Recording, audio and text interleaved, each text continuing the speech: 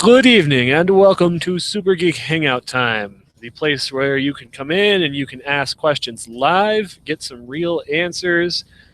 You can come in, you can chat with us, you can interface with us. We have several ways to do that this evening. First off, you can shoot me an email, doogielabs@gmail.com. That's DOOGIE, labs, L-A-B-S, @gmail.com. What are you laughing at? I'm getting laughed at in the background here. So anyway, as we sit here and work on this computer case tonight, I'm going to invite some people in, and we're going to have a good old-fashioned Super Geek Hangout. Woo!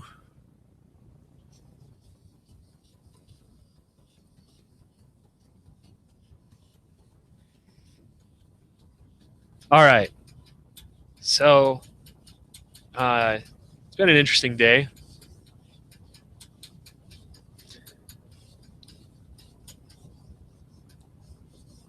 I've gotten a little bit done, but you know, it's cool. I'm glad that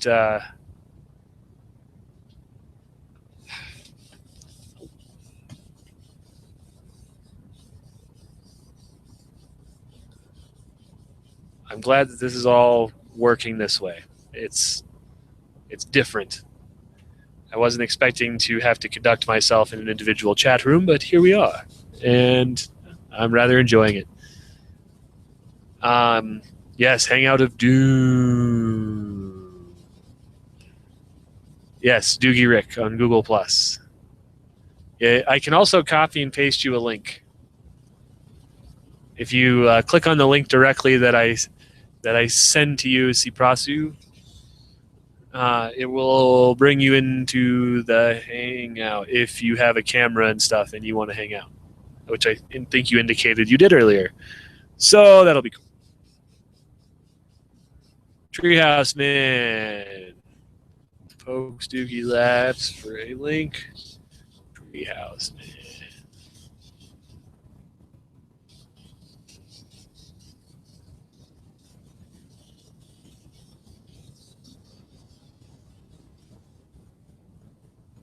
The ATM does the IRC now.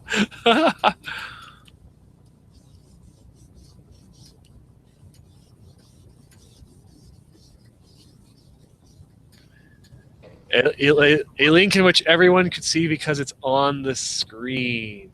That means I have to go and really feel like typing all that in. The ATM does the IRC. Oh, I should turn this up a little bit. Let's see, turn that one off. Oh wait, I can't hear you in that one now, so I gotta figure that out. Okay, there's Doogie. I gotta figure out how we're gonna do sound.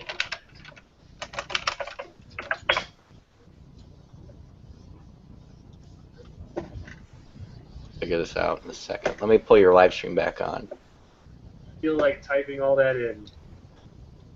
All right, awesome. Oh, I should turn this up a little bit. All right, default speakers. I gotta figure this out. Here, enjoy this for the moment. We'll see this in about 30 seconds. Max headroom. Yeah. You don't want to be able to hear anything? All right, I'll put him on the regular. I'll have to mute. So I'm muted now. That means that you can hear me now. And, oh yeah, just so you guys know, I still can't hear anything out of this. See this orange wrapper here? Apparently, Reese's has trademarked that. So that's kind of awesome. What's awesome about trademarking a wrapper? There's nothing awesome about it. I just noticed it. Okay, I wasn't sure whether being sarcastic or what. No, it actually says here. I think everyone else, including myself, has audio. Orange background color is a registered trademark. How do they manage that? How they say, we own the color orange? I don't know how they do that. One of these days, I'm going to murderize my camera for its autofocus. Yeah. It needs to stop. But that's not nearly as much fun as doing something else, like, you know, taking apart a camera. And that's actually what I'm about to do. Ironically enough, is take apart a camera. But no, it's I love the Oh, it's webcam. totally tied to the wrong. Damn it. Would you break something?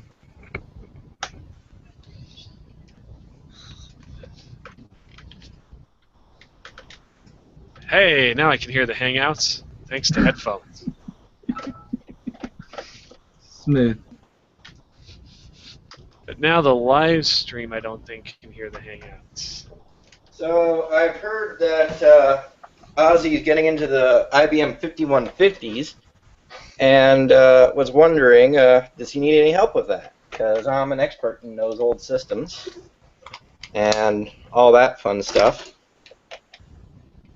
This is going to look so unpleasant, it's just unreal. Oh wait, I have the wrong head on the screwdriver, but... You're working on it while it's on. Yeah, this one, I'm not powering this one up. There's no point. Well, come on, it's so much fun. And it's so unpleasant sounding, too. But this one will even feed to my computer. You know, the video feed is just so... I'm going to go and look at the actual Google Plus video feed, because I'm getting disoriented as heck. There we go. Let's see. Nope, I need the right size screwdriver for this, unfortunately. I've got 2 of the screws, but not the 3rd. This is what it's all about, though. Just having fun. Yes, exactly. I'm working on getting the audio moved over to the correct sound device. Not that. Yeah, See, you're just making it all sorts of complicated. Doing that. Not a virtual audio cable. I do have virtual audio cable installed, but I tell Hangouts to go to the speakers. I don't know if I picked the headphones that I'm listening to. I think you're enjoying sending my speech bot on the other system to just say funny things now. Oh well. Maybe I should go and /part that system. Anyway, so I got a lot of irons in the fire right now. But so I think that comes with the territory, yeah. Everything's just disorganized and a mess. Please, I can't move my chair 2 feet. Okay, you ready for this? You ready for this? Okay.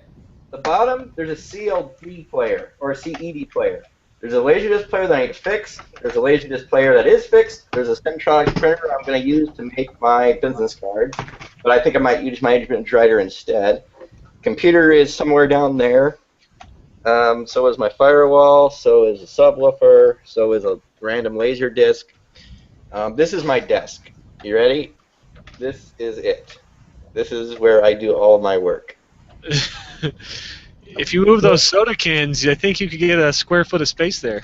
I know, but the thing is that this isn't even the most amount of soda cans that's normally here. This is abridged. Ha! This is abridged. I win. But there's my main keyboard. I'm envious of my own keyboard. So much beer has spilled into it, it's just ridiculous, and I don't even drink that much. That's the Model M? Yep, this is actually a 122 key, and this is special. This came from one of the computers that IPL'd an IBM mainframe.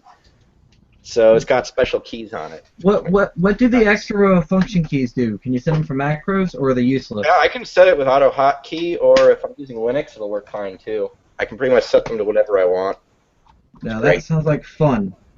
I just use a Razer Black Widow because I'm lazy. I understand. And MX Blue triumphs the Model M. Well, the cherry blues are nice. I'll give that. The Model M feels squishy. I'm not getting it. I'm sure that my particular one sounds like a machine gun. Mine sounds like rain on a tin roof. Let me get my light out and I can show you just how bad my room is. And I mean bad. I mean, some Model M's are squishier than others, but this one, nah. This one was way too expensive. Way too expensive.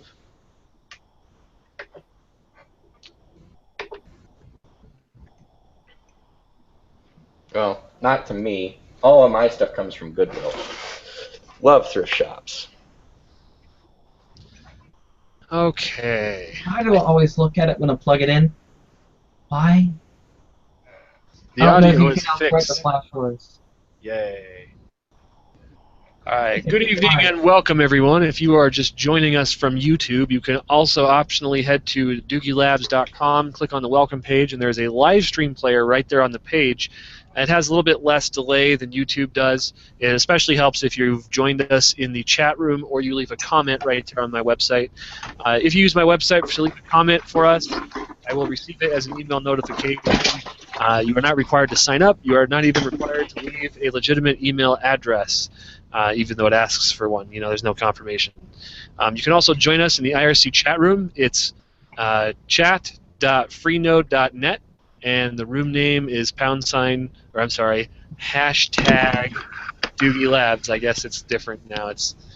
We're not old people that use the telephone. Hashtag. Smooth. We're having fun, right? Alright, here we go. Oh god. Wax 2.0. Toy guitar. Gotta love it. It's a game controller. Oh, that's awesome.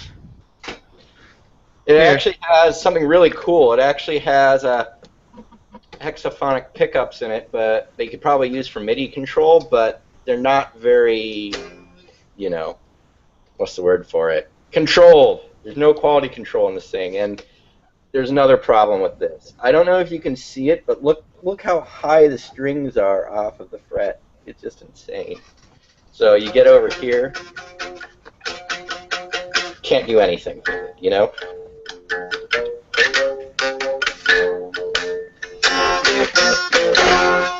But I digress. That's cool. Here, you want to try to compare what you have to this?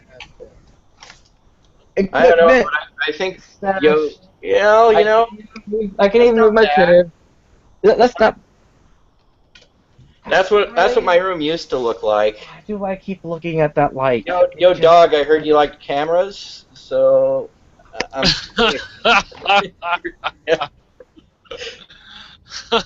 Remember that? Awesome. Anyway, I got 2 of these suckers, and this is going to be part of my cosplay for the next Comic-Con I go to. And if you saw the box, you can probably figure out what I'm going as now. The plan is to get a Raspberry Pi 2 to take video from a analog source, mainly a capture card that I have gotten working with it, sort of, and then use a cellular modem. Use a cellular modem to upload that directly to a site. And so I'm going to be using real hardware, real batteries, a real backpack, leather jacket, and you know what I'm going to do.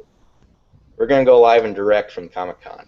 It's going to be great. You make me want to dig out my VHS Panasonic camcorder. Oh, I've got a couple of those too.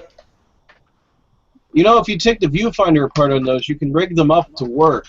Yeah, they're just basic. In fact, They're a little basic NTSC. I got breakout boxes for them. But yes, I have a pretty here. I got a pretty in the mail today.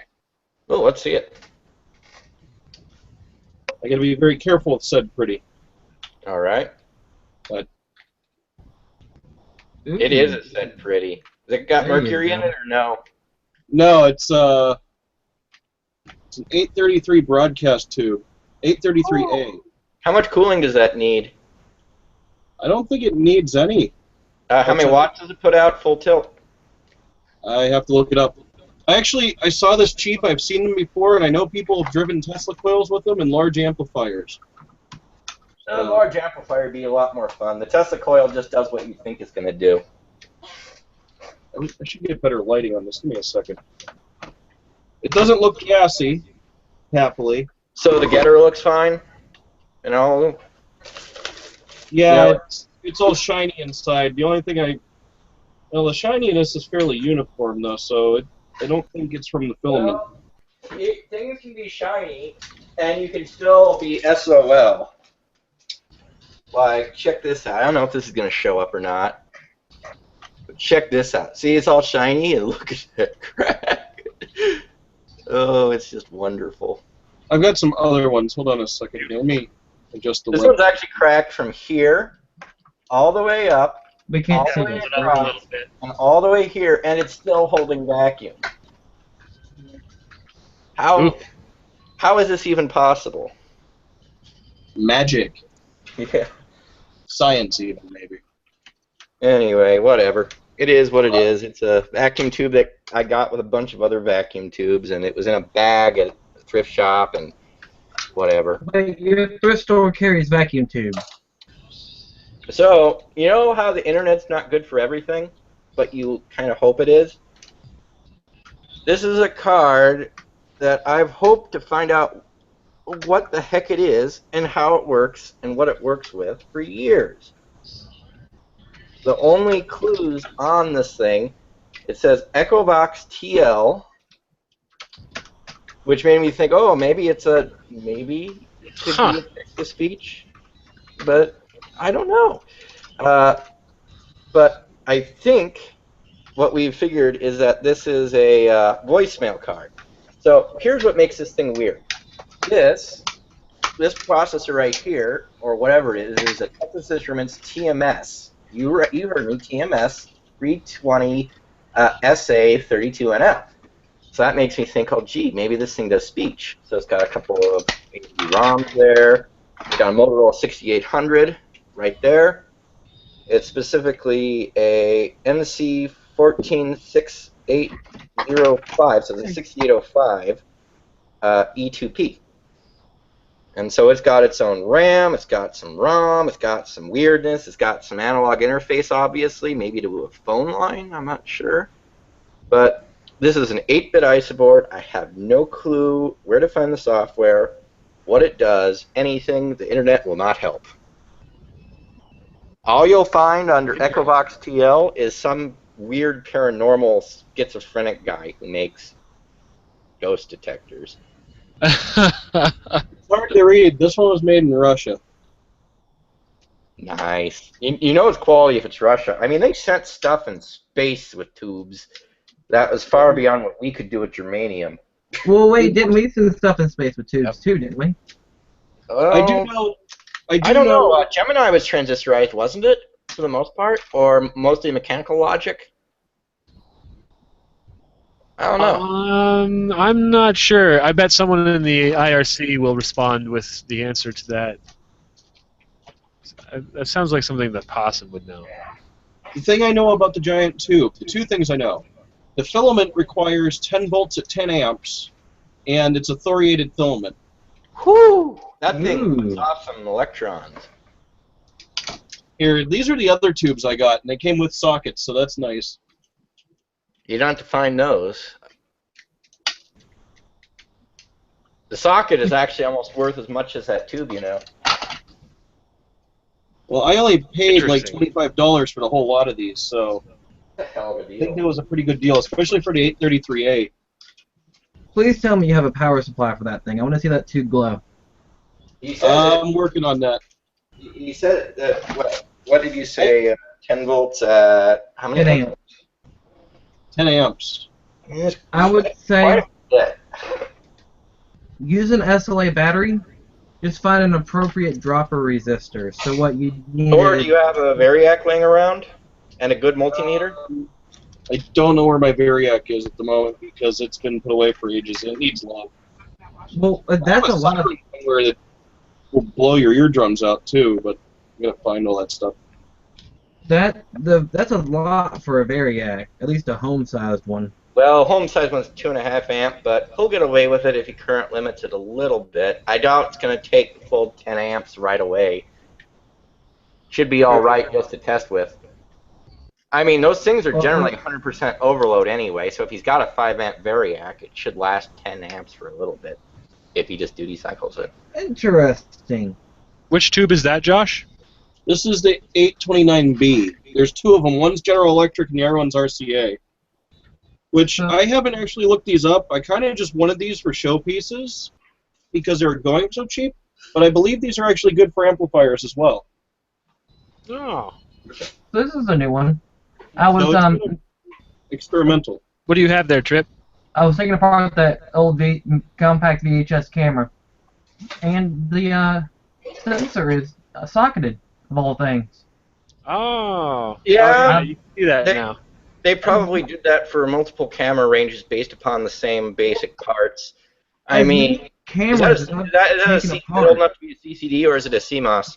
I have no idea, but as many cameras as I've taken apart, I've never seen one socketed. And I collect these things. The more professional you go, though, the more socketed you see, and then you'll start getting to ones where 3 CCDs and a prism, and it really gets interesting. Now I Wish gotta I had separate it it from the space plate. 3000. Not to take apart, but to use because they're great cameras. I have another toy here that came from eBay that it probably doesn't give off much just by looking at it. But I think a few people might need to clean their pants after seeing this because it's got a lot of vintage in here. Which, you've got your, Vintage you got- mold. you've got your high-speed probe, Nice. which is pretty normal. You've got your digital pulsar, Mm-hmm. and then you've got this happy little fun thing called a logic monitor, which clips on the chips. Yeah, I've seen those. You know, if you want to see vintage and you want to see creamier pants, I could manage it, but I've got to take this down and move. Wait, you know what? It's on a cart. I can maybe No. do this. Okay. The other thing I do have that I don't know where it is an HP Logic comparison tool, which is like this weird thing that's kind of like that chip clip thing, but it's got little cards you put in. I think it lets you compare two chips to each other. Oh, I have one that does that. But mine doesn't use. Well, I guess it does use clips. But it's from a Huntron tracker. It had the sockets, and you can test each pin if you wanted to, but you can also switch between two different chips, which is a neat little feature. And the other thing I got my hands on, Oh, When I got my first Variac this Christmas, there you first go. thing I had to test. This is a 1949 Admiral TV chassis amplifier and power supply section, which has been converted by its previous owner into a little amplifier. I've got an amplifier that I need to identify the filament and power supply transformer on too. That's really cool. I imagine that's mono, right? Yeah, this is mono. This is from an Admiral 20B1 from 1949 black and white television set. And, of course, when I powered it up, yeah, I need to replace this whole two-section filter can. It got warm, but it worked. We got audio out of it. Not very much, but we got audio out of it. I mean, this thing at full tilt, even if it doesn't have a full set of dead wax capacitors and whatnot, it's a very clean chassis. I like it a lot. But still, it's good for like 5 watts, if that. I was considering making it into a guitar amplifier at one point, but it's just not worth it. I mean, it's two 6K6s and push-pull. That should give you a good basis for something. But I started working on these tube equipment, radios, and things because of my piece of test equipment that I own, which I'm going to attempt to deal with. Don't break it. I couldn't break this if I tried. By the way, it's portable. It has 2 handles in the car.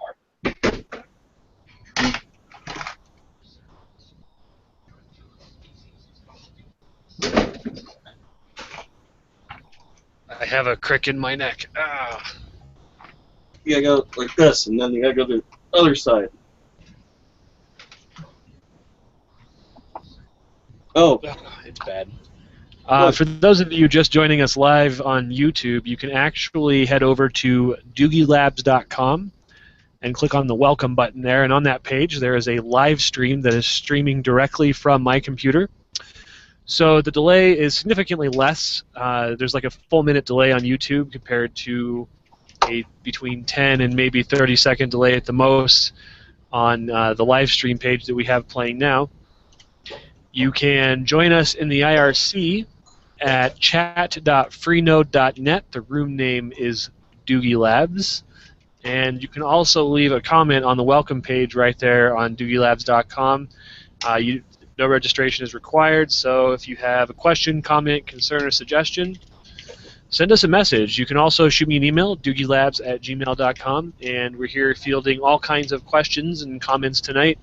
We're working on some vintage computer stuff and showing off some other stuff that we found. We haven't had a Geek Hangout in a long time, so there's certainly going to be a wide variety of things to cover. Oops. Should make sure I'm on the right window before I start pushing some buttons, eh? Yeah, that probably guys. significantly helps. So, Would you like another one of those carts without the equipment on it? what we have here is a Tektronix Type 547. Yes, it does have a few transistors in it and tunnel diodes. Oh god, tunnel diode. We gotta let the tubes warm up. This is has been my daily driver scope for a while. And I just recently replaced it as my daily driver with something a lot more portable. It's from I have one of those carts somewhere. like 61. So we're going to come on the line. 3, 2, 1. Oh well, I got the timing wrong. Come What's on. the bandwidth limit on that thing? There we go. Our bandwidth limit is advertised 50, but it's good past it. So it's as powerful as my Kenwood's then. But my Tektronix has that 1 megahertz digital option. So there we have it. It'll stabilize in a few minutes and be solid as a rock. The V-drift is a little bit because of the tubes warming up. But she's got 4 inputs. She's good past 50 megahertz. And she's never failed me once. It came from an accelerator lab, so it was pampered pretty good. Oh god, he's upside down. Oh, that's awesome. My 535, which is in my garage and I cannot get it for you, was not pampered. It has the wrong tubes in it everywhere. It's a wonder it still works. Some of the capacitors are melted. Sometimes when you break it enough, it just magically starts working again. Let me see if I can get a set of test leads and get the calibration off of it. Oh. I've got a stand for one of those scopes somewhere, but I don't have the scope that goes on it. What's Kevin holding up there? Josh should recognize it. Vintage Hewlett Packard. Oh god, that looks kind of like the thing I have. It is. It's a, what's the model number here? A 10529A logic comparator. Nice. Here's that thing I was talking about the other night, by the way. Alright, let's pull off. Let's go to channel. Let's see what channel are we on. Good No, enough. mounted on a rack mount panel. 2 volume meters. Why can I never pop out lenses without managing to cut myself? Kevin, did you see the epic tube I got? The what? Yeah. Epic tube I got. Oh, the tube, the vacuum tube. Yes, I did. The 833A. That is an awesome tube. I need to build something around it now, though. I'd like to build an amplifier with it. Yeah, it's single-ended Class A. It's certainly possible. It's building a tube amplifier is a lot of work, and it requires transformers that are not necessarily hard to get, but they're not cheap. I'm kind of watching a transformer on eBay right now that is 5,000 volt center tap, and it weighs over 50 pounds. Wow. So I think with a Variac I could probably do about anything I need with that. Potentially good for a Tesla coil with a mechanical interrupter.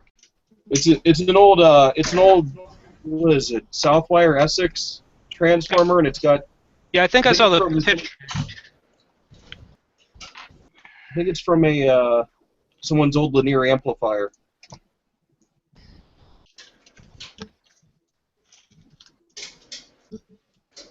Let's see. Transformer number 7812, very heavy. Let me see. It is 90 kVA, 60 cycles, primary 115, secondary 5000 CT. It's a big ass transformer.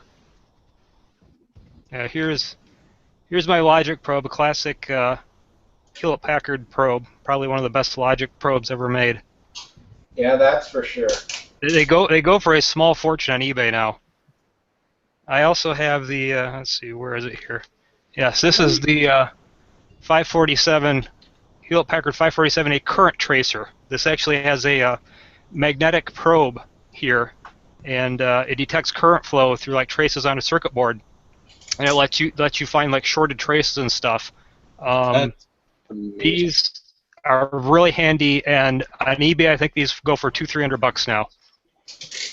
You know the one I can't find that a lot of people have, and it's nothing really special, but the old Radio Shack scope probe that had the little LCD scope on it. Yeah, I remember they had those on clearance for like $20 or so years ago, and I was in the store like, should I not? And it's like I finally decided it's one of those things that it's too crappy to be useful, and I didn't buy it. But yeah, I remember those. Those are pretty cool.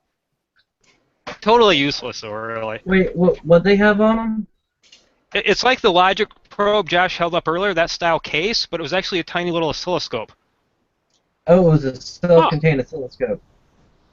Yeah, pen type. Well, not really pen, but kind of chunky pen type. That sounds beyond horrible. It is. I mean, the LCD on it was maybe, what, 32 by 64 pixel or something like that. It was, yeah. Oh. Yeah, it wasn't anything special, but you could view basic audio waveforms on it, but it's pretty useless. But I hate to run off here. I have to go pick somebody up. I should be back shortly, though, so I'll pop back in when I get back. But I'll vacate my slot in case you guys get more people in. Found some circuit boards for you, Doogie. Ooh. Yeah, no worries, Josh. Your useless scopes. Yeah, I've got a computer back here. Actually, I want to get working on, and I'll probably put it up on cam when I get it going. Oh, and Jaffa cakes. What boards were those? You ever seen one of these before? TV be gone. Oh, okay. Okay. This is a View Data PS915. This is a 10 megahertz portable oscilloscope. Portable because it's got lead-acid batteries in the bottom, and this has a multi-function and the frequency counter built in. I've not gotten the frequency counter to actually work properly, though. It must be said. I've seen one of those. I need to show you guys my scopes, but I'll try to do that sometime. But I will be back. See you guys in a bit, hopefully. Boop, boop. That one actually still works. I've actually used it when I was debugging my Timex Sinclair, trying to figure out how to get it to load from tape. By the way, Timex Sinclair 1000, worst computer ever. If you get the chance to use one, just don't, okay? You can't make it do anything. You can't save a program. You can't load a program. Just deal with it. If you can get it to load a program, then you can't save a program at those levels. You have to tweak with it. If you actually want to be able to load it again, that is.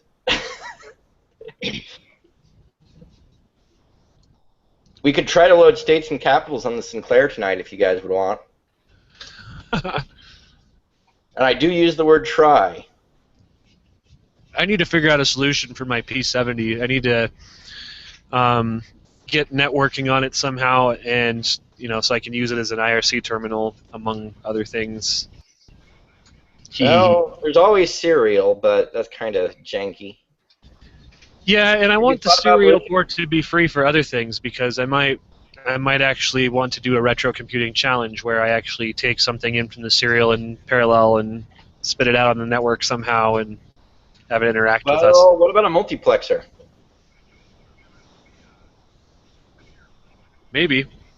Because then you could get away with it, and you could still do whatever you needed to. I've been thinking about that. One of those parallel to Ethernet adapters. I have no clue how well those actually work, though.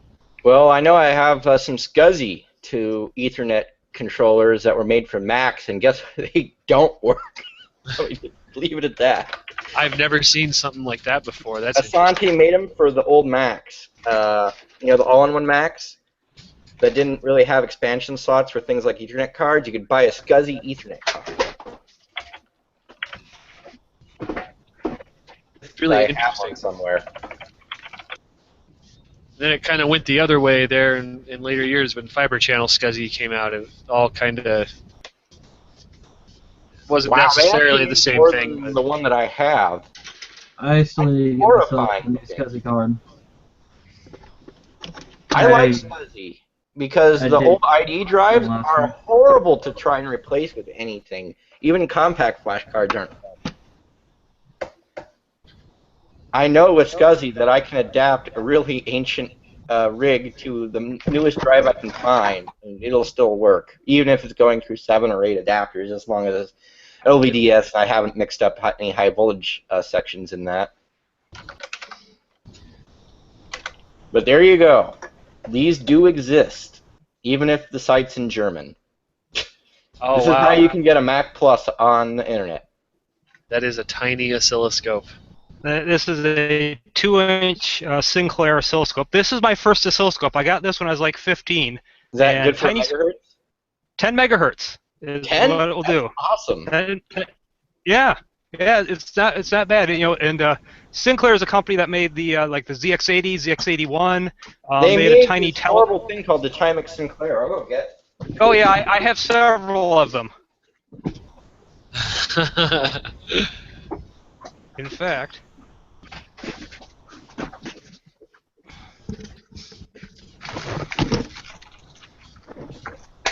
Well, since you have several of them, you don't have to show them. However, I will show you the box. Why not? I don't know if you've got one of these, but here it is. I've also got the 16K upgrades. Is the mirrors coming in mirrored to everybody? Why is that happening? What? Is everything coming in mirrored to you? Oh, you're talking about, like, zoomed in? No, like, does Timex read the other way around? No, I can. No, it reads correct. It reads correct for me. Oh, they're just... Google is screwing with me. Google is screwing with me. I'm used to seeing my image on screen, and they've got everything flip-flopped. Yeah, if you go to... Toolbox. Looks like you have a ZX81 there, I assume. Okay, that's ordinary and pedestrian. How about this? Whoa! My chair broke again. Oh! Good recovery. Save the computer. Yeah. It's a Sinclair 2068, and I need to get myself a new chair because this thing keeps breaking on me. Fuck.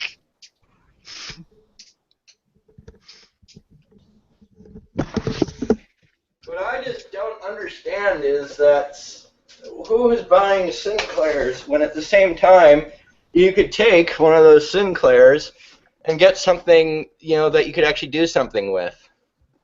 Just saying.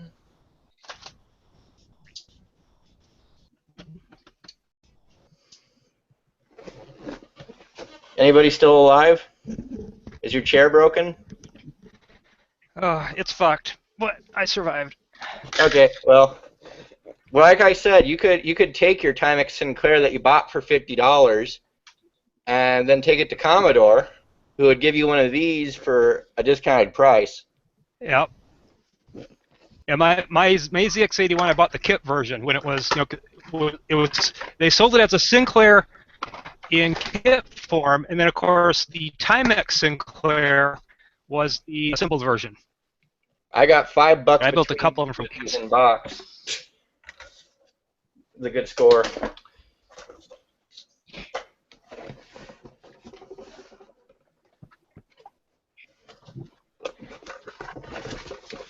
Why don't By you the do Hangouts way, on that? remember, read this first. Yeah, I think a cat blew in my receiver earlier when I thought I heard that pop. I'm turning on a transformer I've turned on before with the receiver on, and I'm getting a pop when I turn it on.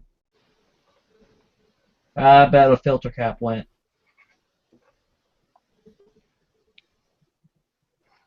That's gonna be fun. Hmm.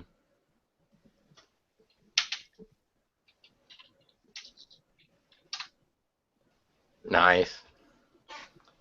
Where'd Doogie go? I can't hear him. I need to Hold figure on out. one sec, guys. I'm sorry. Okay, good to see you again. We were worried about you because we were slinging around Commodore 64s without you. You know? Oh, I was watching and listening. I was reading something to Elise at the same time. Hey, good to see I you. really need to get me one of those. So, Aussie 50, I hear you're into IBM PCs and 5150s and XTs. Yes, we have a nice little collection set up here at the moment.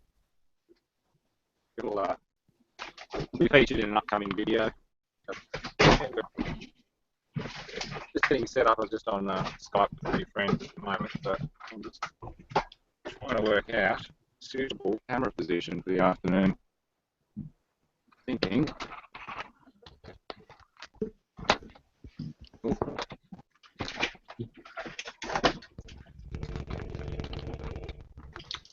I'm going to go get a 5150 and clear my bed.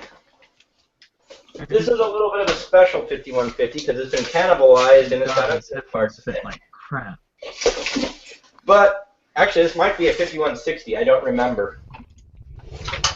My first computer was actually a 5150. I got it from Computer Swap Meets for $42 with a green screen and two 360K floppy drives.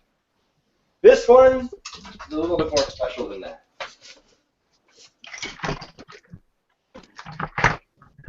All right, I'm back in it. Hey, Dougie. Good evening, Ed. How you doing this fine afternoon? Doing good, doing good. Making a little bit of progress here on the computer case, and yeah. I should send you an orbital buffer. Huh? I should send you an orbital polisher to clean that thing up.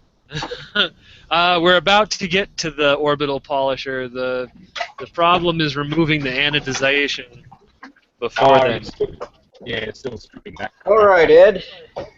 Yeah, it's a mess to deal with. We have here It's an original. IBM personal computer. Got a hard drive in it, made by Mitsubishi. A webcam that's being held up by my mouse so I can't move it. And let's see, there we go. And this has something that's very, very strange. This is a 5150 original PC, and it's got something a little funny. Now, you may know this is where an 88 gig would go, right? Okay, you've got an extension expander. Well, watch this. This is where things get a little weird. Let me get some light on the issue. That's 386 expansion. Yes! This is Wow. called an Intel inboard Oh yeah. 86. It's got 1 meg of RAM on it, Holy crap. and it's 388 to 386. there we go. That's better. Yeah, we can see it. That is so incredibly cool. And it plugs right into the 88 socket, the 40-pin adapter. It's like finding one of them around here. Here, let's take it out and see it in all of its glory. Oh, that's so amazing. Have you ever seen anything like this before? I mean, why would you spend that much money on taking an 8-bit ISIS system and then dumping a 386 in it? That is why. And oh, by the way, a coprocessor socket. We could put I probably had one when I was a kid. Now, I had something. there is one problem. This is a DX, but it's only 16 megahertz. You're not going to be able to read that. No. But you know what? Going from what was this, 3.5 megahertz to 16? You know when you type DIR in a regular XT, how slow it is? I mean, the only way to make these systems go faster is if you put a V20 in them. But this, someone paid a lot of money for. Now, if this hard drive will cooperate, I need to go get an appropriate graphics adapter. Oh no, not only 16 megahertz. I know, only 16. Yeah, the 8-bit bus speed would hold the thing back as it is. Interesting they went to the extent of doing that. Well, at that point, the system bus speed and total throughput does become the major bottlenecking factor. A lot of Apples were that way too. Like they had even like PowerPC upgrade processors for systems and like G3 upgrades, and the system bus remained at 33 megahertz. It really does become a bottleneck. Well, here's my big question that I have for that. I want to know if the 386 that's in that box is double sigma or if it's 16-bit only. Yeah, it could be 16-bit only. But you know, remember all the 386 systems still had 16-bit isobus. So tapping into the 8088 socket wasn't really a bottleneck as far as accessing the isobus. Also, keep in mind that people were paying $5,000 to $7,000 for a PC. So if you could upgrade that investment to a 386 for probably well less than half the price of a new 386, it may have made sense at the time. Well, let me show you I remember when a Desk Pro 386 was $12,000. Jeez. I guess I've kind of forgotten about that computers really did cost a lot for a very long time. I mean, hell, you couldn't even get a working laptop of any condition for under $300 up until 2000. Really. So anyway, whoops, I just dropped you guys. Literally. So this retailed for $2,500 in 1991 to take your IBM 5150 and to make it into a 386, which wouldn't boot Windows unless you had very special software loaded on it, which I don't own. But there you go. If you look at that last image that I left, that's exactly what it is. It's a last resort card before you have to buy a new PC. Now, speaking of last resort cards, I don't want to have to resort to digging the VGA monitor out. This probably has more processing power than the 8088 ever did. It's a VGA card. OMG. So let's put our VGA card in our XT, shall we? I'm talking with somebody up north in Queensland who's been trying to sell a lot of really old computer bits on eBay and they just time out. So he's saying he's going to take it all to the tip.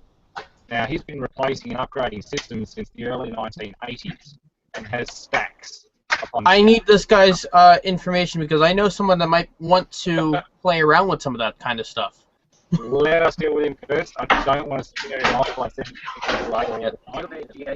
I'll see if I can get a couple of pallets to him and sent down here by truck. Yeah. Hard drive.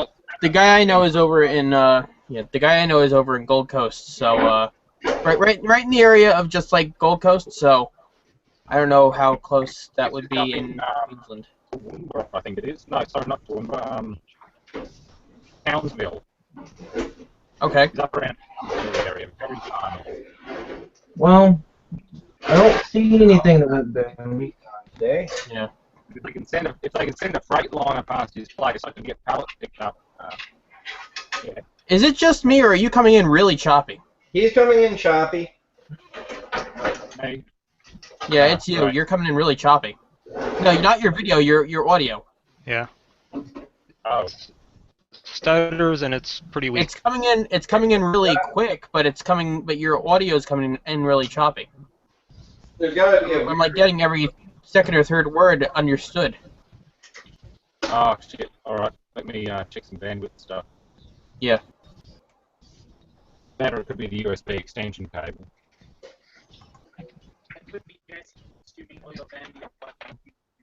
Oh, is he on my Wi-Fi? What is that on the desktop there, or is that something?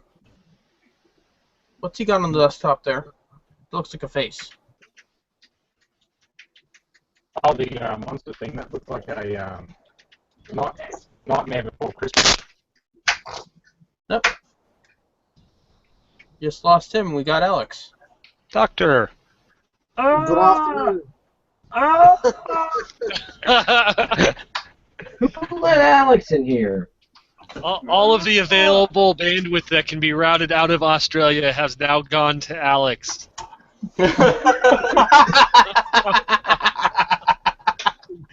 Don't laugh because it's horribly accurate. Hang on. I can't help Hang on, guys. I need to set the dip switches for XT. There we go. Yay, bum. So, if people want to see inside of this thing, this is the pretty internals of my receiver. If I flip the, let me get the thing focused properly, because I know it's not in macro mode. Oh, come on. Put it in the keyboard port, not the cassette port. This thing actually has some really nice wire wrap. There's too All much over flat it. cable for my liking in there. What brand is it? Pioneer. What year? Check one of the your caps. That's just it. I think someone went and replaced every last thing in here in early 90s. I mean everything. If you look, well, if I put the shade back on it, you can about make out the bottom there. Or, what do you got? Screw it. I can go full macro and this will work. You know what? Find a transformer. They will not have replaced the transformer. True. Oh, that's what. So if you look up there, that one says 93 on the lower left or the lower right corner. I'm not sure if that's a date code, though. I know, but if you look here, I gotta get light.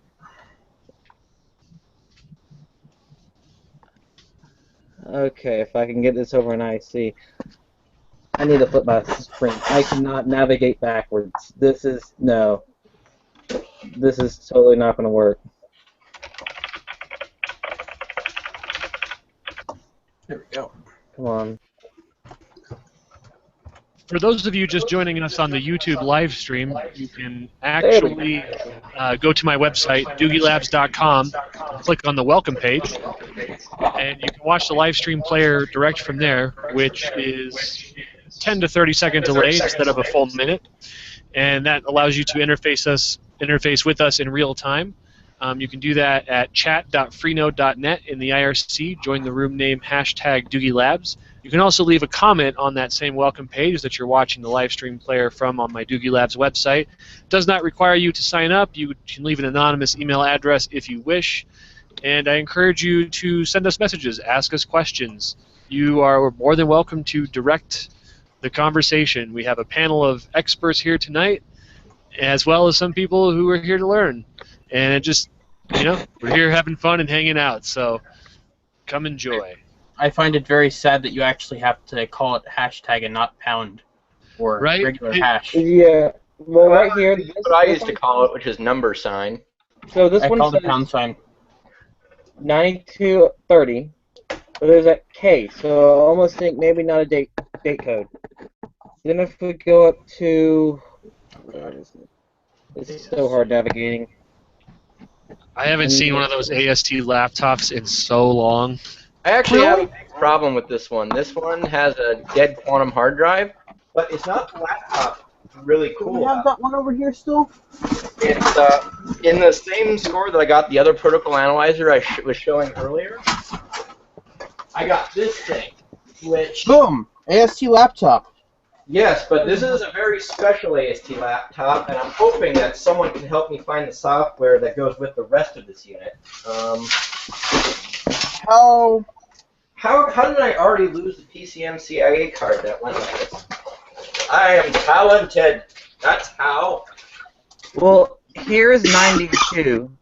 No, So hold that- on a second. Which Okay, there we go. So what we have here, what kind? Wait, hold on a second. Hold on a second. What model AST is it?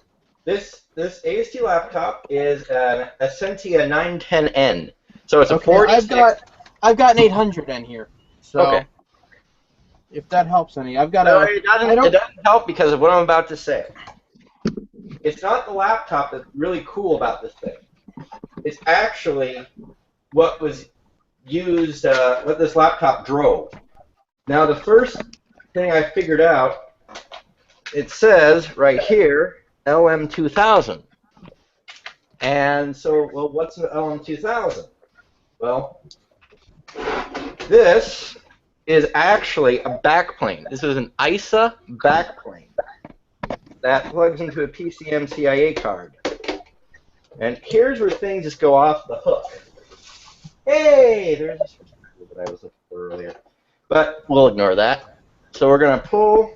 Wait, why am I pulling all the screws from the bottom? There's only 2 screws on the top because they were constantly messing with this thing.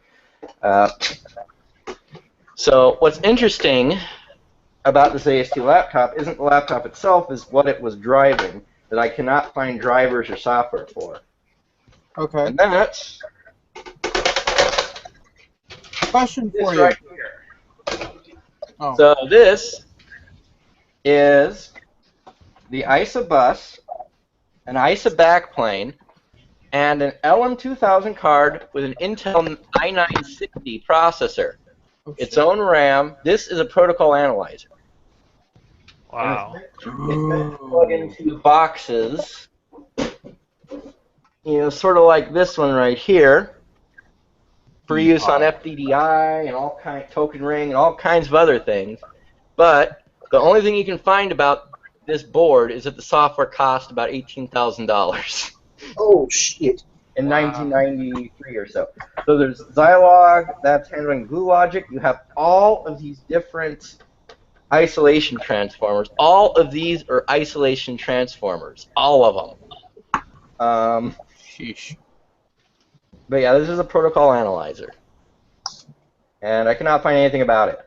The good news is, I think I can power the backplane rather than using the power supply that I didn't get with it, with a standard 4-pin Molex, and it's probably 12, 5, and ground, but I'm going to make sure it doesn't have any funky things like -12 or -5 before I do that. But I need the software to drive the card before I do anything else. Okay. Yep. I have a couple questions about your AST. Okay. We can boot it if you want. I just have to get. I don't need that. I need hardware. Is this the kind of RAM stick that yours takes? With the 2 pieces of with the 2 Yes. connectors on it and stuff? Let me show you. How much does yours have in it? 12 megs. Alright, I've got in my hand a 16 meg card. Jeez. That you could run Linux on that. Yeah, I could. Probably. No, you could. You need 16 megs on a 386 to run Linux. Oh, there's No. 2 slots. Isn't that Are they stackable? Mine's only got a single slot. I've got that, and I've got a 486 SX33. This is a 75 megahertz machine. Okay, so yours is an upgrade, yeah. Yours has hardware similar then to what I was using in my T4800 CT, which was running Debian Sarge. Yeah, this would run it fine, just as long as I had enough RAM. But I need to deal with the hard drive at some point. Hard drive is a Quantum Go drive, and it's dead. How big? I can get some files off of it, but it's dead where it counts, which is where those LM2000 files are. It's so bad if you run ScanDisk. Unfortunately, it will just it'll just stop. It'll just shut itself down. Well, that might be something that SpinRite could fix. Oh, yeah, probably. I mean, it literally just powers itself down. It just goes. Yeah, it might kill the drive trying, but at this point, it's a loss anyway. Yeah, I mean, I tried to recover the LM2000 files, but it just didn't work. It just didn't work. I was asking too much of it. It didn't work. But this drive is insanely thick. I'll just show you the top of it. It takes up the full size. It's a Quantum Daytona Go drive. It takes up that full size height there. You don't see too many of those anymore. It's because they were unreliable. Yeah. Good reason. Go drives? Yeah. It's like that Connor I have sitting here. Hey, you know what? I have a 25 meg Connor in my 286. Still works. It's an IDE 3.5 form factor. No one believes me when I tell them I have a 25 meg IDE 3.5 drive. Are you sure it's 25 meg and it's not just like Actually, RLL or 20 ESDI? I just said that. It's 20 megs. 20 megabytes. I even got it wrong. It's 20 megs. Still, I Saying that thing had 16 meg of RAM and only a 20 meg hard drive. No, this one actually has a 500 meg hard drive. I'm talking about a different Connor hard drive that I own. It's my 286. Yeah. Again, I asked the question, why? No, not why, but how is it an IDE drive in a 286 when those usually shipped with like MFM or RLL drives and very rarely ESDI? Is it a very late model? It was a late clone 286. Okay, that's why. Plus, Okay. I cobbled it together myself. Oh, okay. But let me show you what it is. Connor. I remember what the model number was. I think it was a CP321. Is that right? CP321? Can you look that one up? Sounds right. So. But yeah, it was actually a 20 meg. Now, I need a one of those 20-something pin JVC drives. I need one of those for my NEC multi-speed. It has a bad drive, so yeah, I'm pretty out of luck there because I'm not so sure I can find one for cheap on eBay that's going to work. I have one person that may have one that they're willing to give me because the machine that it's in has one of the controllers on it fried and they can't get video out anymore, and they can't get video out of the thing, so it's just pretty much a paperweight. But Okay, it does so have one of those drives. What do you say you need again?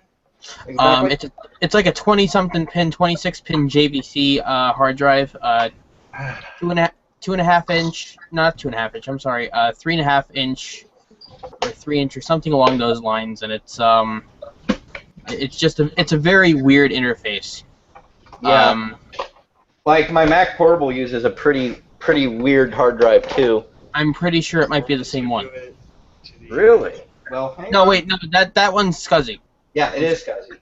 Yeah, no, that one you can actually make a converter for and use an actual regular drive, like a 2.5 incher, like 73 gigs or something smaller. The cool thing is that it's a 3.5 that's got all the power function and stuff. I really need to get a new lead-acid battery for that thing so I can boot it again. Last time I booted it was back when 3D Mark 2001 was relevant, and I had jokingly put on there, 3D Mark does not run on a Mac Portable. Wait a minute. So the last time that you booted it was when 3D Mark 2001 was popular? Was relevant, yes. Was It'll be relevant? fine, Okay. Then you're not going to be able to boot it. I bet you money I will be. No, you won't be. You're going to need to open it up immediately before you try anything, and you're going to need to dishwasher the board first and foremost, because it does have leaking caps. They all do. Nah, I've been through this machine before. Nope, they all have leaking caps. Every single one of them. We're going to tear it apart.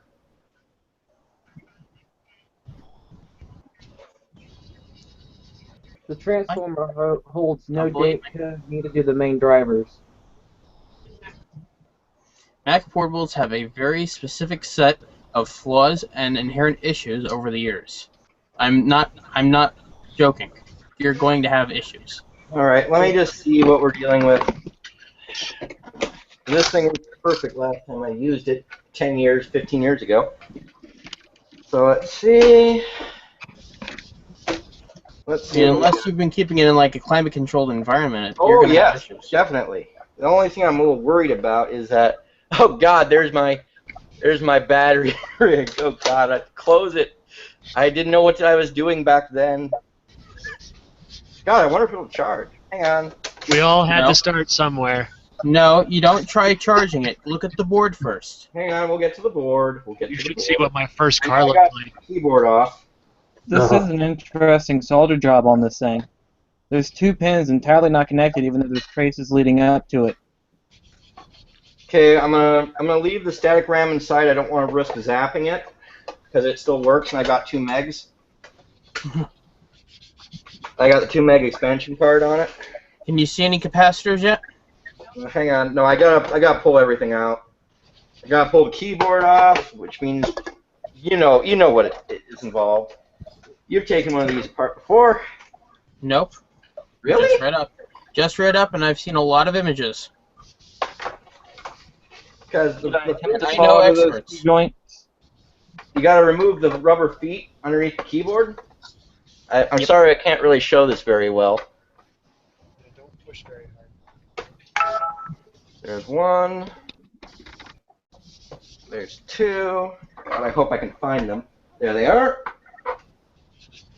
There's 1. There's 2. And then, oh yeah, there's a 3rd one. Hey, is that like a bloody... By the way, this is a first generation Mac Portable. This has the non-backlit screen. That sucks. Wow. Did you just rejoin us? I think the last time I saw one of those was when I worked at the Mac shop, and it was an ornament. It was dead. No, I've just seen a whole bunch of images, and I've read up on videos and stuff. Couple people in particular, the Tech Knight over on YouTube does videos on these things often. So if a machine has been abused a lot, there's one of the things that happens with the Connors and stuff. The rubber coating around that protects the drive ends up gooping, and it gets on the drive and stuff inside. Oh no. This one has not been abused. This one, after its first battery died, the original owner brought it in, and then it just sat. Bloody hell. These use lead-acid batteries, by the way. Yeah. They got 15 hours on a charge too. What? 15 hours on a charge. That's not bad. Okay, so check this out. You gotta remove this, which gains you access to this. So you gotta pull this first. You can actually put the trackpad over here if you want. God, it's been forever since I've taken this thing apart. So you push these back. I don't know if you can see what I'm doing or not. Yes, we can see just fine. Okay, good. And it's just a magical dance. And then you get to pull this out, and then you get to see something really cool, which won't show up on my crappy webcam, which is all the signatures on the bottom. I can see them, sort of. Oh, anyway. I've had this thing apart. That seemed to be a really big thing in the 80s and the 90s, wasn't it? For the designers to all have their signatures somewhere. Yeah. Didn't the Amigas, Did that. didn't the Amigas have that as well? Okay, so we got the keyboard out. We got that out. Now I have to remember how to take, I think you pull these back. Yep. And now we can take the LCD out. One got stuck in there. Is that bad or is that good? Hang on, everything's fine. Everything's Okay, fine. good. Everything is fine, jack-a-dandy. Remove the hard drive, set that aside. Ignore that. That's from the old battery. And let's see, there's the power, have to remove that, have to remove that. Have to remove that. And now, unfortunately, Just get it out of there. If it hasn't been powered up in 10 years, it's a bad battery anyway. Nah, it'll be fine. I'll check it. It won't work. There's no way that's gonna work. That it probably has like negative volts on it or something. We'll check it. We'll check it just for the hell of it. For everyone watching the live stream and not watching it directly from YouTube, how is my microphone volume now? Is this better? You sound fine. Yeah, I'll sound fine to everyone in the Hangouts because it's pulling from the microphone separately than what the encoder is as it goes out. Hmm. So there is a volume imbalance. I ground myself on the case as I remove the SRAM because I forgot you do have to remove it. We're going to put that over there where hopefully no damage will come to it. Okay, so now if I remember right, there's 2 tabs here. Not bad for, not screwing with this thing for 10 years. I remembered a lot of how to take it apart. Yeah, those things, they look like they're pretty modular too for repairs and stuff. But again, we've got to get this out. Oh wait, before I screw it up, I have to take out the 9-volt. Because otherwise you rip this connector out. Thankfully that didn't leak out anywhere. No, it's actually, let's see. It's an isolated little box, and that's great. Let's see, when did it expire? It expired in 2008. It's probably still fine. I haven't seen any corrosion really, so. No, you won't. Well, even if we don't find electrolytic fluid in there, you're still going to have to replace all the caps with tantalums. Eventually. No, not eventually. You should, like immediately when you have the immediate chance to. Yeah, have you tried working on one of these boards? They're insane. I've seen a lot of images, and I've seen quite a few videos already. There's something that you can gape at, but. Okay, if I can just get all these tabs released at the same time, then it'll come off. Okay. Whew! Oh, dust? No, just we got here pretty quick. Oh wait, hang on. I remembered something. Good, I already did it. So there's the entire case of the Mac Portable. There's some bits. Plastic bits? Plastic bits. Oh boy. But, oh well, whatever. It is what it is. This thing survived this long. It survived me as a kid. Tearing it apart. Putting it back together. Tearing it apart. This thing did not work when I first got it. I don't remember what I had to do to fix it. It wasn't replacing any capacitors, that's for sure. No, it's not capacitors then, but it's capacitors now. Don't look at me in that tone of voice.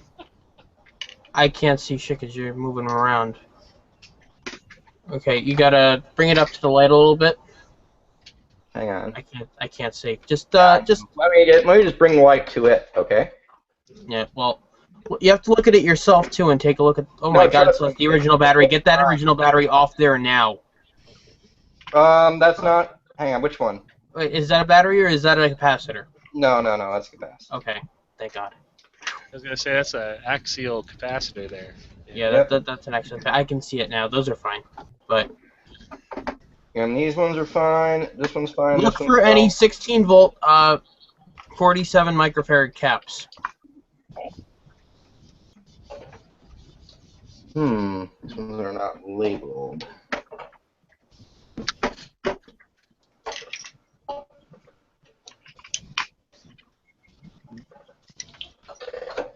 Okay, that one's 25 volts for 70 microfarad. These ones are... Or 16-volt 470 or something like that. Hang on. Not the big ones, little tiny surface mount. Little ones. These are 25 volt 100 microfarad. Yeah, you want the little tiny guys, the little tiny surface mount guys. Either 220 at 25. Let's see, these ones. These ones are not marked. Oh wait, yes they are.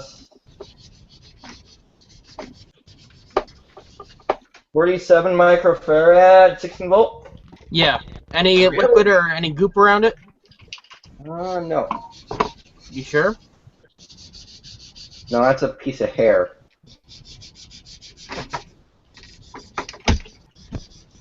Is it really clean and clear? Yeah. This is magical.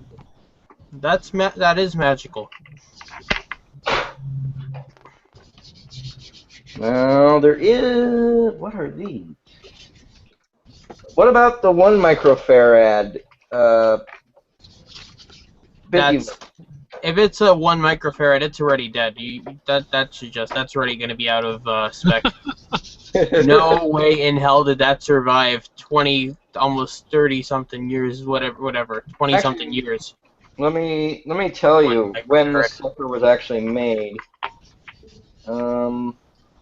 Just look at a chip and look for the 4-digit they call them. I am. Look at the 68030 will have one. The 68. You mean this?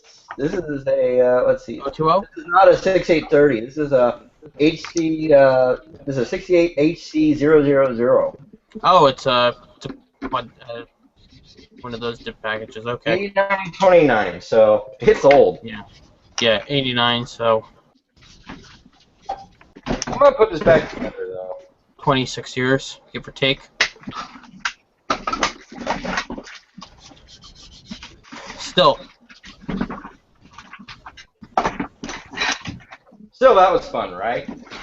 next time that you're able to get it powered on and stuff, consider looking up and getting a cap kit or something from somebody off like 60 KMLA or something, because that really does need to be done. If you were to keep it for any amount of time afterwards. I have an SC and a Classic 2 that both need cap kits, and they both need the analog board probably recapped too. I got a Plus that needs a new analog board because it's shot. And my 2VX already went through the dishwasher. My 2VX is fine. So mine had to go through the dishwasher because it was. Oh, you know what? Hold on, let me. Was your 2VX one with a caddy or no? The CD drive caddy? Yeah. No, mine does not have a CD drive. Yeah, mine also has a tray. But I've seen VXs that have caddy drives. No. I have an external Apple CD. You know what? I've got something that might interest you. You know that there was before Apple went all PC and everything, that there was another Mac that could boot without an emulator card, could boot Windows and Mac OS. Okay. It's a prototype system made by Motorola, and I think you'll find it interesting. What did it run? NT4 and Mac OS? Absolutely. Yep. PowerPC NT4? Yep, PowerPC NT4. I guess I don't have to even bring it out right now because it's under a pile of crap. Maybe another night. It's got, for processors, 604Es, 2 of them, 166 megahertz. It's a flying system. It had 32 meg of VDO. Interesting. Well, I think I may have the oldest working vintage computer here tonight. Here we go. You want me to bring out my Heath kit? And fuck, there goes my chair again. You need a better Anyone chair. know what that is? Okay, so you got the oldest vintage working computer. I do not know what that is. It's one of if not the earliest clamshell type.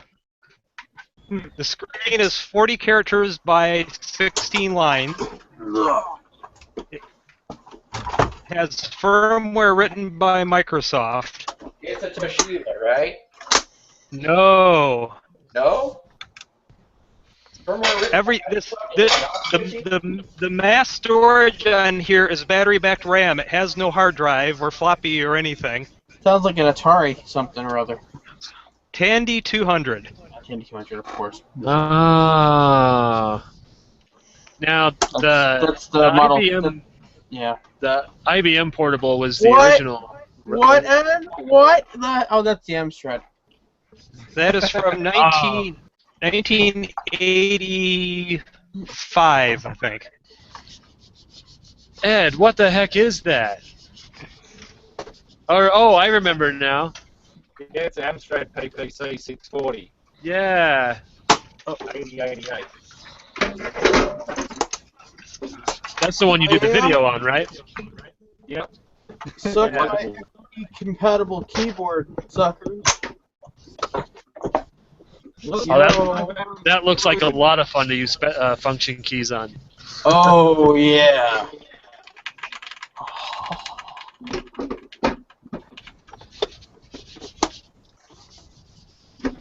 What's amazing about those old machines is that they've got more chance of still running today than something that's 5 years old.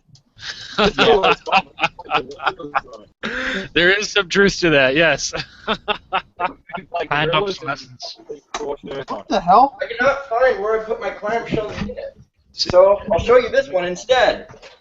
And I think we're kind of reaching that point with cars, too. Like, there was a certain era of cars where they were actually just kind of made better. Now they're mostly... This one came from the IRS.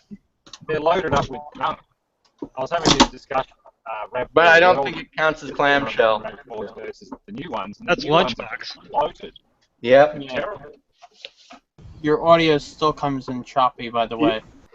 Yeah, Ed, I'm having trouble hearing you here, too. It could be amplification issues, too. But it's got 2 floppy drives, yo. I tried to modify one of these, because I got 2 of them, to accept an MFM hard drive. Oh, it was horrible. It blew out the power board. Probably just good. What? What was that? I didn't see that. What? Oh, you want me to What bring it? was that? I didn't see it. You didn't see it? No. It's awesome. Now, what processor's in that? An ADC-88. What the hell is that? It is a Zenith lunchbox computer. Oh, Busted screen. Did the other one? The other one has a Oh, working. it's just got fingerprints on it. Screen's fine, I think. The other one is what I got for parts. I gotta find it. You guys have to mind my noise a little bit. I'm gonna clean my desk off. Do whatever you need. You should be able to mute yourself. Yeah, it's not gonna be that big. I plan on talking. It's just it gets to be too much. Oh, okay. It might be like cans and junk. Oh, yeah. I was at the thrift shop today, and I saw a Toshiba T4400SX. Sounds familiar. They would. It was the first laptop to either have a page white display or the latest plasma technology. Studer, you in that damn thrift shop. Stop hogging all the good stuff. It's not my fault if I can understand what it is before other people do. Kudos. Stuff here. Yeah. Yes. Kudos. Yes, yes, yes. Oh, what's that? Oh, baby. Anyway, I guess I gotta boot up this XT. Oh, god damn it! I gotta put the Mac Portable back in. This This is all your fault. vacuum tube. Baby. Oh, baby. Yeah, I got. That I will work on is. getting this to glow for you guys soon. That is sexy. How many of those do you have? I have one, but I have 2 other ones that are a little different. What is it, like an RF power tube or something? It's an 833A. It's Right, so it's a power broadcast tube, and it's specifically used for amplification and modulation. Right. And I got 2 of these too, which I believe these are similar. That big tube is like something that I'd see running a Tesla coil. Yeah, that's. If you guys vaguely remember, in one of the, in a certain blog, somebody had 2 of those. So. How's my sound now? Am I coming in crackly? You're still a little spotty there, Ed. Okay. Well, I kicked that off the network. And that doesn't change. Hello, Ed. It might be that you have to use a different microphone interface too. Yeah, it's the same one I always used to use, and it was fine on Skype earlier. I was Skyping with Mattress Kit for a while. Oh, I know what it might be. Your mic boost may have gotten screwed with by one of the applications. You might want to check. Probably, yeah. Plugging mic boost. Let me fuck around with it again. So, what are you two up to over there? Well, at least we've what's got a Julian up to? Julian's just smashing stuff with his 8086, sorry. Yeah, no, this is no six. I've got my 386 and my 8088. It's really gonna try it. I'm gonna see what acid battery is at though. It's like a fraction of a volt. We're getting it on tonight. We're screwed for getting it on tonight anyway. Let me just understand that for myself. I've got my aunt's computer here I'm going to attempt to work on shortly. Would you guys like me to boot it up and show you how screwed it is? What? My aunt's computer's like got spyware and stuff all over it. You can't even go to like newegg.com. It doesn't surprise me. Spyware is It's okay. Lately. I booted up a my friend's he has a Lenovo, like it's like a B570 or something, or it's not a G, it's a B, or no, V570. And it's really nice, and it's like made of metal on the outside and stuff, and it costs him quite a pretty penny. When I wanted him to get a ThinkPad, not a B series Chink Novo, not even a ThinkPad. It's just a Lenovo. It's not even. So I've already had to take it apart once.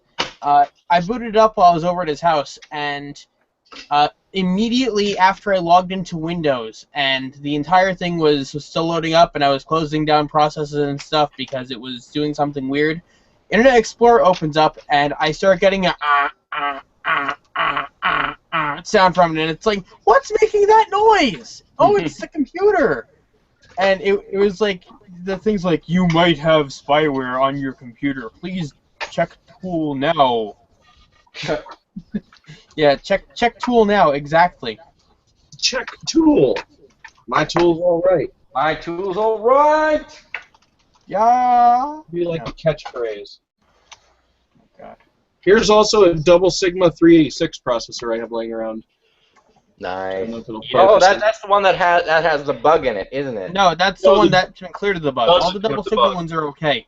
The ones that have the bug say 16-bit only, and those are the ones that are rare.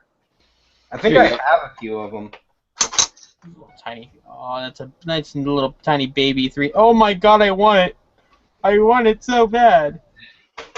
Wait a minute. Wait a minute. Tiny baby 3. There's the oscillator that goes with it. Ooh.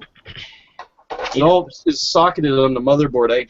That's one of the motherboards I put through the dishwasher. I gotta actually put it back together now and see if it works. You know what really annoyed me about like systems like the VX and most of the 2 series is the power supply that fit on top of the motherboard. Ugh. Why did they do that? I've got a couple of these floating around now too, and they're going to be going into service very shortly. Ooh. What in the name of? It's not what in the name of. It's just a standard platform. There's nothing fancy. It's a Xeon W3565. Oh. You know, I read a lot of people doing pin mods on their Xeons. This one's not pin mod. This board just accepts it. Nice. That's an LG A1366. It doesn't need to be pin modded. Yeah. It's the 771s and the 775s that need to be pin modded. And the 771s can be modded. I just said the 771 and 775. I have an N4 690i or 790i, I'm sorry, based motherboard behind me, and that's going to be getting a Xeon E5440 soon.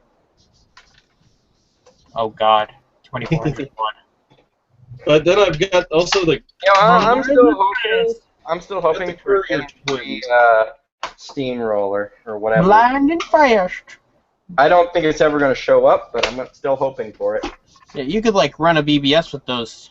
Oh God. Actually, Oh the God, guys! Oh, this is so fail. This is so fail, guys. Because You know what? Speaker You know what? in. You probably could run a BBS with that.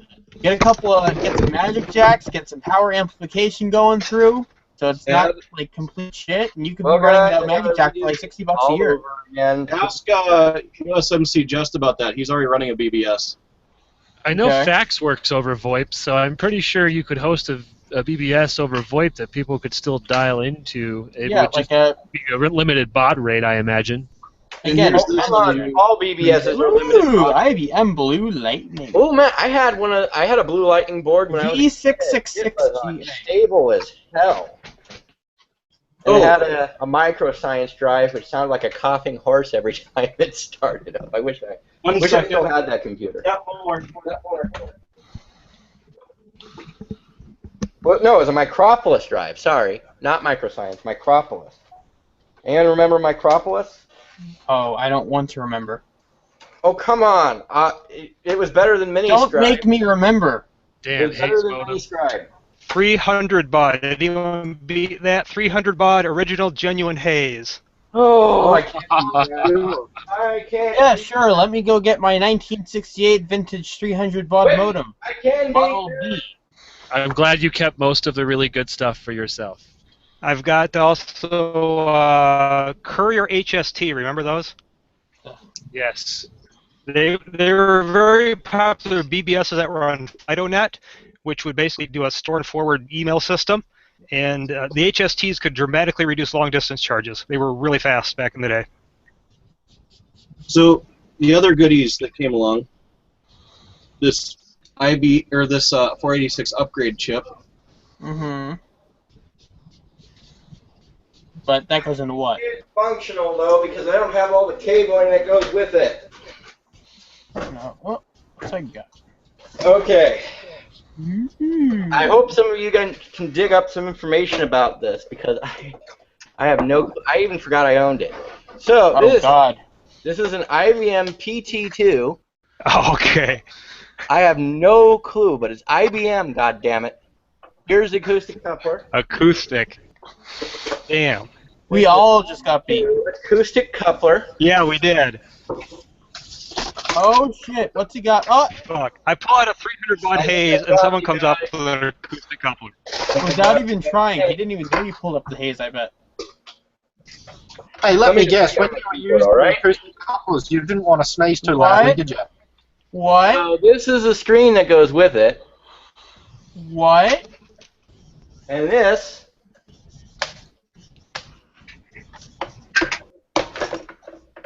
is Yeah, we're all mega beat. With IBM C Pro around, it's hard to win. PT2 acoustic coupler. Yes. Now, where's the keyboard? Is it a terminal? I think this is a terminal. It's a piece of test equipment, but I can't find any documentation on it at all. It uses really expensive cables, and I think I'm missing a part. But here's something kind of cool. It's got a label on it that tells me what it is, except for what the hell does that mean? Standalone FIS. Does anyone have a clue? Own inspection system, but spelled with an F. American spelling. Fucking inspection system. By the way, Anyway, if anybody ever wants them, somewhere I have a mostly complete set of the schematics for an IBM PC Junior. You may want to send that to Mike Bretman. To who? Michael Bretman, he's like the head authority on PC Juniors. so I'm this gonna is dig around and see if I still have them, but I think I have the complete set. serial number He might, 643. he might have a set of them already, but that's something. IBM FT-2 display. Okay. I want to clean my desktop here and get this computer over here, and I got food to eat. Oh, and the other sexy motherboard I picked up off eBay for the other gaming computers down here. Let me dig that out. 'Cause this one's even better. Ooh. Oh yeah. I like that. It's the P16 Deluxe version 2.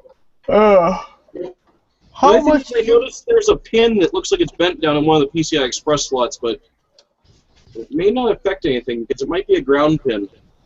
In which case, I don't give a crap. My question would be, how much did you pay for all of this? For those? All three of them, plus copious amounts of RAM, about $350. Oh. There you go. Let's see. But it was all one on auctions. I saw. What's that? And there's still 4 more sticks of RAM that go with this pile, but here's a pile of Corsair Vengeance, mostly. Wish I had a pile of Corsair Vengeance that big. But you know what? I'll stick with my old. I'll stick with my old gear for now because I enjoy it. Oh my god. And for the air cannon I'm working on, because everybody kind of whined about it, there is a steel tank. Ooh. Steel tank. You should get plastic. It's safer. I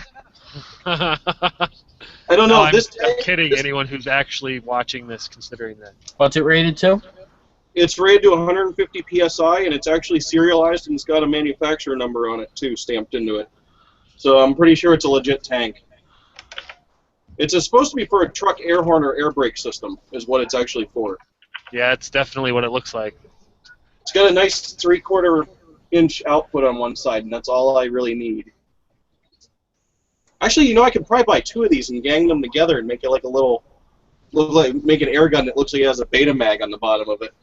Should take a look at paintball tanks. You're all mosaicked out, Zozo. It's awesome. Who's mosaicked out? Zozo's like static picture is like uber. It low. ain't static, I'm just not moving. No, but it's like mosaic. You should see it. The pixels are size of billiard balls. Billiard balls. Oh, I'm trying to think. I've got some other crap that came in recently, too. Here we go. It's fuzzy, it's scuzzy, and it's 2.1 gigabyte. And it's Samsung, I think. Yum. Yep. I'm curious what's on these, because I don't think they've been formatted.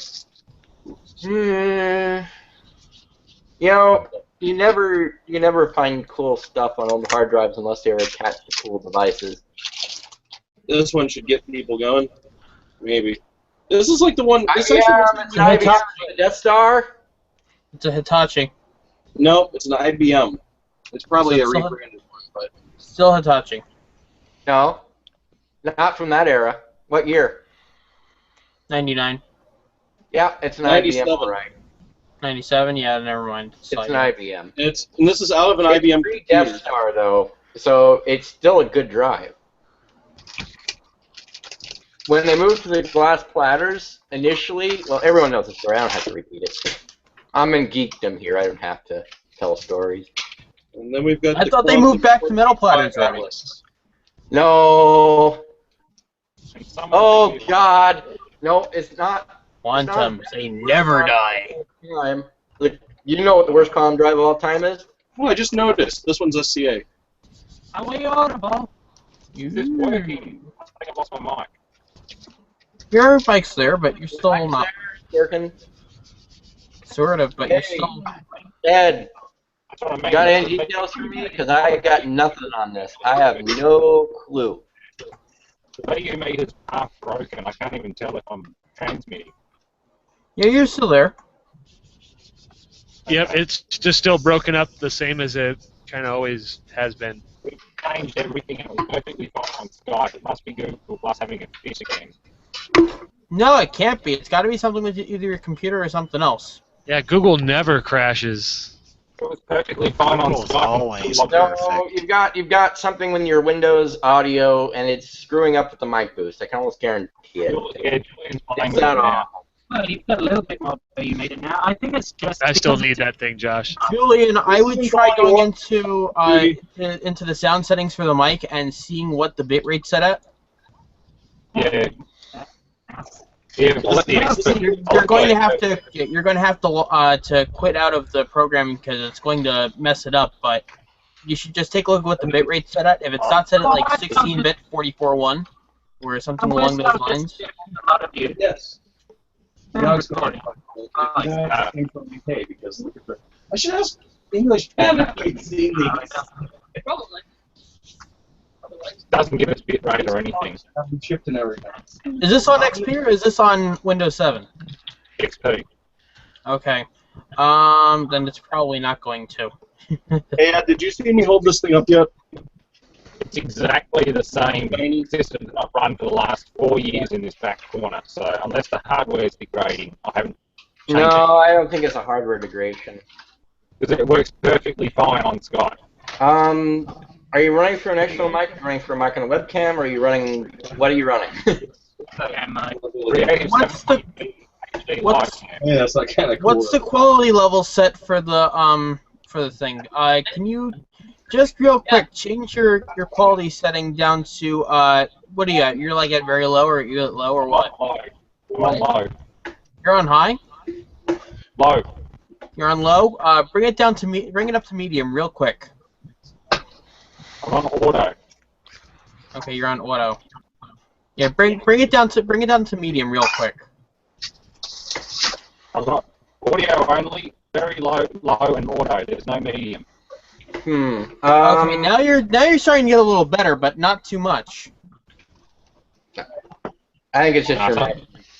Something's fucked up. Works fine on Skype. Not a problem. Yeah, I believe it. I've had Skype mess Now things you're coming up. in a little better. It sounds more like maybe it's like a really bad overdrive problem. Yeah, hang on. Go Is the volume to, still the same or what? Can you right-click volume control, go to adjust audio properties, and go to let's see, where did they put it? Actually, wait. Cancel that. Double-click volume control, go to properties, click recording, make sure that you're in the mixer device for your microphone. He's in XP. OK. Click advanced at our microphone, make sure mic boost is not set. Mic boost. Mic boost, hear me now. Oh yeah. I've never had to fuck with this. It's always Now it's screwed up again. For like a second you were perfect, and now you're not. It doesn't sound like he's clipping though. It just sounds like. Not that he's clipping it. It really sounds like he's clipping a little bit. Maybe it's like really overdriven that it doesn't sound like it, or it's. I think there's like a software glitch or a little bit of a connection issue. Like buffer underflow or an interrupt issue. This is the one you want, Doogie. Oh. Oh. Yeah, I really need that. Oh. You need like 20 of them. The bad thing is this one I know you can take the processor off. The other one I think the processor might be soldered down. It almost sounds like compression issues more than anything. I'll send you my dual core one. It sounds like a phone call of a phone call of a phone call. Just so much of it's been cut out. This one has weird RAM sticks in it too. Like they're not standard slot. Now find me Sunram and I will. Now find me Sunram. Oh my god. Ooh. Where the notches on them? That is kind of odd. Is that on the quad core one? No, that's on the old two-way one. I think the difference is this one's a Power 5 and the other one's a Power 5 Plus. Yeah, the quad one will be a Power 5 Plus. I'm still looking for more of those, so if I get more, I will grab them when I can when I have the cash. I'm not paying $400 for it, though. No, you shouldn't have to pay that much for it. But there are some floating around out there. They are still kind of expensive. And I'm going to try to get a wheelie chair over here and work on this computer. There's a child in the shed! Here's what's going into the computer. We're going to, first off, we're going to erase the virus operating system. We're going to upgrade it to 16 gigs of RAM. Oh, no, 8 gigs. My bad. We're going to install Windows 7 on it. Oh boy. And we're going to install a GeForce 610 video card instead of the 700 or 7000 series. 610. Yeah. You gotta remember. Now that I've cut out the background and all I know, but still. God, horrible. This is going in my aunt's really computer. bad. She doesn't clean or maintain her computer regularly, so I need a fanless heatsink video card, which is the 610. But God, why would you have to do that to somebody? 610. The 610 is not that terrible. No, it's not terrible. It's not like she plays Minecraft. Yeah, fucking Julian, you tell him. She doesn't. Hey, play how do you know that's what I'm doing right now? Here we go.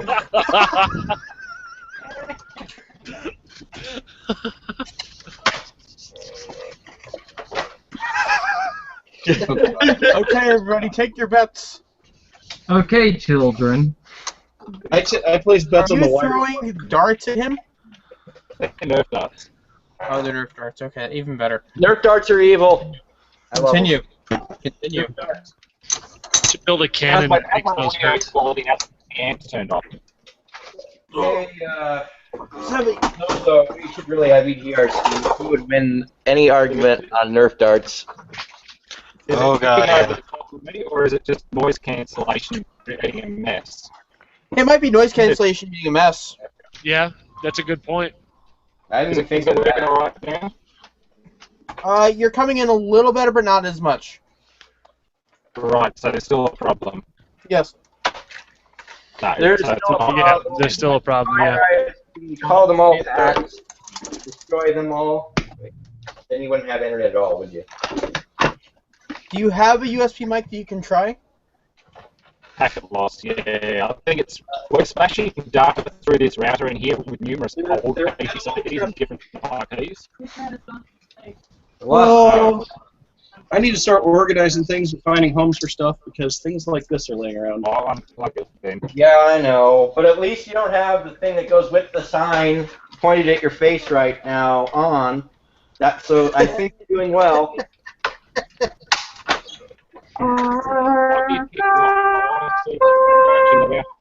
Fun, fun. I'm not about ready to go back to dial-up. It's a 2100. So who wants to see an old modem that has a misprint on it? Because I've it's already so shown old. the old modem. Lots of Making it older than the coupler. Network is just working better now. Sorry, I have to put my Mac Portable back together. Fun fact about these ones specifically. These will do line emulation or whatever you want to call it, so that you could just plug these together and not need a phone system between them to Is that a transfer. Is that a Rockwell chipset? Probably. It's a No Packard idea. BP 2400 Plus. I have to look it up. I'd have to take it apart, which I could probably take it apart. Give me a minute. I took apart a Mac Give Portable. me a second. Apart a modem. Okay. hey, so who wants to put a virus on an alien invading ship? Anybody? I do. But I'd rather use this to do it, guys. Is that an Independence Day reference? Yes, exactly. Let me guess. That's the laptop they used to nuke the alien ship. Yes, it is. Was. Not the exact laptop, but it's the laptop. So this model. is a high Pafo Thinkers modem, 1200 baud, Bell 212A and 103. And it says vol control. Control. Yeah, shoot's got a Nerf gun. Someone's got a Nerf gun. No, Josh has a Nerf gun. No, that looks like a dildo gun. What the hell is that? No, Josh has it. Yeah. It is the worst designed trick can of nuts ever. It looks kind of like. Well, or the best, depending on where you're coming from. Looks like very. Actually, the ingredients are the best because it actually says the ingredients list contains a steel spring. Ingredients: plastic, paper, one large steel spring, carbon and iron alloy in a spiral configuration, and good humor. I like that. But it looks like the friggin' penis coming out of the can. Smiley face. Some people might like that, you know. Some people, not everybody. Not me. Some people. Some people. What do you mean, you people? Some people prefer cupcakes. I actually prefer cupcakes. Sorry, guys.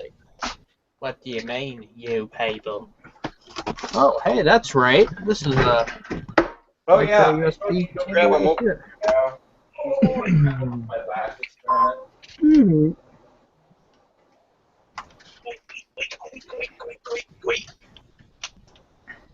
I forgot how heavy this one was. Well,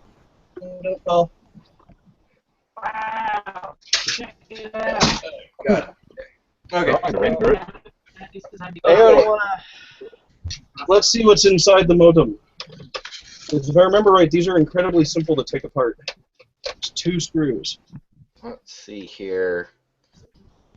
I need to get the polarity right because this is an analog meter. Hey! God damn it. Oh. Okay, here you go. Inside of the Packard Bell modem. Hey, we still have volts. Amazing. Hey, look, Radio Shack. What's that company? Hey, you know how much I paid? You know how much I paid for this multimeter? Probably nothing. Well, $4. I have an Close. older version of that. The control chip on here is made by Intel.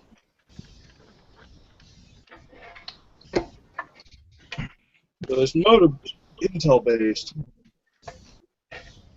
Probably better than a Celeron. Are you sure it's not the flash? Is that old? It's the big Is that new chip. enough to have It's flash no on it? eye on it.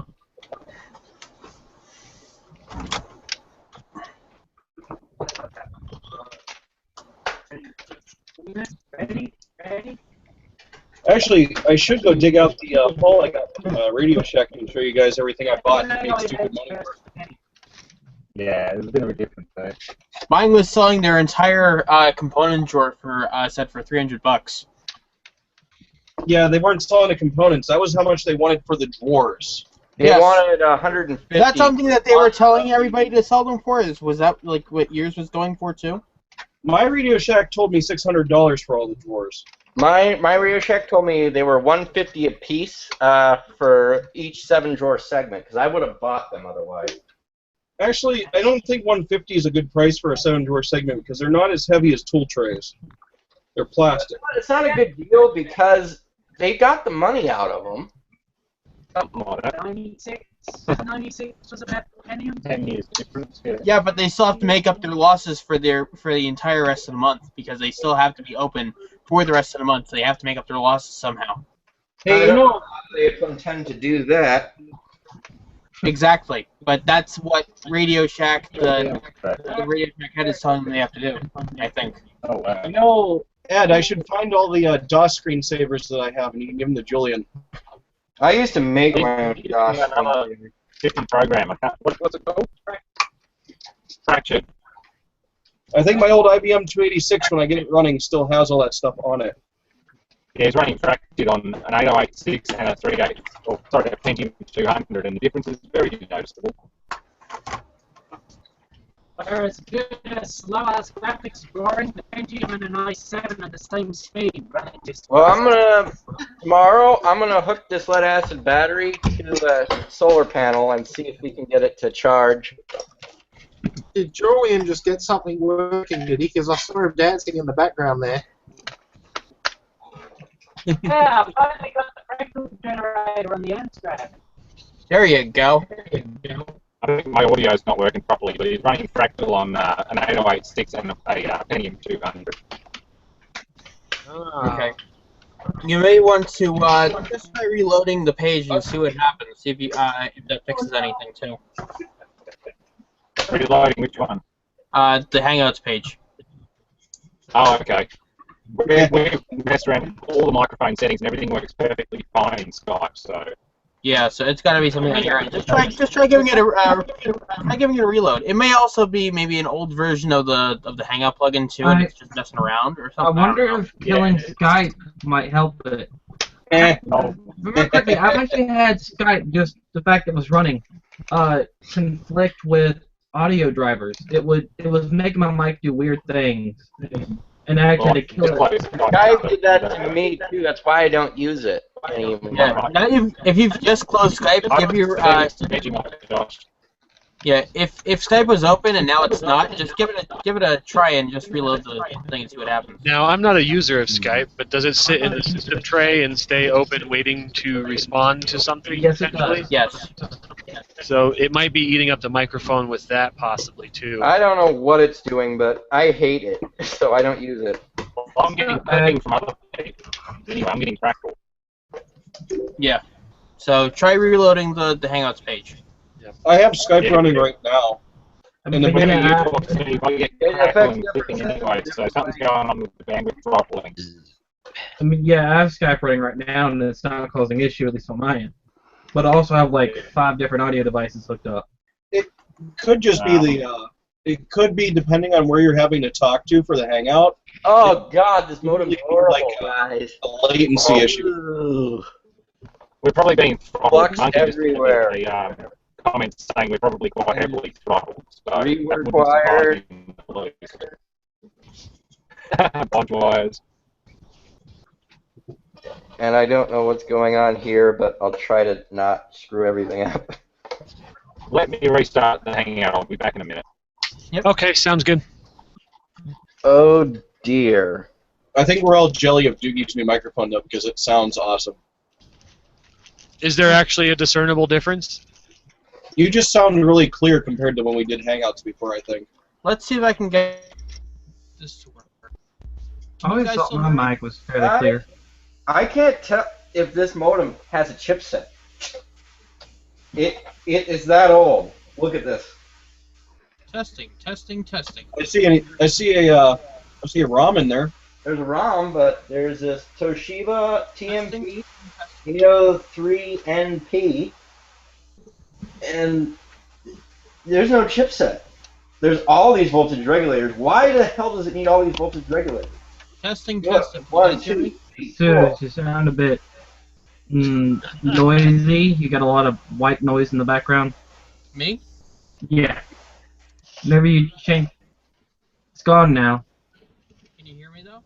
No. No. You sound like Doogie did before he lowered the music. You're that quiet. Am I good now? No. Take it up like 15 notches. So who is Matthew? I haven't seen you before. How about now? You're good, but there's 60 hertz hum. Now? Whatever you had originally, I would stick with that. I'm trying out the other microphone. I think I have a problem with it. Okay, let's see if I can just swap this. What's weird is I'm trying to actually do the... We're jelly of people who have real microphones. Well, there's the guns let me- of a Okay, there we go. genuine Hayes smart modem. Not much to it. Nope. Not much to it, but there's more to it than there is to a wind modem. It's interesting. That's not saying much. That's not And it is called a smart modem, as opposed to a dumb modem, I guess. In fact, It's kind of funny. Look at the bottom of. Are there any bodge wires on the smart modem? No, not that I can see. They actually got it right. The only Well, wires are going to the little wires on speaker. My Linkers modem, and they couldn't spell volume correctly. It's Hey, Kevin, what's the bottom of yours look like again? Look how big the transformer is. Compare that to the newer modems. Those transformers got a lot smaller. Yeah, Oh, that looks remarkably similar. There's Yeah, the let's bottom of hold on, mine. let's compare the insides of these. Because I vaguely remember, I think I had Hayes smart modems too, but I think I've had these ones as well. And you guys will probably all kill me, but back in the day, when I had my Hayes smart modems, they weren't worth very much, and I accidentally blew one of them up, which rendered the second one useless. So the nice aluminum cases ended up at the target range. Oh, you sound much clearer. Hey, That fixed it. Now you're back. Hey I guys, did a big chunky transformer. where's my camera at? I don't have any bodge wires, though I do have a bodge capacitor. A bodge capacitor. I'm still waiting to see if we can go. So you guys might have smart modems. This one does not work. This has given me a lot of problems. But I got a super modem.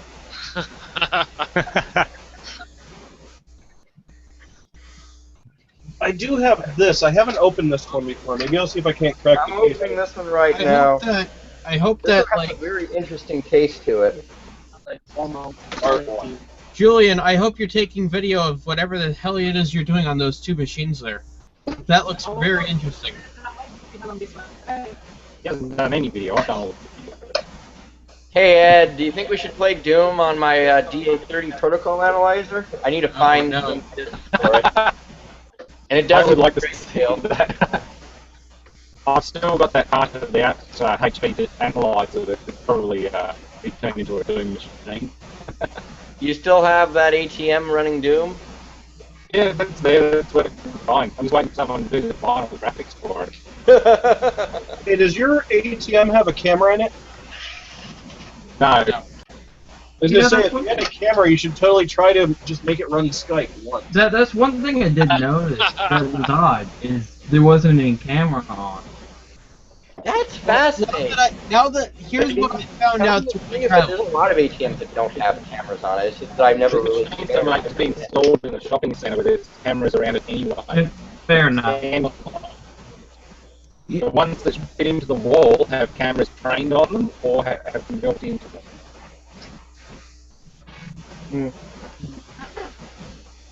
Recently, there's been a rash of robberies where someone is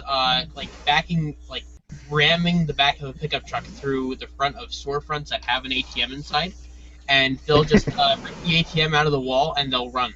Not the wall, but it's a stand-up ATM, so they'll take that and they'll rip the cords and stuff and just slide it into the thing and run because it's full of money. You know, we had a rash of people here who were taking backhoes, and that's what they were doing with the backhoes. What's the most that you would really get out of that though? Like $5,000? Yeah, it's small denominations, and it's pretty much worth it if you can take it someplace and deposit it. It's not worth it at all because most of them get caught. Well, these people have been doing it, and they did it during that one snowstorm when nobody should have been on the road. So they pretty much were able to hit 3 different locations. Oh my god! What? That's not what I was expecting. So I'm gonna re-close this just so you can get the same impression that I got. It's $50 funny money. Okay, so you ready for this? Watch this. What is going on there? We've got That's identical to the modem I have here. Pulled it off. So how do we get the board out? Slides out the end. Yep. It's scary that looks identical to the one I have here. What? Is it a super modem? The Packard Bell one. Huh. The board looks scarily identical. Well, let me get it out. Those of you who think you don't get much out of an ATM, one of these boxes with $50 bills contains about $200,000. Holy shit! Wow, that's amazing. Okay, $20 bill. here we go. Here's the reveal. I haven't even seen it yet. And there are two $50 cassettes and two $20 cassettes in an ATM. What is going on here? And that's why it's a good idea. We got a Rockwell. Not a good idea, but that's why people steal them, especially after they've just been refilled. Because there's literally $500,000 sitting in it. Now, see the ATM up at work, the little ATM we have inside our building, they only put like $2,000 in it at a time. Yeah. It only contains 20, Right. so that's it. It does depend to a great degree the traffic around the ATM, you know, what businesses in front of, etc. Yeah, there'll be a loading percentage for certain ATMs. It's fully loaded. Even if it was empty, it still looked like a did. So, was your Intel chip a T839 AHL?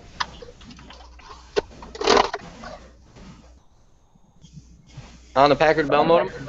You're not really focused there. Well, I'm telling you. Hey, guys, I have to leave real quick. I'll be right back. Let me look.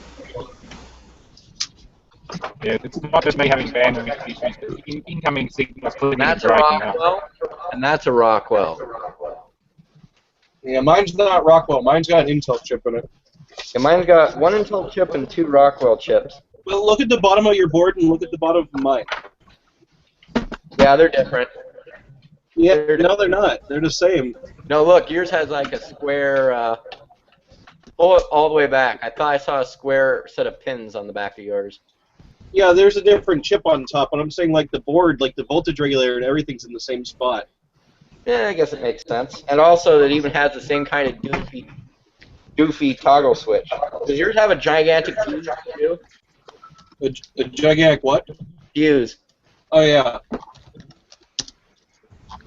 Uh-oh, we lost video. I think we lost him. No, he's still here. You just have to click away and click back. Yeah. The gigantic. I've got two ROMs on mine. Let's see, the 2 Intel chips. The DIP package is a P89027, and the PLCC package is an N89026. Cool. Wait, actually, there's a P8243 and a 2 P2843s. Are those ROMs or something? Intel 77. What? That's not the date code on them, but it's 77. 8243 is the date code. God, this is an old modem. Yeah, this one's from 86. So this one's from 83, apparently. Yours is a slower modem than mine, so this is probably the upgraded version of the same thing you're holding. Yeah. Made by the same people because they use the same doofy switch in the same doofy place. Let's see. Mounting Is screws. there any identification at all on the board itself? Not on mine. Oh wait, made in Taiwan. SM24. Mine was also made in Taiwan. Maybe the Taiwanese just made the same modem. Yeah. Well, actually, you know the funny thing? A lot of components from back in the day, like 386 boards, 286 boards, 8088 boards, they had computer mainboard on them, no brand name. No one wanted to be associated with this level of crap. They didn't want you finding them. That's like the AMD Athlon boards we used to get at the computer shop. We called them the Russian boards because we bought them off this Russian guy. The chips were soldered to the board. The AMD Athlon processors were soldered down, so there was no socket. And there was like they were like PC chips and BioStar quality. PC chips actually did make some Athlon used to make good boards way back in the day, but the modern PC chip stuff is as good as the modern BioStar stuff, which is as good as MSI. So well, MSI was once awesome, and then capacitor plague happened, and then they were no longer awesome. Yeah. MSI has never been awesome for me. They've always had the weirdest issues, especially in the AMD Athlon era, the Socket A era. Because I'm going to say my best board was a K7T266A, the DDR2 version of the KT266A. That was a great board.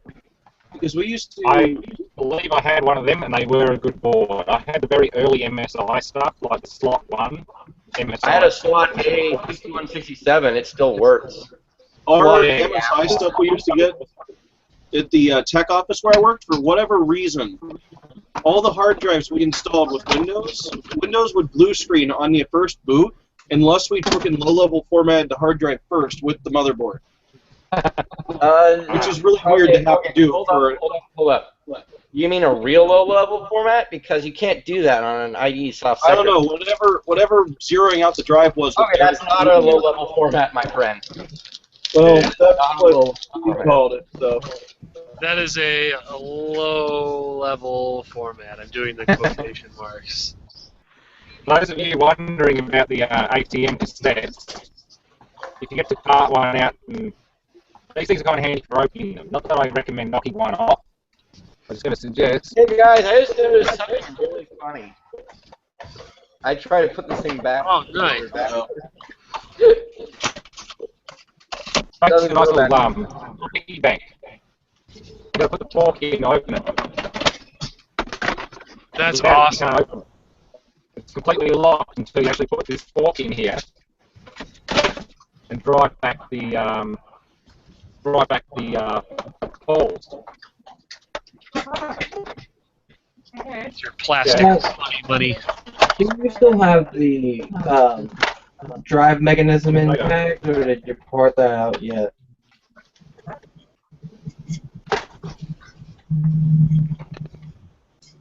But yeah, the weird PC chips, BioStar, those are all made by Foxconn, I believe, in one way or another. We are Yeah, finding Find out which isn't made by Foxconn. yeah, what isn't I made by had nothing Foxconn? but shit from BioStar. BioStar still uses bad capacitors. Well, the thing with the MSI boards was they always were unstable. Like they did weird things, even brand new out of the box. That was You know, a the big. worst one was, have you ever used the KT400s with integrated graphics? Oh, God, those were horrible. Savage 4 One of graphics. No, I can't remember if it was BioStar or MSI, but one of the boards we had sold to a customer in a a nice build came back and it wouldn't power up. And when we opened it, the RAM sticks on the board, the traces were literally burnt across the whole back of the RAM sticks. I've seen that before, although when I saw it, it was on an Epox board, if anyone remembers. Yeah, I've never seen that happen on an expensive board. I've only seen that happen on cheap boards. And I think it's the sheer lack of circuit protection that they build into them when they build them. Ah, it's just extra expense. Why bother with it? That's what they want you to believe. Let's see, the weirdest issues I actually got with Soyo motherboards. Anyone remember Soyo? Oh yeah, I remember Well, Soyo. sadly enough, I still have a P4i Fire Dragon that still works. That still works? Yes. You It's didn't in know my original gaming rig. My whole original gaming rig, power supply and everything still works. And everybody's like, that You thing didn't shouldn't boot. overclock it, did you, on that board? I did How old overclock is a it? couple times. It was a Pentium 4 2.2 Northwood. Yeah, that would have overclocked really good, But too, how until it old is it? died. I mean, if you didn't And then abuse the it, chips there's turned no into reason a it wouldn't sparkle work. shower. It and the funny thing was, is a lot of people looked at that computer and they're like, "How does this computer turn on?" Because I only had a 350 watt Antec power supply in it. Hey, It came with the case. Those power supplies are bulletproof. well, I had one which went through a the lot of ones shit. that didn't go with the True Power 2s. The old Smart Power 300s were really nice, and except for the fact that you used caps-on primaries sometimes. Yeah, the primaries mine aren't under take too much almost full of stress. stuff there. Speaking of power supplies, that's a whole nother. That's a whole topic by itself. But, that machine, You and tech. Sorry. the specs on it were, it was a Pentium 4 2.2 Northwood, 768 megabytes of RAM, Wait, two back up. max store 80 gig hard drives, and Were you running DDR? um, it was DDR. Okay, good. And the Soyo P4i Fire Dragon motherboard, which is one of the only weird motherboards I've ever seen that used all three of the ATX 12-volt connectors. And it had a BFG Technologies TI 4600 in it, and a Sound Blaster Live. And the machine cost me $2,200 to build back in the day. That's quite a pretty penny. And I built it in 2002, and I gamed on it hardcore until Half-Life 2 came out, and I played Half-Life 2 the first time through on that machine before I upgraded. So it survived Like, good pretty machine well. lasts. I remember Well, my first, you spend some money. my You first get, gaming computer was an Athlon 550 Slot A. I was the first one to grab one on launch day, and it was great. There's just My no first- getting around it. I did buy a Voodoo 550 500 AGP, and I don't regret it because it played Unreal Tournament very well. my first gaming computer AGP is good. was based on a, I think it's an FIC VA503 Plus with a Cyrex 300 processor on it. And I had 32 megabytes of RAM, and I used to play Quake 2 on that, I believe. Quake 2 would have been fine on it. And I think I had a. I still play Quake I 2 on originally this was PC. supposed to have a Diamond Viper video card that my parents bought me, and it didn't fit the AGP slot for some reason. So I think eventually down the road I bought a Pine-branded GeForce 2. You know, that reminds me of something I bought that I could play Quake 3 with until it overheated. It was a Diamond Stealth 3 SS 430 PSI, and it was a PCI slot graphics card, and it ran Quake 3 better than anything else. It was a Savage 4 until it overheated. And it wouldn't run any other game. Just give it up. Oh Quake wow! 3 You know, or nothing. I just screwed up my timeline. It wasn't a GeForce 2 I put on it. It was a Are you sure it was? It was a Voodoo 3, I think. Are you sure? Because there was a GeForce 256. No, it was a Voodoo card off because I was a big Voodoo fan originally. Until Voodoo went out Well, of you business, would then I have switched had to better than Nvidia. Voodoo 3 because Voodoo 3s were 16 and 32 megs. And the Pentium 4 era, 2.2 Northwood, no, you would not have had a Voodoo 3. No. This isn't the Pentium 4. This is my VA503 Plus with the Pentium. It's a socket 7. Okay, that's fine. Actually, the original build when I first built the Pentium 4 machine, I actually ran a Voodoo 3 in there for a short bit until I had time to go buy the graphics card for it. Because Okay. it is an AGP Pro slot. You remember the Voodoo TV cards? Those were weird. Oh, the ones that had the TV in and out? Yeah. Mine, I have one of those somewhere. Did you ever get the TV into work? Yeah, I used to video capture with it. Because it never worked right for me. I used to use it to try to capture stuff, but it didn't work that great, but it did work. And then I was gifted a Win TV card, and I never needed to use the TV in anymore. Win TV cards are feast and famine. Oh wow. Win TV. The Hotpog Win TV. Remember when you'd get things that were almost right, and then you'd say, that's not good enough, I'm going to screw with the interlacing. And then you'd spend... are we going to have to just start digging out Win TV cards? There you go, right there. This was the bane of my existence for many a night. We I all would try to make it work, and it would fight me every living second. There's actually a card in my computer right now, Modern ATI. cards that were the bane of our existence. You're all done, huh? One of 100. You know what was weird? The one Win TV card I have, the coax connector is actually an adapter to a RCA style, Oh, I believe you. I believe you 100% because I have one of those laying on my desk somewhere. I don't know why they did that. Why there was an Somewhere adapter. in the desk mounted. Don't ask why. Don't ask why. You'll Well, only I will dig out my Voodoo cards for you, but I'm not going across the room over there to try to get them right now. you'll only end up crying, and then we'll regret it. I would like to see someone who has an old Diamond Monster that had the twin cards. I've got a Voodoo, but not. Hey, I've got a matching card to that one.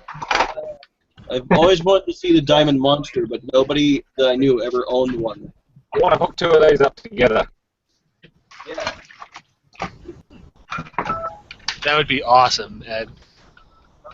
Love those cards. What's the one Ed has? Oh yeah, the Voodoo 2. Yeah, Aren't those the cards that invented, well, they invented SLI with, so to speak? I think that's what Voodoo did originally. Yeah, the Voodoo 2 was the first one with SLI. Nvidia stole the term years later. Case is ready. Exactly. Technology. First SLI ever. Yep. I might have Voodoo 2s. I don't know if I remember starting with the Voodoo 2 or the Voodoo 3. I do have a Voodoo 4 laying around somewhere. I really 45 need to fix this thing. I don't know if I ever actually showed pictures of this. So, some of you might recognize one of these. One of those small samplers. Every last cap has to be replaced. About half of them are blown, But I got this for free, and apparently it's worth about $250. So it's probably replaced. But that's a lot of capacitors. I mean, it's what? $5 in parts. Hey guys, I just started looking for my voodoo card, but I found something else that might be fun. Might be fun. Let's see here. So, I've got another laptop. Oh no. Oh. We're gonna try and boot this sucker because I found the power adapter too. I'm expecting flames at some Oh, point. it's got a cracked screen. That's why I Oh, didn't. you broke it. Broken. You broke it. This is why we can't have nice things. It's Well, that's a a leading that's a edge. pretty pattern there. It's a leading edge. Modern art. Leading edge now. I made this laptop generator fractal forever. You know what? We're gonna turn it on anyway, and then we're gonna hook it up to a screen, and then I'm gonna kill the webcam. So Those let's guys- Would you stop abusing your webcam? The poor thing's going to die. It's already taken halfway apart, and I have another one that's exactly the same. Oh, those are some bad caps. Yeah, tasty. Hey. Look right there at the bottom. Not all of them are at the top. Yeah, they often push the bung out. That's nasty. Oh my God. Oh, let's look at the other side. Maybe the other side survived. Wow. I killed the There camera. was some- Get everything That one up. pooped a little. They're like the Jamicon caps, caps on caps. Given how many are blown, The colour I'm looks like replacing Tipo. them all. They're green. Let me see if I can. Yeah. I think they're Tipo. The Tipo caps on, yeah, Jamicon. Tipo. Tipo caps were horrible. Oh, can't Yep. see anymore. But it's worth $200. So if I replace all of them, I can make. Uh-oh. The only question is the amount of time I gotta put into this worth replacing it? Because it's what, 50 caps? Why does that look familiar? What is that, Devin? Moving faster. Okay, this is composite video and audio inputs as well as an antenna input here. This is a TV tuner, but it's a TV tuner that goes in the floppy bay of an NEC Versa N75, which is a 486 notebook. I actually used to watch TV on this in the bedroom. Oh, Nice. man. Those were some of the most universal notebooks back in the day. Well, this is the model where the screen comes off, so you can flip it around. Oh, that's awesome. I can't beat So that. would that have been like the world's first portable LCD TV? It would have been an obscenely expensive portable color television. The notebook computer alone sold for $5,000, and the video capture card sold for about $1,000. So, Ooh. yeah, You did I use bought it all for refurbished the for Game Gear. a lot less than that.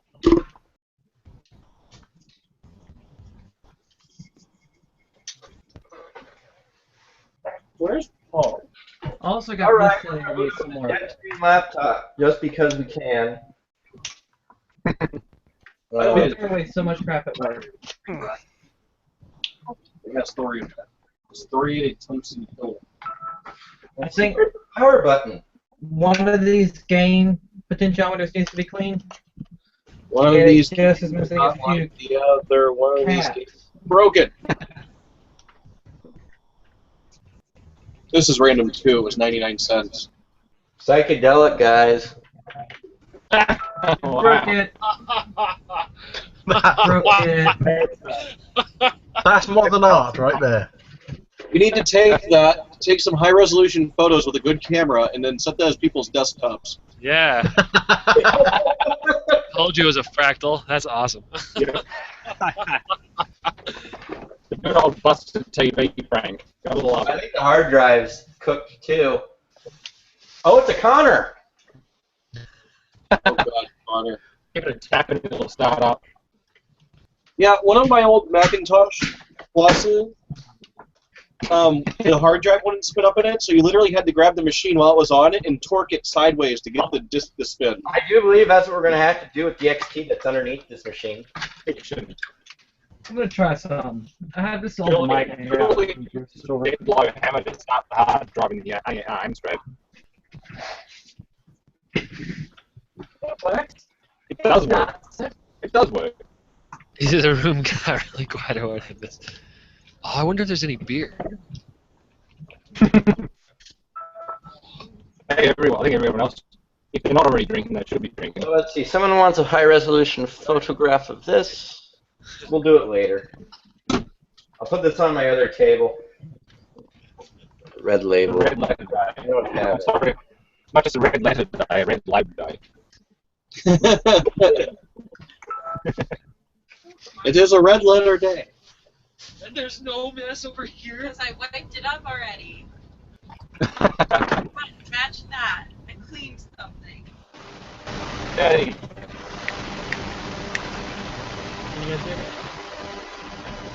What am I hearing?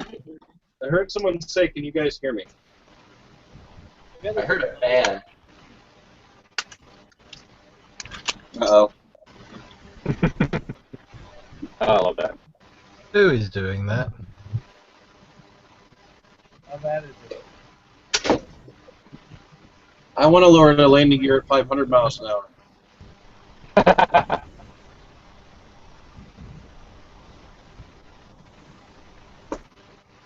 It's more fun when it's a tank adjusted, because then it hits the ground and goes. Hey Ed, give Julian a poke. Tell him to look at the link in the that I've just posted in the IRC. Hey, Julian, jump on your 386 and check out the link. 486, thank you.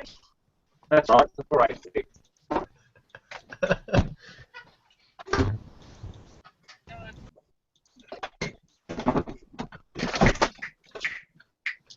So let me get this straight, because I'm gonna feel kind of derp asking this, but Julian is JG certified?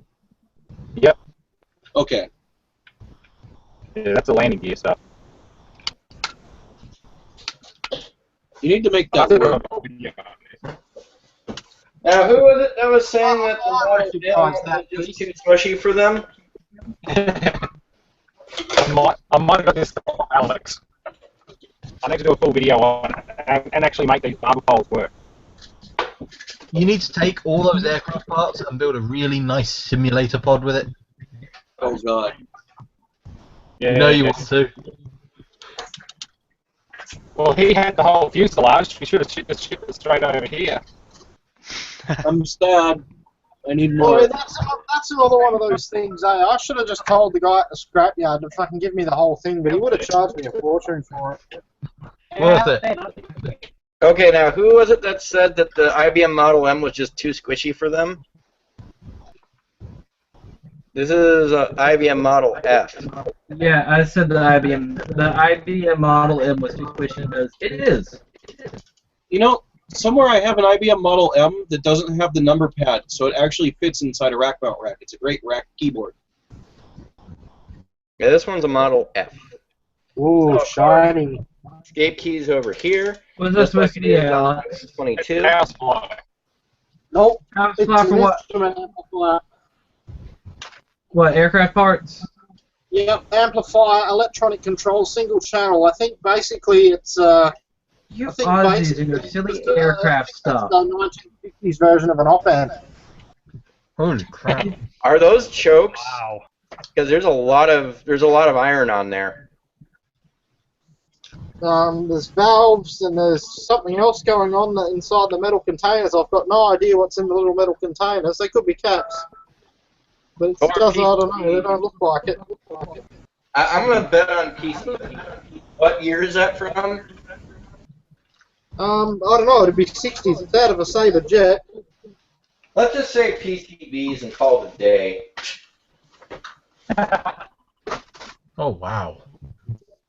Do not lick or inhale. Oh, there you go. I always like to square components with all the colored dots on them. Are those caps or resistors? Oh, there's both in there, mate, I think. Yeah, there's caps and resistors in there, and there's some weird square things which look like they're resistors as well, high power ones. Ed's got something equally impressive. Yeah, that's the core. That's the magnetron unit from what that came from. Tubes. Did you ever get your aviation power supply running, Ed? It does. It's perfect. It works. I fixed it. You And did. I have the Oh, that's awesome. And you haven't done a video on it yet. You have it working. You haven't done a video on it yet. I thought I I did did. a video on working the power supply and then working the flight recorder. And that's 115 volts at 400 hertz, right? Yes, plus I think it's about 48 volts at 400 hertz. Good. Okay, so does anyone want to do a little quiz question? I have something to send you, Ed, for your aircraft power supply goodness. Which is also related to turbochargers in a roundabout way.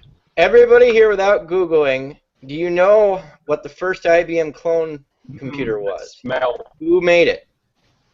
The smell of this unit is amazing.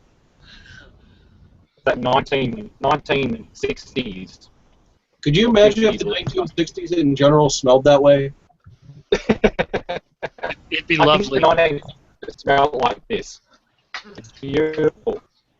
The smell of warm vacuum tubes, though, something I can't believe. Sadly, I don't know who made the first IBM clone. And you want to know why I'm a very bad man? Because that was still under vacuum or still under pressure when I opened that up. It was probably nitrogen charged. So whatever smell was in there, that's the smell that was in there the day it was put together. Are you sure that it wasn't like rubber and other things outgassing? No, this is like insulation materials, solar flux, protective, like anti-moisture spray, stuff like that. It's just that old electronics goodness. I think Compaq would often be credited with the first clone, but I do not think that's correct. And you would be right. But I honestly, I don't know who is. I mean, it's Compaq became so popular that I mean, I think that's the answer a lot of people give. Oh, Compaq came up with the first clone, but boy, that's a damn good question. I don't know. Even though I was very much into computers at the time, I don't know. My guess would be Tandy. Nope. Would you like me to go get it? The early Tandys, keep in mind, were MS-DOS machines, not PC compatibles. They had a different memory map. No, this was actually, this was definitely a PC clone, so he got me there. Julian reckons they're Compaq as well, the first clone. Yeah, they're often credited, but it's untrue. Now, they might have had the first clean room clone. And possibly the first luggable that was a PC compatible. Okay, first clean room clone is different. Yeah, Compaq were the first clean room clones, but I'm sure there were more than one dirty room clones before that I don't know of. Taiwan or China, they'll make them. Okay, I shall go get the very first PC clone. NEC? Nope, was not NEC, even though you like to watch, What should be someone weird like AT&T or something? Oh, it's weirder than AT&T, and you might have seen some of their equipment. Hey, Doogie. Yo. I just thought of something from the last hangout when you were messing with the hard drive with the RC motor controller. Yeah. I do have a dead Micropolis drive that fell really hard, but the platters and the motor are still intact and in it. If I can find it, I think we need to do that same thing to it. Yeah, it'd work good for that, I think. The motors are picky, though, sometimes, like they're wound slightly different and stuff. I found that changing the timing advance that's set in the motor controller helps with that. Guys. This is the very Columbia. Oh, Yes. Jesus Christ. I used to have one of Columbia those. Data Products, MPC 1600. Wow. Is the case on that aluminum? It's heavy, whatever the hell it is. and it's I had one of those. It was an 8088. It was aluminum. I still have the motherboard somewhere, but it's heavily damaged because We're gonna compare. We're gonna compare just how big this thing is. This is the MPC 1600. This is the 5150. They. Wow. I have one of. Well, I can't say I have. I had one of those, and I kind of broke it because I was young and stupid. You all got to start somewhere. I thought it was really fun when I took a screwdriver and shorted some of the chips out, and the screen would change color. That's an interesting start. Actually, that's not what killed it. It's actually the fact that my Mac Plus fell over onto the motherboard. Ow. That's what killed it. That would do it. Just screwing around with shorting some of the legs of the chips never really damaged it. The cool thing about this is the power supply is completely handmade, like really handmade. Like, is it a linear power supply? I believe so. No. No way it's linear. Hang on. I just remember that it's very, very complicated. I suspect your case is aluminum, though, because mine was. Unless mine was a newer model. The case top, actually, I think it is aluminum. It should be. Magnet. Oh god, you have the same wire going into the front, too, like mine did. God. Memories. And the motherboard's going to be really big and green. It's huge. It goes from here to all the way over here. It actually has an floppy controller, too. Oh, so the power supply actually sits above the motherboard? Yes, that's what makes this thing such a pain in the butt to work on. Alright, I'm back. I'm trying to tester. I'm pretty sure this is just a cowl on top of the power supply. Yeah, mine didn't have a hard drive in it. Mine had 2 floppies. The hard drive was added later by the previous owner. This is actually an ST225 with no errors printed on it, if you can believe that. Vega. That's nice. Do you reckon it will still boot, gentlemen? It'll still work. A while, but I never thought I'd see one of those again. It's been about a year since it last booted, so let's see. Oh god, that One of those mini handheld PCs. That's that handheld PC with the slide down screen, isn't it? Or no? No, I don't feel like opening this thing again. I'm sorry, guys. That's that weird one that I was like, oh my god, I want it. Was that? Wait, where is it? I want one.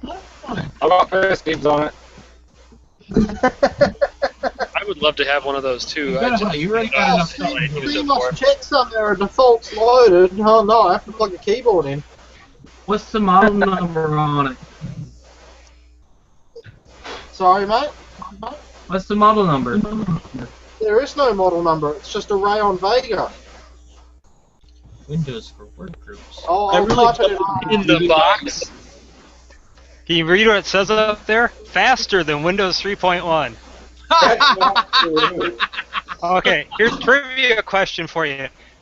Anyone remember the derogatory name for Windows for Workgroups 3.11 that was often used when it came out? Besides piece of shit? No. It was called Windows for something else. Windows for Remember? wankers. Yeah, Windows for wankers. Yeah, Windows for wankers.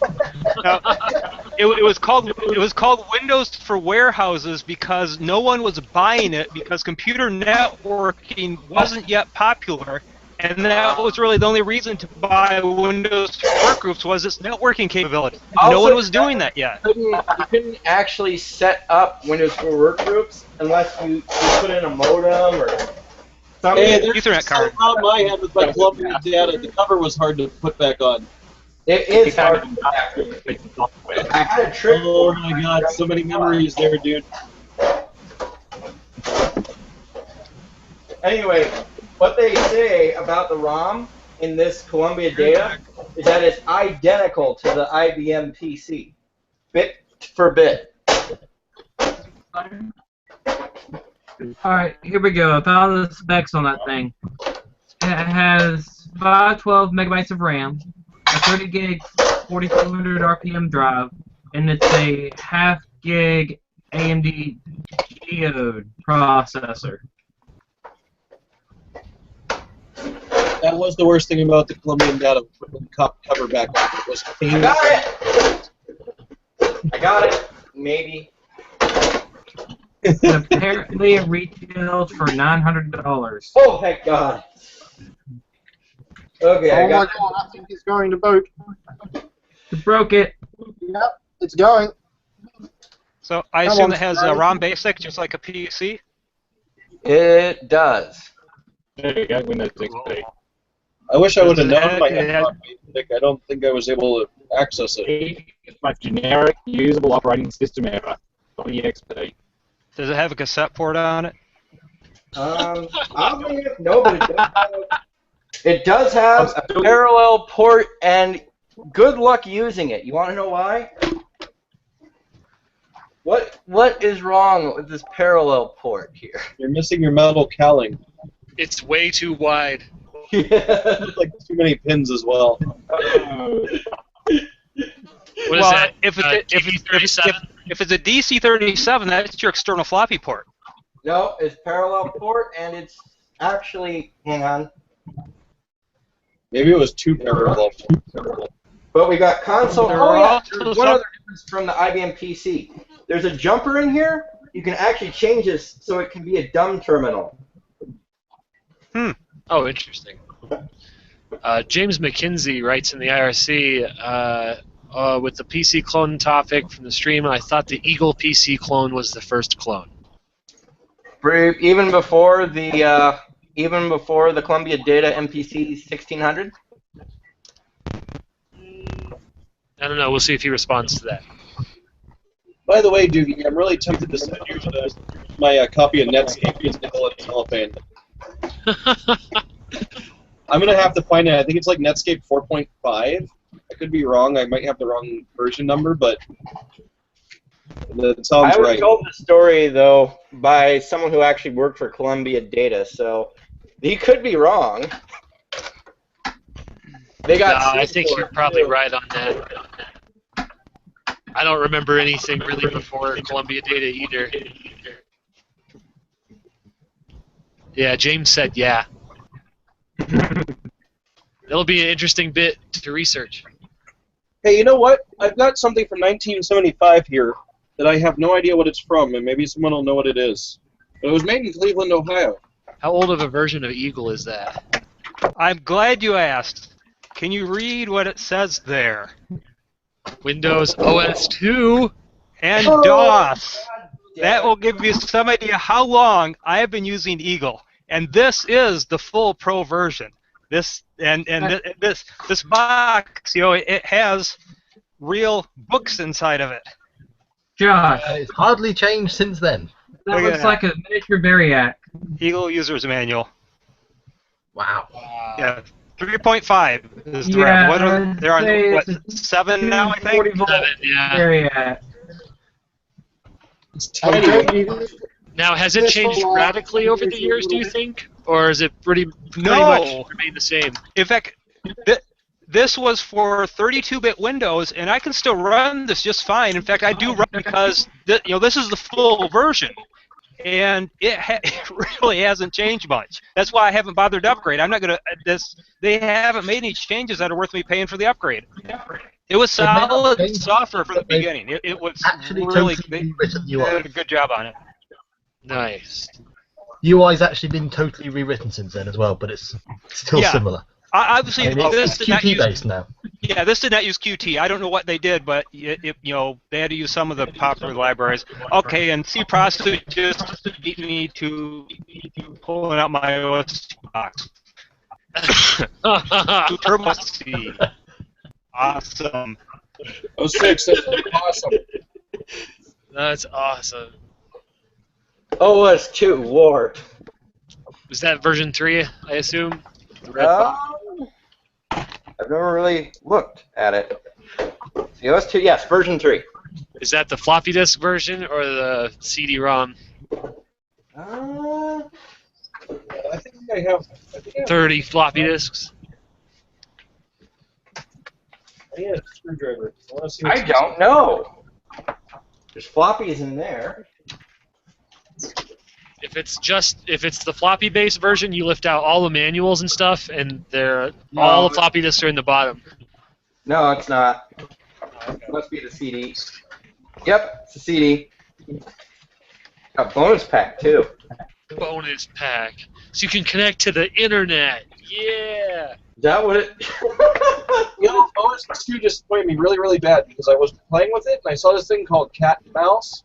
And I thought it was a game, and here it was the thing to calibrate the mouse. And I was disappointed. Yeah, I wonder if this phone number still works, guys. Let's call and register your OS. Yeah, 1-800-992-4777. Yeah. I keep finding this on my desk.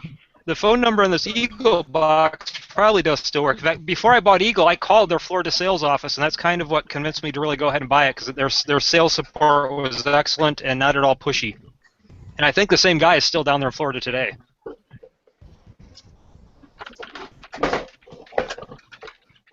I hope he's a little bit more well off, because they've certainly had a successful product. Not so successful anymore. I think since they came up with the free and hobbyist versions, their sales have probably declined quite a bit. Or, well, not necessarily sales, but their I don't know. It's hard to sell a $1,500 or $1,600 software package when there's a free version that does most of what you need. Yeah, if you need to work within the constraints, yeah.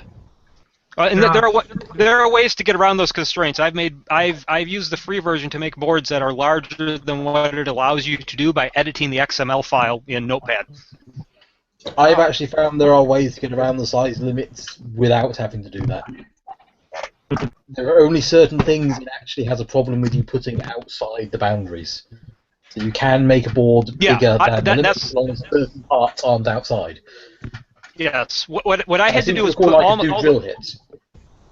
I had to put all the parts I wanted to use within the normal limits, and then edit the XML file to move some of the parts outside of the limits. Once you do that, you can route and do everything else you want outside the limits. You just can't move any components to outside the limits. Yep. So what I did is I had drill hits outside the limits, but all the components were actually still within, just so it would fit inside the enclosure. Because you need to build something to launch these platters. Oh, a disk pack. This is 300 megs of disk pack. You know, I've got a platter that's probably about that size or larger sitting upstairs, but that's one of those things I have to wait until I can dig it out.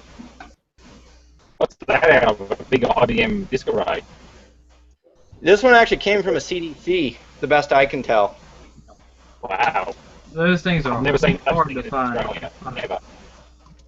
The harder to find part's the dishwasher that goes with. I mean, no, not the washing machine. The washing machine that goes with it. That's the hard part to find. Yeah, basically the equipment to read them. This came from GTE Automatic Electronic Laboratories. Josh, did you see the link? Yeah. Cling, cling. Wanted to school. I searched the freaking model number on Google, and it was the first link. It told me exactly what it was. It's kind of funky looking inside because I just opened it. Open it, either get pictures or show it to the camera. But I'm telling you, it's a power supply. I know, it's just kind of funky looking. Alright, if you want to try it, it takes in AC. There's going to be a voltage doubler most likely. 382K.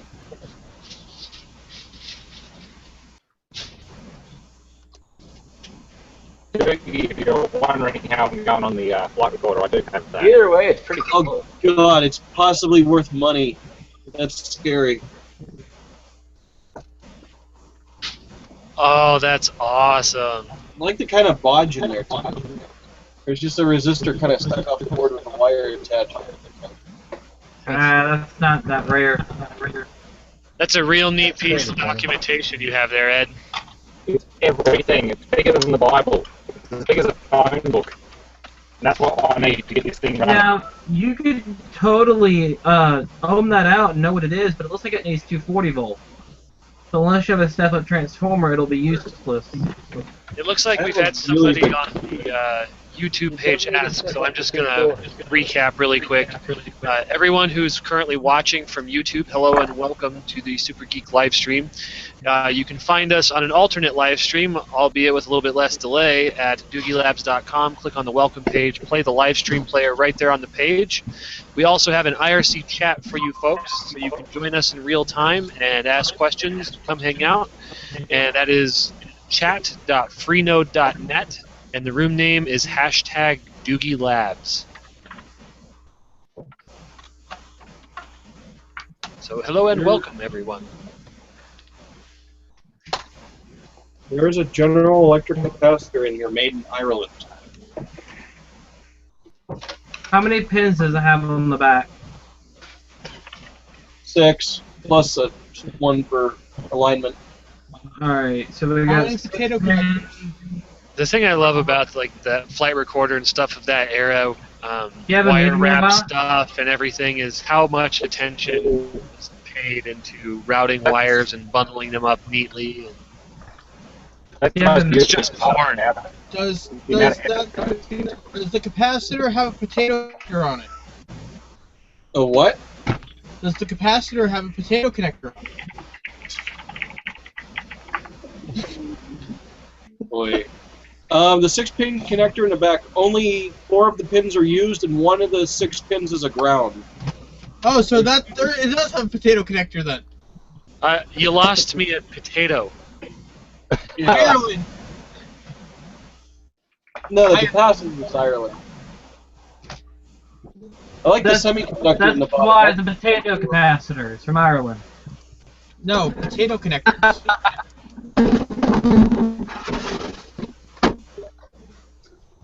The fact that this can run 10 amps is a little scary, but might actually be useful. It's about switch mode. Well, the thing is, you don't know what voltages it'll do. I don't know, it's just got a knob that goes from 0 to 10. And there's a you're low from and high 0 to range. 250. So here's what you need to do. If you have a meter nearby, figure out which the meter is on. The ground, it could be neutral, but I doubt it is. The No, ground- there's white wires in here. They're adjacent to the white. They're the black and the red. I bet that's. So it's probably a DC power Don't supply. assume the wire colours in there mean anything, because they don't Yeah, I use the wouldn't- same colours you would use in domestic AC installations at all. Yeah, I wouldn't meter trust the... The meter says AC volts, and the meter is hooked up to the red wire, and the red wire connects back to the circuit board, and it connects to the little semiconductor in the bottom. And It'd be then really- the black wire comes up to the switch and goes into the switch and goes to the board. So I'm It'll- guessing the black's the primary. It'll be really helpful if you could just take 2 pictures. One of the top and one of the front. It'd really help. So one of like the board and stuff. One where I can see inside of it. Yeah. Here's Well, your I date. don't need that. I just want to see inside and I want to see the front where the controls are. Somebody's been inside here. 'Cause Well, that's go 82. find- Go That's find whoever. 75. Go find whoever R is and have them tell you what it does. My name is R. Actually, now that I remember where this came from, the guy that I got it from is dead. So. Aww. Actually, I didn't get it from the guy. I got it from his son, who was cleaning out the garage, and they said they were going to throw all this stuff away. And I was like, no, don't throw it away. I will come deal with it. Don't You need throw to it do away. I need more junk. Oh shit. Yep. You need to do a That's tour where of I your got my storage supply building. of relays from. I have hundreds, well, probably not hundreds, probably close to 800 different just relays sitting around with sockets. They're all brand new. And a bunch That's of industrial awesome. So what's stopping you from building a relay computer? time and effort. Well, I loved Well, that also- video on YouTube of that thing. And also, Is there one on YouTube of one? Yeah, yes, there is. I gotta watch it now. as nerdy as I am with Now I gotta watch it. As nerdy as I am with hardware, I do lack the skills to understand how you would actually create a microprocessor from scratch. Not without doing a bunch of research. Yeah, I understand that. Making adders with relays is really difficult, honestly. If you use diodes, you can get away with a lot more. But keeping the voltages in spec as it comes down the line, going through all the pathways, that's the tricky part. I posted a link to the relay computer in the IRC. There's some guys out there that have some pretty funky stuff. There's a guy I'm trying to make a computer out of Connects. I think he succeeded, actually. God, where am I going to sleep tonight? I got to pile my bed on. You're going to have to cuddle your computers. MPC 1600s aren't cuddly. If you ever see this stuff for sale, it's good. Hard drive God, I'm thirsty. Be right back. hard drive table looks like desk ornament. I want you to cuddle up to that hard drive quite a while before that up yet. What? I got my ornament. Yeah. That is the best ornament ever. That valve that you have, I love that thing. Valve? Which one? I've got plenty. The giant poppet valve off of a ship. Oh, so I've got a pair of them. The other one's a bookend at work. I even know guys. One of the guys who worked for ESSO, Standard Oil, is it Standard Oil Company? And he reckons it came from one of the pumping engines that would pump the oil from down here all the way to the other side of Melbourne. So apparently it's part of the petroleum industry. Big rusting Hornsby turbo straight six. Wow. But that's so big. It's the other one. It's just a little bit big. Computer I built my aunt. I would like to have one of those. You didn't do bad there on your wiring, I will give you that. My headphone stand. Especially for a case where you have to trunk, it's not a very bad job at all. Oh, that's awesome. Best headphone stand ever. Thumbs up. With the headphone stand. You honestly wouldn't want to get thumped with that valve, would you? That'd knock you clean the fuck out. No. No, it would put a hole in what. It would put a dent in whatever you're hitting with that. I need a holder for my camera. Maybe I could set it in the case. The camshaft Tommy knocker. You ever dropped a camshaft on a concrete floor? No. What's not what I care about? This is a Jag XJ6 4.2 litre exhaust cam. Are the cams worn down flat or no? No, they're still pretty good. They are worn because this end's worn because the bearing cap came loose and it started to flatten. But it's still alright. I mean, the other one I gave away, and that's getting used today. That's actually in a car. It's not like 5.7/3 Chevy 350s where they just wear their cams flat. Oh no! Oh no! Look at those cam lights. That's Yeah, they look fine. It'll be fine. But again, it's double overhead cam with just cam over shimmed valve lifter essentially. There's nothing. I see something wrong here. Wonderful fun to adjust. Oh, blown caps. You're not going to use that one. Just saying. That's typical of this company. XFX. Is that Oh wait, can I see those caps again for a second? Are those the ones that look like the solid metal ones but aren't? No, those are just blown. They're just lytic. And this is why I'm upgrading it to a 610. Can't. Made in China. 6600. 6600? That's not an upgrade. That's a downgrade. The 6600 was fine. Well, it's not going to be fine for where I'm going with this. So that's what's in this I do G5 like this, right now. I do like the power regulator set up on this motherboard. What kind of power supply are you running on that thing? I didn't see it. No, okay. That's a great power supply. Thumbs up. TX. What's I that think like? I'm running an TX 520 in mine. And here's the motherboard model number and everything, if you want to see it. HX. If I can get rid of the glare. My flashlight. Man, But this is cleaning. this has a black edition CPU in it as well. Yuck. And this is the quality I build for my friends and family.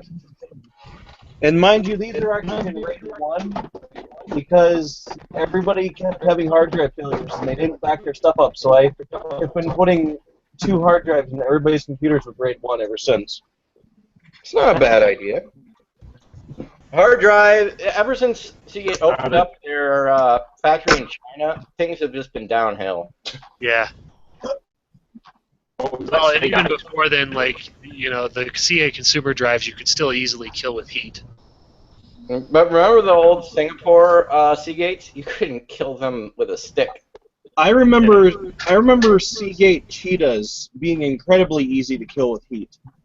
Yeah, the X15s, granted, they were generally put into places with heat, too. That didn't help. Right. And then it got really hot because they ran at 15,000 RPM. Yeah, I still say the most reliable hard drives before, when they weren't made by Quantum or outsourced to Quantum and they weren't owned by Seagate, the most reliable drives I've ever owned were Maxtors. As long as you kept them, like, cold, like just with a fan blowing over them, they never died on me. I've got Seagate that are 40 of those drives. As far as Microscience is really good. Remember Microscience? No. They made really high-end drives. Also, the Quantum SCSI drives. Not the Quantum any other drives, but the Quantum SCSI drives.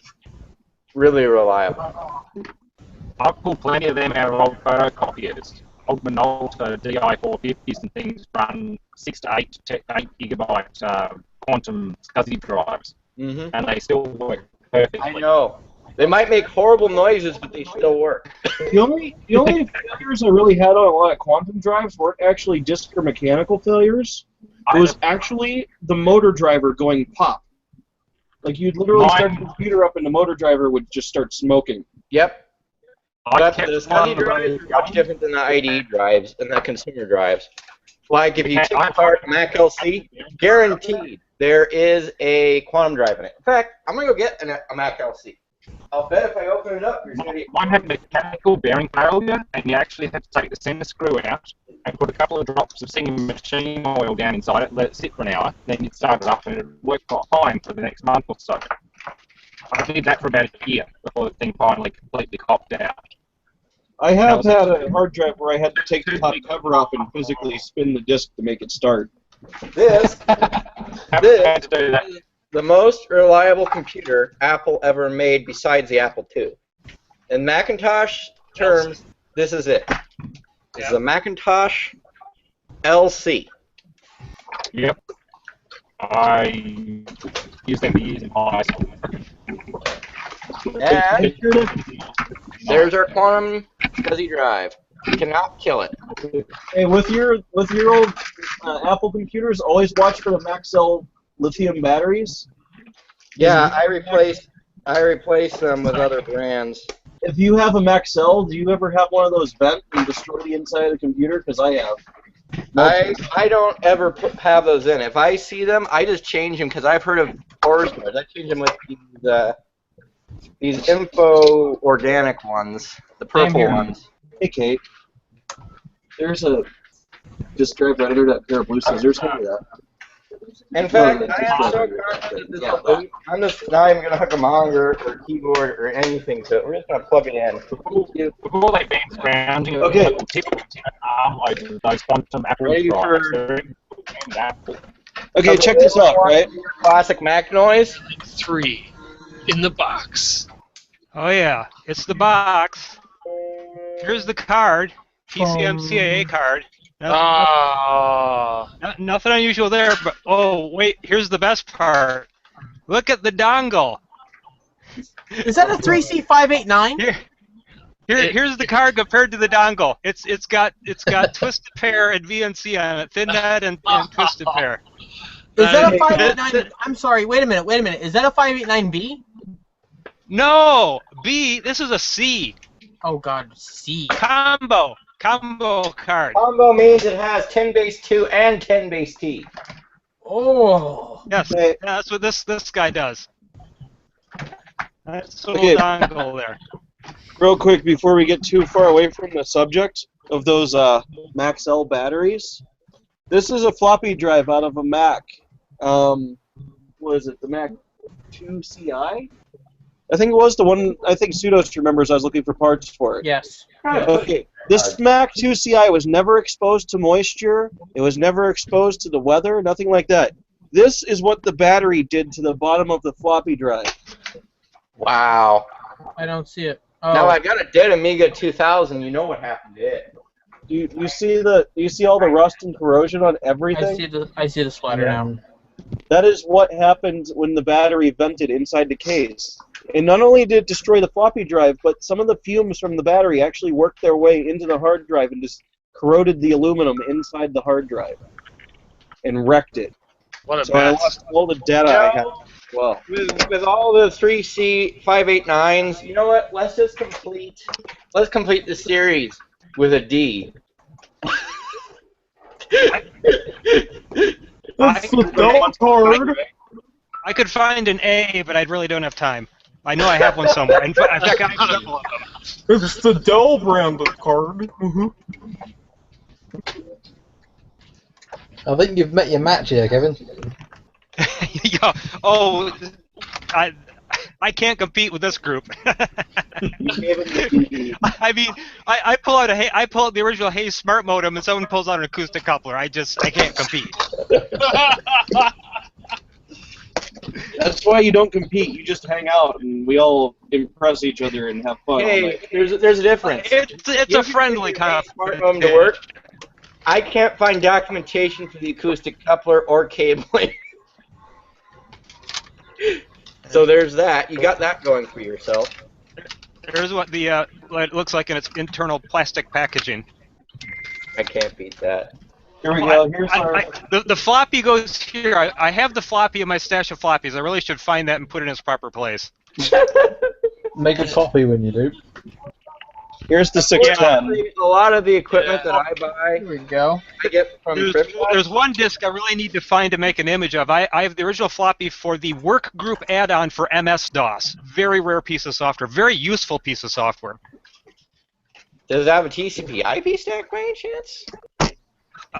No, it has NetBIOS, but it allows a purely DOS machine to talk to Windows for Workgroup computers. It's from the same vintage. Okay, so it's like an SMB.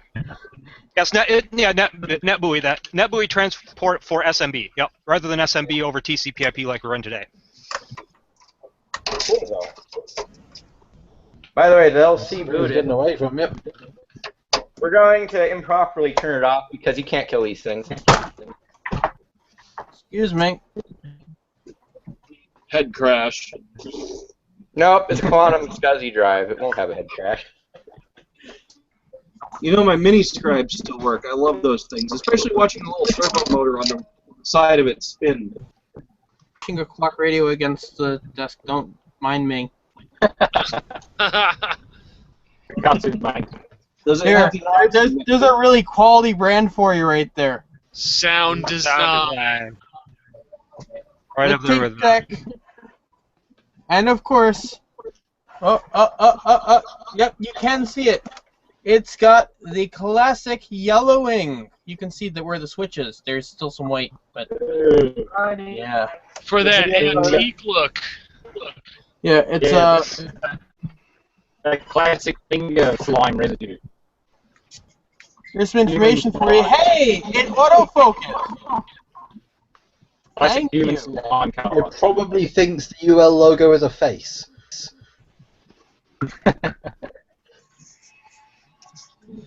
There's the information for you.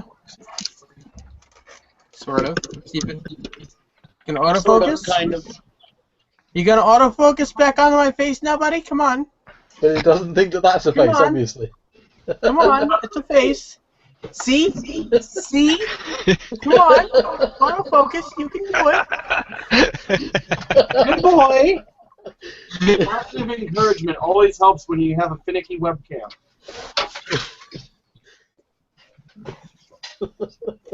Come on. Come on.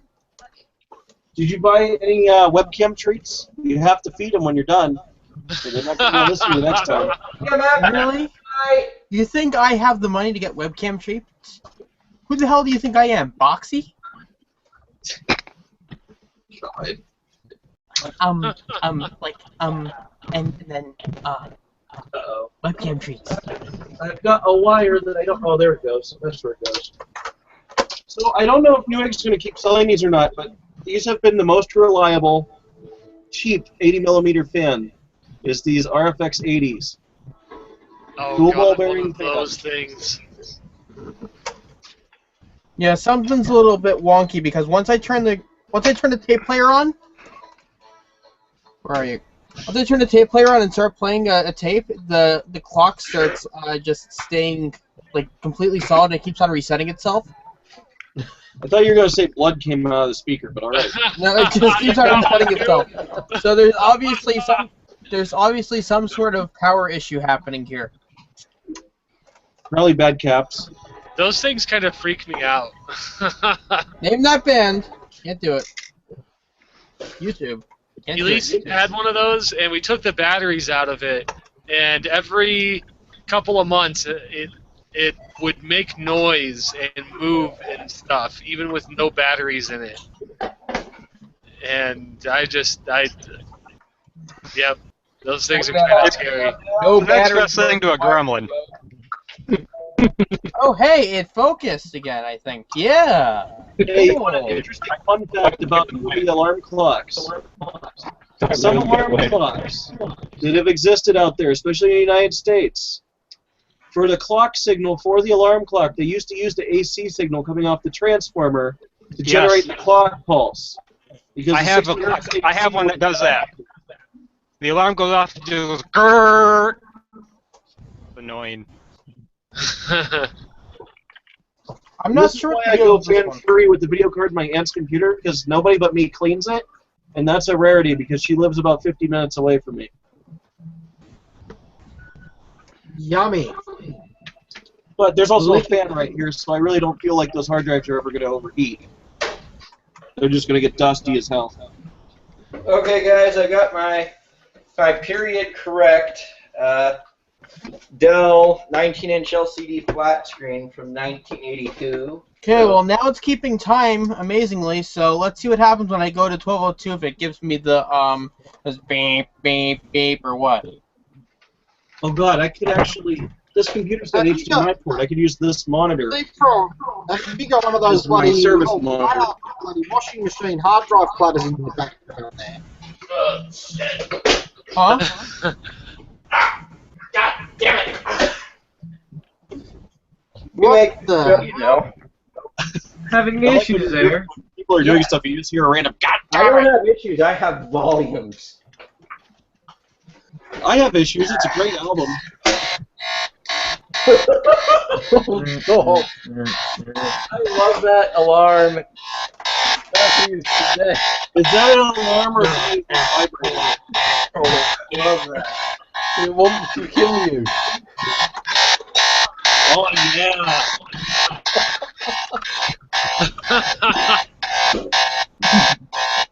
Damn it.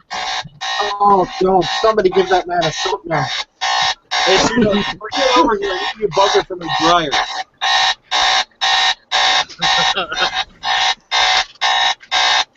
The stuck servo.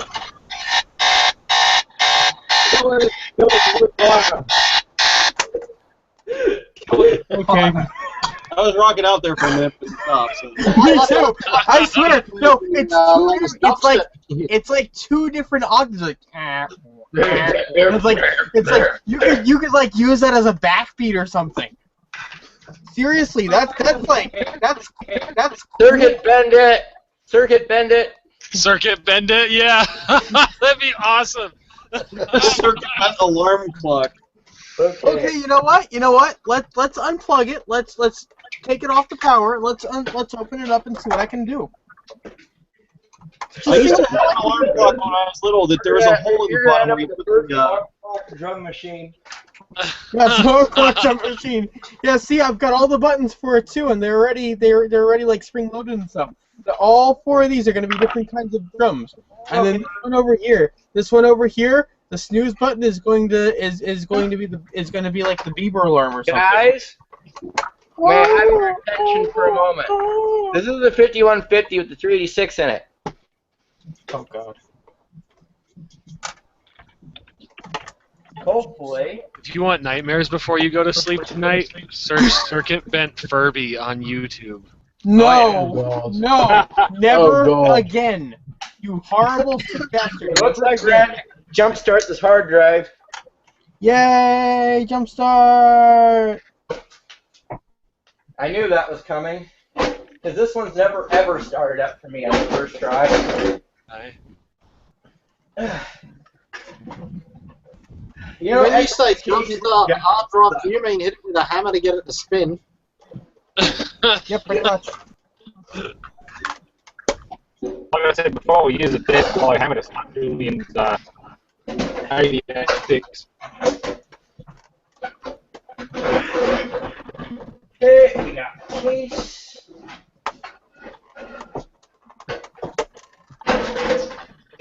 Wow, this is like the cheapest of cheap, yo. Poor Paul spewed himself to death. What? He spewed himself. Yeah, SVU, spew. What? Is someone being a spook? Is that what someone said? SVU, smooth. Oh, I thought you So said I see your alarm clock, Pseudos. Yeah. And I raise you a studio timer. I wish I had those. That's not as impressive, honestly. Okay, fine. If the studio timer doesn't work, I raise you a Nickelodeon alarm clock. Oh, fuck you. Fuck you, fuck you, fuck you, fuck you. My friend used to have one, and I would go over to his house and I would press the damn button just to make it say the song. Nickelodeon! Oh, God. I was cheaply amazed back then. Now it takes a lot. Ooh. Ooh. That's new. Good. This thing is worth a small fortune, I found out. What, the Nickelodeon alarm clock? Yeah. Really? Because I have one someplace. Press the button, press the button, press the button! What?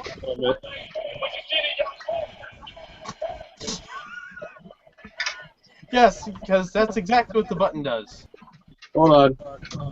How much of a small fortune are we talking about here? 3, 2, 1.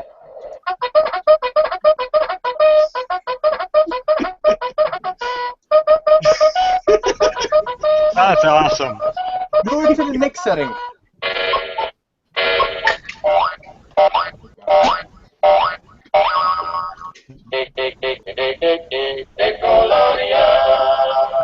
Oh, God. I remember those days. Okay, since we're showing clock parts, here is a vintage clock LED display with wired up to shift registers on the bottom there. One shift register per LED, all wired up with wire wrap on the back there. I built 2 of these, and these are used to build the prototype for Editor's Clock, which is the clock that runs Disclaimer. This is the hardware that was used to prototype that clock design. Ah, that's cool. It all made sense. So you come off this way then. I didn't have to take off the front. Is that what you're fucking telling me? Piece of shit. Well, booting. It's interesting that you had to build that, considering the logic chips that drive the 7-segment displays and everything, and it's all packaged really well. You guys are going to hate me. The possum might recognize these. Why are we gonna hate you? Yeah, Possum, do you recognize a HP branded HDSP 2000 numeric display? Sounds Is that what I familiar. think it is? Is think I that got what I think it is? PSP card, guys. This one's not. Is that what I think it is? It's a little tiny display. Is that the dot matrix with the built-in decoder chip, or is that a different series? Those are No, quite this, rare. this has 4 digits in it. It is a dot matrix. Oh, is it an alphanumeric? I don't know. I think it might be HDSP 2000. I'd have to Google it. I mean, HP made so many cool little displays back in the day. A lot of them had built-in driver chips. Yeah, this one heat sinked. Okay. You've got my attention. Outside of the fact that the pins are beat up on them and need to be straightened carefully. Yeah, that is an alphanumeric 5x7 dot matrix with internal driver. Those are cool chips. I have a pile of them. Oh, wow. 1975. That is cool. And they have a serial interface. You can chain them all together. You can make a little, text display. And they do run hot. All those old HP displays run hot. Yeah, they probably pull the milliamp. Remembering the data sheet, they were made to be able to be seen in sunlight, but they also needed to be heat sinked. Yeah, they're very. If you try to take a picture of it with a digital camera, it's really hard to do. You need to crank the EV down. There you go. Yes. I've got some of the smart LCD or not LCD LED display modules. They're kind of like those chips, but they're bigger and green. Oh, Here's God, what those- I have. 1 second. I think that's... Uh-oh. Breaking my internet. Although one of these is dead. I was tempted to send one of these to viewer mail as a joke because I think there would be jokes made about this.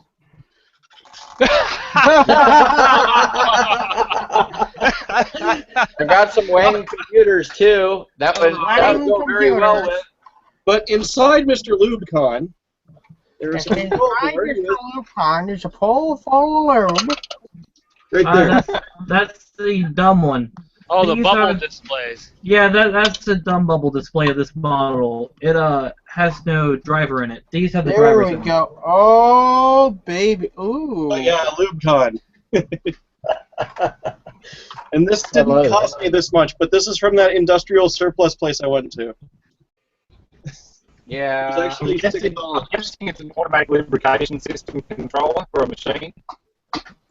Yeah, it's probably what I think that's what it is, and it's a timer that runs pumps. Yeah, it'll run a lubrication pump with the slides and bearings. Yeah, I'm saying Okay, I know what the problem is. The controller was tested by Pam. Here you go. Good job. There's all the stuff you need to know about your LubeCon. Pam cooking spray. Yes, it's Pam cooking spray. It's the best kind of lube. Yeah, I saw these I know what's wrong with this. on a shelf, and I wanted them, and I was like, those are really nice little boxes. And I saw the price tag for $10, and I was like, I'll buy those little boxes for $10. Okay, then when I so got home first and person opened them, that I was sees what's really wrong happy with this about gets a cookie. Come on, Best now you can do it. granny machine gun is Crisco. It looks like mad, it works well, and it smells yummy. Spray it down with Crisco oil. Autofocus, you can do it. You know what? Fuck this. Fuck this. Hold on. I'm going to move to the camera that'll actually autofocus for me. So where are one? Okay. First person. Mojo here. First person that can see the flaw, the error. It's not hard. I can't see the resolution's not high There it enough. goes. I'm Can getting you see it yet? The buttons. That's I'll give hilarious. you a hint. I'll give you a hint. Look at the capacitors.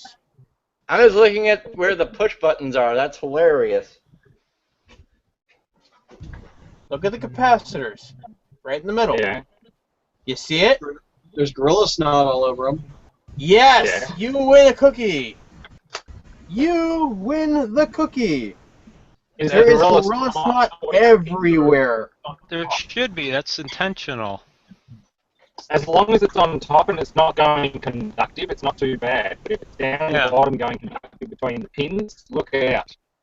Danger, Will. Gorilla's not parts from wiggling loose and shipping and transport. Yeah. Yeah. Yeah, Problem but with Gorilla- they used it in a whole lot of stuff here where they shouldn't have. Oh my god. What? Back in the day, though, they used it a lot. Like, probably in the 90s, I think they used Gorilla Snot, like All the way back to the 70s at least.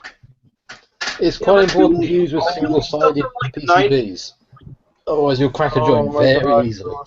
The old 1980s VHS players were a good one to clean up, especially the old Akai, like a VS1 And the or pin plating on these boards need to be redone.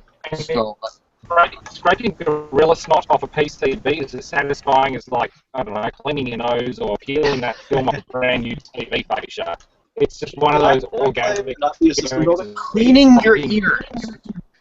Yeah, exactly. It's like cleaning your ears is amazing. Yeah, removing cleaning your Gorilla ears Snot with a utensil. Akai- Cleaning your ears Snot with a utensil feels better than sex. and Remember then that. turning it on and finding it works perfectly fine is just awesome. I love scraping Gorilla Snot. Yep, right there. There's Gorilla Snot.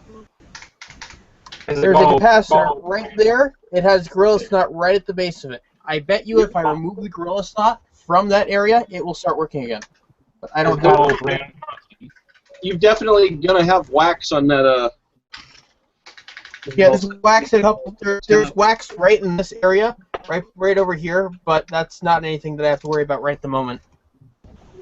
Now when it starts corroding, please worry about it. Well, Microsoft has gotten cheap. Look at this. They put. Wow. You're gonna be kidding me. Why are we upside down? Microsoft put this in a paper sleeve. This is how you get your OEM Windows 7 now, in a paper sleeve, and the disc has scratches on it already. Yep, Yep. I've seen that. They want you to All you need's the code anyway. And then you have to go and download the Digital River one and burn yourself on it anyway. They removed the Digital River links. The Digital River links go nowhere now. Are you kidding? 'Cause I just Dead serious. I've never found an OEM Windows disk from Windows 98 to current that is not delivered in a plastic sleeve or a paper sleeve like that. You don't get them in the box in a plastic cassette case or a CD case. Jewel case, yeah. Yeah. If you want a jewel case, you've got to buy an off-the-shelf brand new OEM, or not OEM, box edition. Like Oh boy! Something like that. Random thought? Even a Windows 98 copy is still just a CD and a piece of cardboard. That's it. Gorilla Snot right against the ribbon cable, right up in there. Oh, that's so nice. That's just what I wanted. Thank you, sound design. They deleted the Digital River. Those jerks.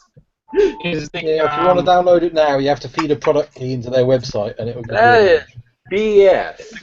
Yep. So now you're just gonna have to torrent it. If you're going to torrent it, you may as well get the slipstream one without anything going wrong with it. Oh, I already have it downloaded, but that's still. Well, to be fair, I have access to virtually every Windows edition through MSDN anyway, through volume account. But Jesus, How far back does Pain in the MSDN go? It goes Look, back down to there, the everything. beginning if you have the right package. Yep. I have virtually everything XP Vista and 7 available, every edition. Thank you, volume keys. Oh wow, they did pull it this month, which is just retarded. But then last week, You can still download it, but you have to give them a product key to get a link. and then it gives you a tool, and the tool is yeah. You give them the link, and they give you the link to a tool that downloads it for you, and the tool Oh, great! I'm does not not running work. Windows most of the time. 90% of the time, I'm not on Windows, so that's not useful. Yep. No kidding. Yeah, I got that download tool, or is it Not the download? DVD download tool. It's an actual different download tool. I know about that. your possessed. You know, I haven't done that for a long Please, time. no. No possessed Furbies. People at work used to bother me for tools all the time. Magic Smoke came out. And I started telling people, you need a tool! You want this tool? How about this tool? Oh boy, burnt gorilla snot. I'm trying to power it up, but as I remember, Julian's missus told me that it suddenly started smoking one day, and yeah, it ended up down here. That's bad. You should tell it not Hey, to smoke. Ed, you got any spare mots that can make a good The Furby was to drop it. Because Furbies would go psycho if you dropped them. I don't know what happened. And probably tried to catch fire. Okay, who's got the jet engine spinning up? Cannot display this video mode? What the hell does that mean? It means that you should be using a different monitor. I know.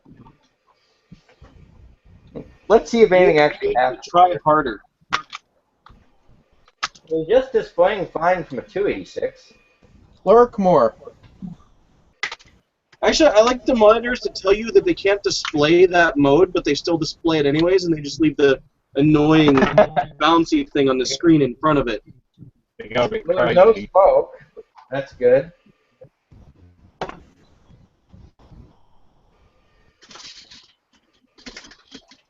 I think I'm going to virus scan the hard drives first and then back them up. Then I will install Windows 7 on this.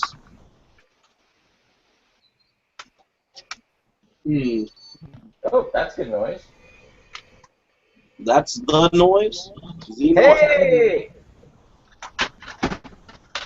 See that? Beep. It's a blinking. That means other than the video mode being an issue, it works. Yes. Is little baby Xener dialed in here encased in Gorilla's snot? We must remove the little snots and then test it. Thankfully, I've got a CRT here that will display it. Maybe. Maybe. You have a CRT? Where do you find room for that? Who has room for one of those anymore? On my desk. See?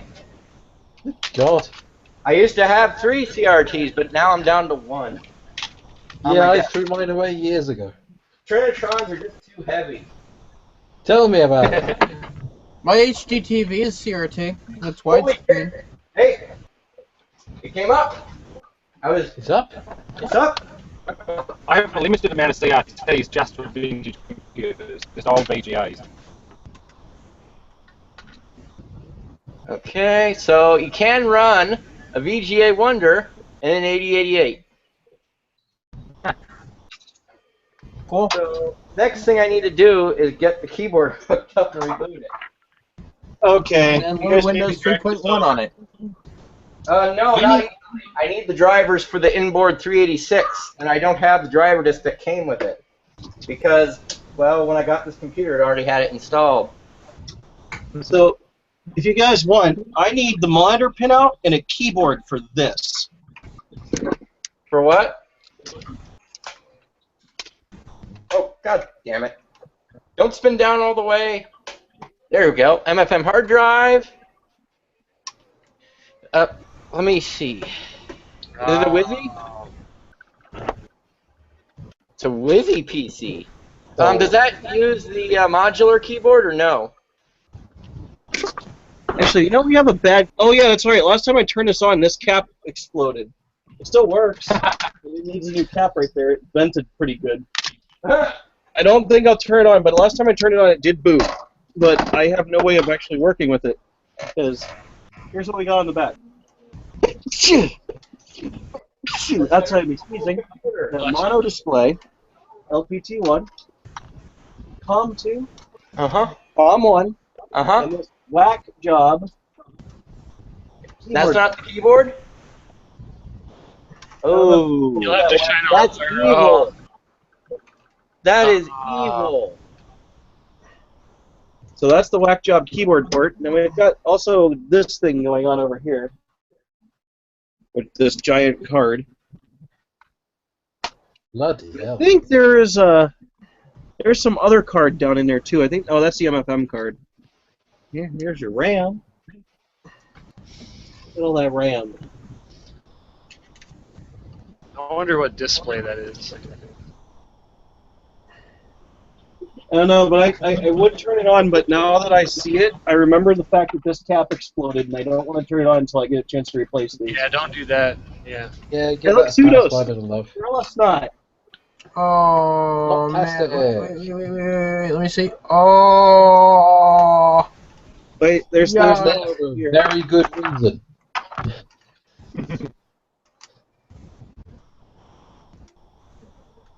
That's Really all there good. for a reason. Guys, I need to go find a different XT keyboard. I like the heat shrink on top of the semiconductor right here, just covering the little lead, or the heatsink attachment. There we go. I'm gonna try and point the camera down. I'll bet you they can put that heat shrink on unshrunk and it shrinks itself. Hey, remember somebody was talking about this being rare? What?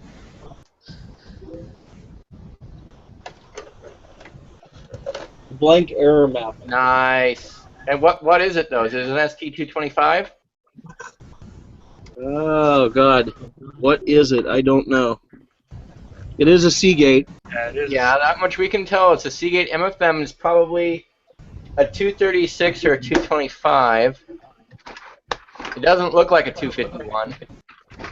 Hey, can you put power to the drive itself, just the drive, and let me hear it boot up? If it goes, then it's probably a 225 or 236. If it goes, Did you see what Ed's got? Yeah, that's a basic Mini criteria. Scribe, I love those. The ones with the servo. oh God, it's a mini scribe. Look at the defect list. It's a monster. I hope that was a cheap beat. Mini. The defect list is full. Where do we put the rest of them? Just put them on the back of the label. We'll never know. Let's turn it on. Let's pair it up.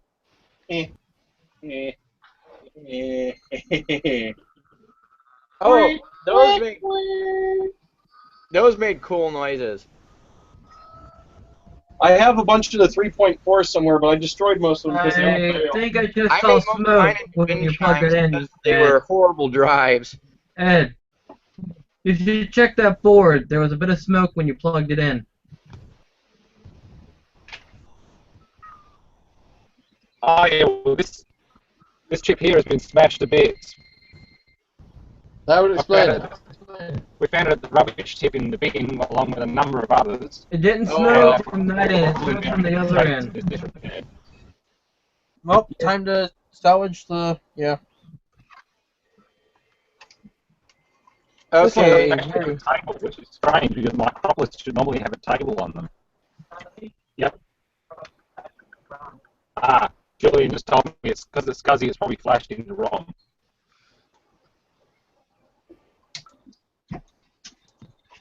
Hey, welcome back, Doogie. I think. I totally didn't do that. Yes, you did. Just now. Yes, you did, and we're judging you so hard for it. Oh, Wow, man, this one side of the board over here is like, oh my god! Oh! I've got to somehow climb over this mess and find an XP keyboard. I think I'm going to take off my shoes for this one. Oh my god. Okay, when Gorilla Snot goes conductive, is it supposed to change color? Yes. What color does it turn? Green. Dark brown. Yeah. Alls. Coppery green around the component leads that are affected, and it goes very Right dark there brown. in the corner around all that cluster. Yeah, It's all black. that's the problem. It's gotten hot, it's gone conductive, it's causing issues. Oh, yeah.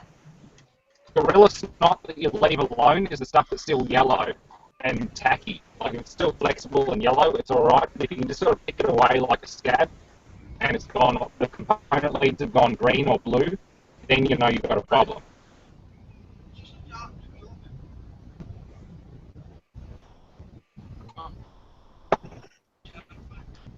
But yeah, picking a Gorilla snot on a printed circuit board is one of the most picky, orgasmic things you can ever do. It's like picking earwax out. I should still use these.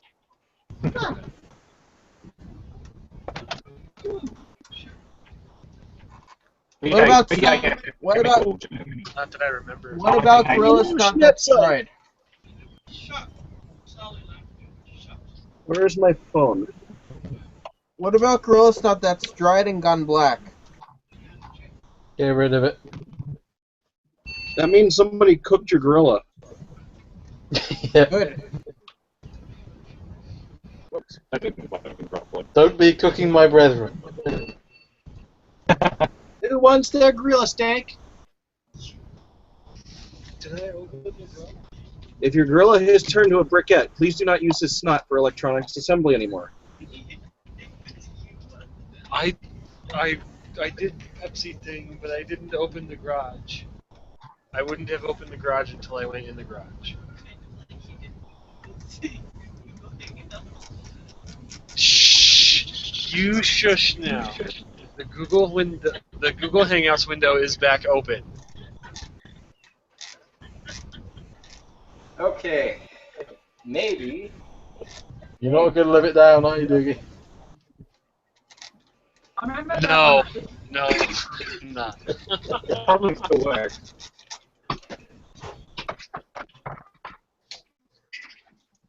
No. No. No, no. We need more lemon pledge. You get Windex. Hardware. Hey, look, an Intel SSD. I keep forgetting I bought this. Now use it. I think I was going to put it in my router to save power. There it goes. Damn it, I need an SSD for something. Type 17. Type 17. Let me turn the light in the living room on. Makes such a horrible noise as it was stuck. It's got even a bit of a wiggle and it goes. Give Oh, it no, a it wiggle, just just a little tickle, and it'll spin like... Wiggle, wiggle, wiggle, wiggle, wiggle, wiggle. It's having issues. Wiggle, wiggle, wiggle, wiggle. Whoa. Okay, I'm going to unplug this. I'm attempting to shut the light on. The motor controller is having some serious issues. I'm shutting down. Magic smoke? No. Nothing overly hot. It was just sort of coming up to RPM and stalling and just a fluttering. It was just carrying on. Okay. Poor old thing. Yeah, good old Type 1720 meg. Oh god, I like when old hard drives stall out and the motor controller's just like. I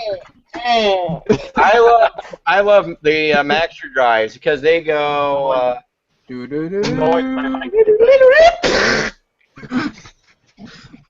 Oh yeah, the old Maxter drives at the spindle stop. They'd make like a. Yeah. The ASF one has a brake on it, and the thing screams when it snaps in. It just squeals its head off. I don't think it's really good anymore. And oh, god damn it! What's a 601? Does anyone remember what a 601 is? Oh, floppy drive. Never mind. We're fine. Flappy.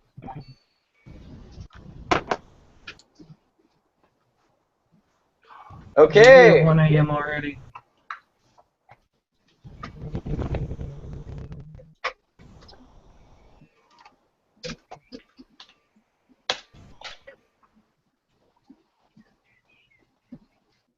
I'll tell you what, the Sans Digital USB SATA array is one of the best things I've ever bought. You just slide the drives in and they plug in. Oh shit! This has Lee Menu on it. I don't remember that. Is this the 8088? Yeah. With the 386 card? Yeah, I'm going to show it to you after I get out of here and get back to DOS. There we go. I Now, gotta get out of here. You mentioned you didn't have the drivers for the card. Does it still function as an 8088 with that card installed? Oh, much faster than that. It's just that you can't run Windows. See that dir command? That was So let's show you what it actually does. Let's do MSD. I think there's Oh, wait. What version are we on? Shit, we're on version 5. We don't have 5. I think there is some of the drivers on here. Let's see. 80. AD. Where would it be? Inboard. Inboard. Is that TurboTax 93? It might be. We'll totally run it in a moment, but first... Yes, we're going to see someone's 93 tax returns. Get their social security number.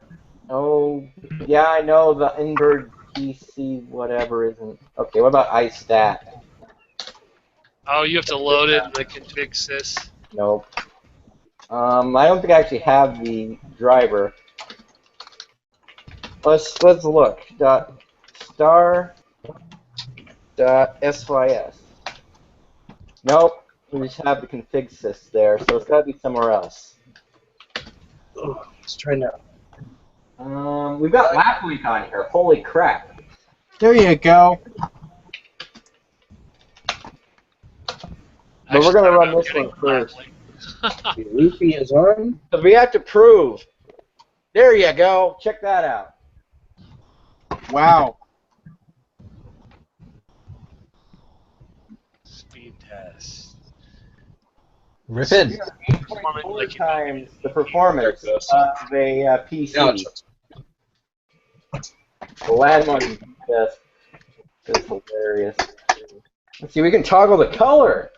Oh, that's disappointing. Make it go quiet. What's cost mode? Oh, holy shit! They want $30 for this piece of shit.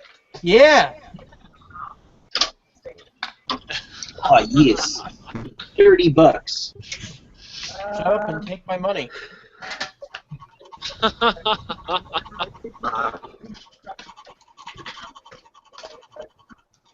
Okay. Okay, and we'll go. We'll try to do TurboTax now. Turbo. Damn it.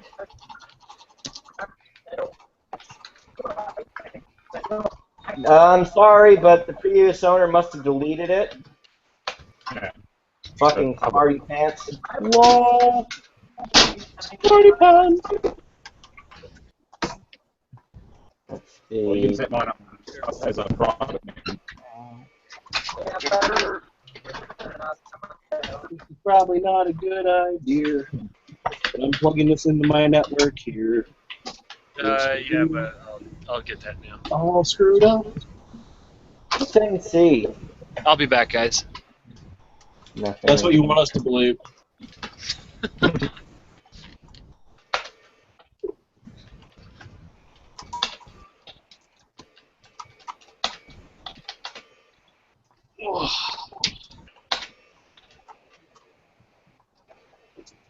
Let's go back into the menu and see what we can get from there. The menu. Yeah, le menu. Wait, what did I just accidentally click? Where's my TV remote?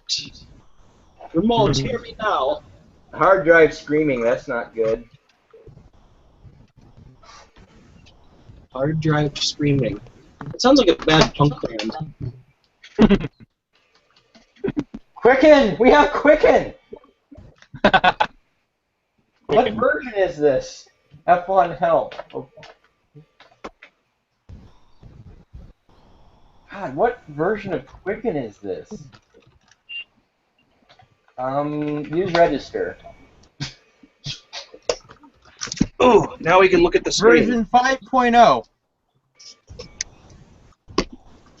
Oh man, he sold some Exxon stock in 1992. Apparently $47,000 worth. And he couldn't afford a new computer? What the fuck is wrong with this asshole? Wow. It is always illegal to find stuff like that on someone else's old computer. He it's more that he probably was not investing in a new computer, and he instead invested his money into money. He had a bunch of Exxon stock too. Up until like the late 90s, you didn't really need too much of a computer for trading stocks, I don't think. Yeah, but why would he have spent $2,500 on a 386 upgrade for his IBM original PC? Because he was probably a cheap ass? It was probably talking to a by the sales rep. Started running the same program again. We had to exit quicken after it loads. He could have also been talked into it by a dealer.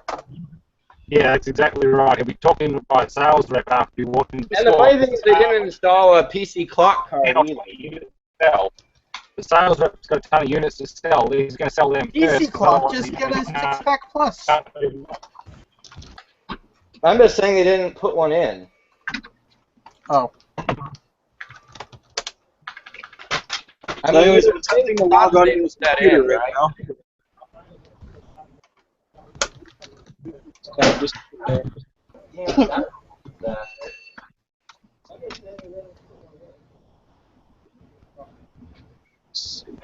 Okay, I have a date code. I think we need to come over. We need to see if Pepper wants to join in this discussion. This clock radio was made 39th week of 1993. It's not even that old. 1993. No, it's not. I thought this was like from the 80s.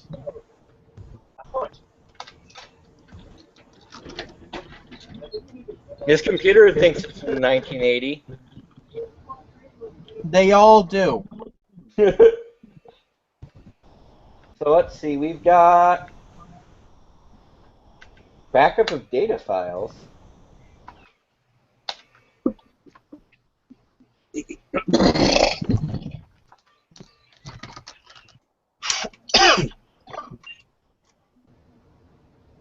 Pepper has to be the most chill dog I've ever seen. Okay. How you doing, Ed?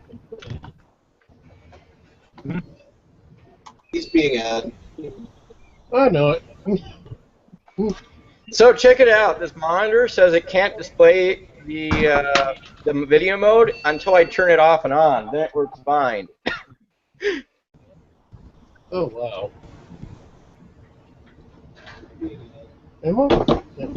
Is mine?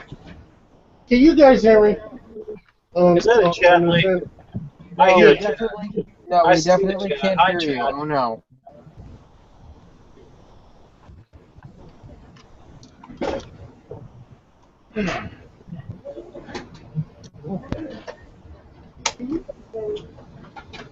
Auto director. How's it going, Chad? Oh, doing fine.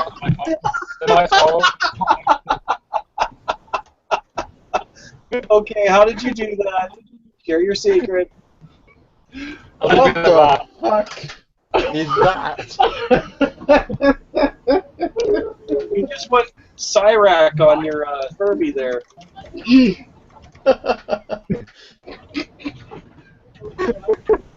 No, I always used to bring the beak down so that it exposed the little slit there. That would scare the shit out of my sister when it started talking. Hey, I got Norton Commander on this thing. Good, now delete it. I think. Yay, Norton Commander. Anyone remember this? I've never heard someone so happy to have Norton on their computer before. Yeah, but Norton Commander was nice. Does anyone remember it? No. I don't want to remember it. You know, sadly enough, for the longest time, I ran Symantec corporate antivirus, and I loved it. Yeah, I'm not talking antivirus. I'm talking about a DOS shell. That was called Norton Commander. I know, I'm talking about sudos and not wanting to run Norton products. Yeah, I understand. Oh, how you can't Symantec hack corporate me products are enough still that I got better. Norton. Oh god, this has Norton Utilities on it too. Ooh, unerased. Hang on. Oh, bad things are going to happen.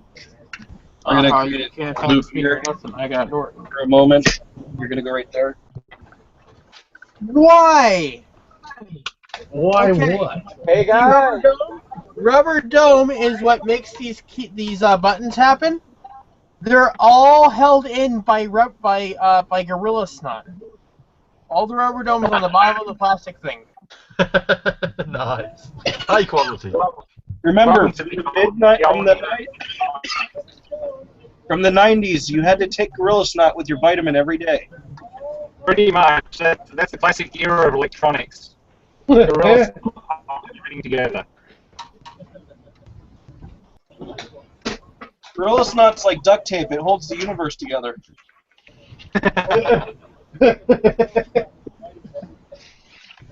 I believe It also tastes like chicken. and corrodes very easily. Yeah. Actually, the one time I told somebody a terrible thing, I wasn't thinking about it, and I was holding an electrolytic capacitor in my mouth, and for whatever reason, I wasn't thinking, and I bit down on it really hard, and all the electrolytes shot out into my mouth. That was the worst thing in the world, because it was really nasty, and yeah. So I told somebody about it, and then they went and picked up an electrolytic capacitor, put it in their mouth, and bit down on it, and they were like, ugh! And I'm like, why would you do that? I just told you it was terrible. Hey, so it appears that we'll be able to undelete all of their TurboTax stuff. I'm not going to do it right now, though, because I'm not that bored. But, Can you undelete the drivers you need? that's the good question. I'm going to try that in a moment. Let's try that now. But regarding electrolytic caps, I got one that's better than that. So I was screwing with a point ignition system on a car, and someone decided it'd be a good prank to blow the horn on me, but I didn't hit my head, so it was good. They did it to me again when I was on top of the engine of a truck. I still didn't hit my head, but I decided it would be funny to charge up the condenser and toss it to one of them. I didn't get the end of it. Catch!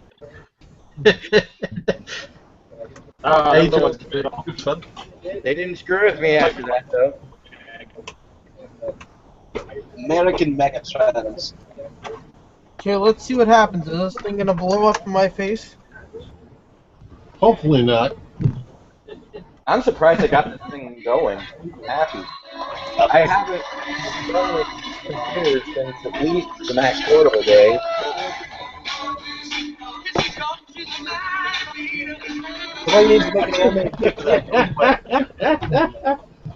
I forgot to put the dials back in, so I couldn't turn the volume down.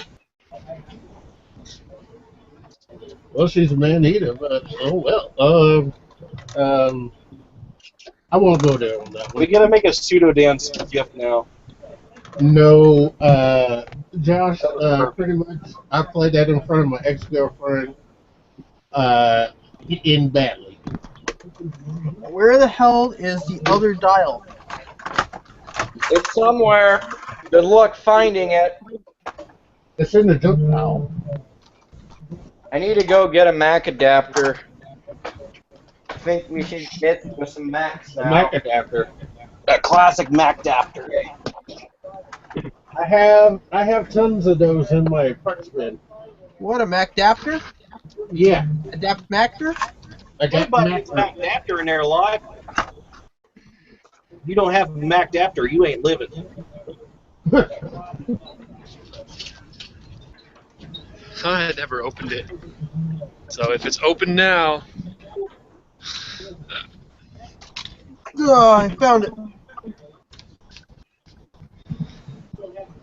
Hey guys, how's it going? Y'all see this? Right here. Show us I got it for you. I This forgot my soap. is a Mac adapter. Oh boy. Ah, yes. Oh, I have a few of those. I have Dip one here that switches. does Does that one have That the is dip Mac switches to set the resolution? Yep. This one's got a nice little door on the bottom that just swings open. Ooh. This is a fancy one. It's a fancy Mac adapter. Oh yeah, there's a dip switches. It's a ViewSonic branded Mac adapter. Switches to set the resolution? And this computer is not picking up the USB keyboard, which Makes me suspect that it's not turned on in the BIOS. Grab a PS2 keyboard. Yeah, don't plug it in once it's turned on, though. Won't work so well. Now who's all here?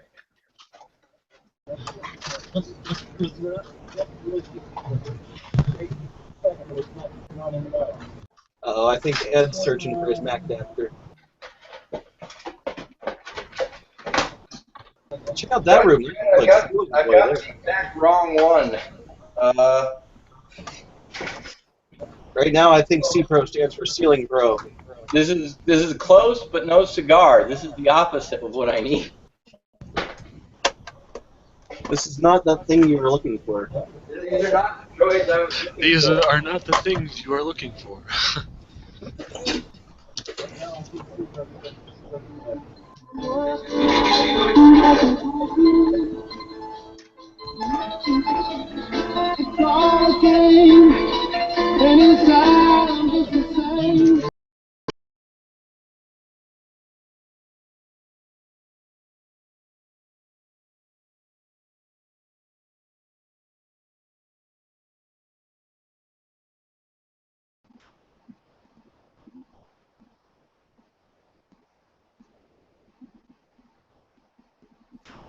What? Whoops. What the heck was Server that? error. I don't know. Server error. Whoops. That was cute. Thank you, Google. That was fun. It just said that everything dropped because of a server error. Yeah. Thanks for that. We were using it, but... Yeah, exactly. The Hangout has encountered a server error. Oh, that was funny. I'll encounter them a server error. I'll be honest, I was really happy that it just came back by itself and didn't require any interaction on my part, so I Yeah, that's fair. kind of fixed it. That was nice. Mine required minor interaction.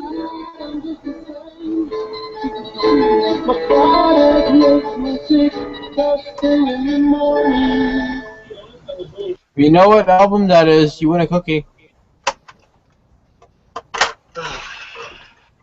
Where did everyone go? Okay, there we go. What happened? What happened? It server. encountered a server error. It would complete. Oh, he's got his Mac adapter. Damn right. I gave up finding the Mac adapter. So Don't have one of these. You cannot call yourself a geek. Yes, Exactly. I have three. I have tons of them. Oh yeah, I hung these up. I keep forgetting it's here. Does that fall under the same camp as the 13W3 to VGA? I have a cable that does that. Indicated. Doogie, were you using a DWL650 card, Wi-Fi card, or something a while ago? That's in my Omnibook right now with Windows 98. Here's the box for it. That's awesome. Is that Those a are B actually- card? Doesn't say. Well, yeah, wireless B. Yeah. I can't remember what chipset they had in them. They had a pretty good chipset for the day. Look at that graphics. That's awesome. Just look at it. I feel like that's Michael Jackson somehow. I don't know. The only thing I know is that this Mac was totally screwed with when I got it. When I show you what upgrade card is in it, you're gonna be like, how the hell did that possibly? We're gonna squeal like a school child. Yes. What version of Windows is that? It's Windows Mac version. Oh.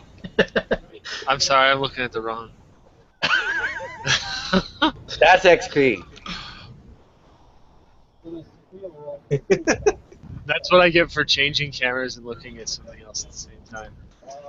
I am attempting to get this XP box to recognize the unpack.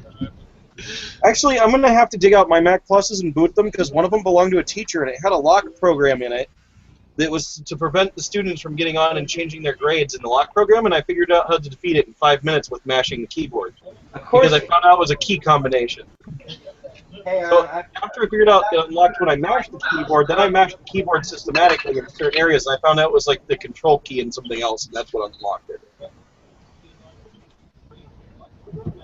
Here's my G650. I think you have the D as in Delta. I have the D.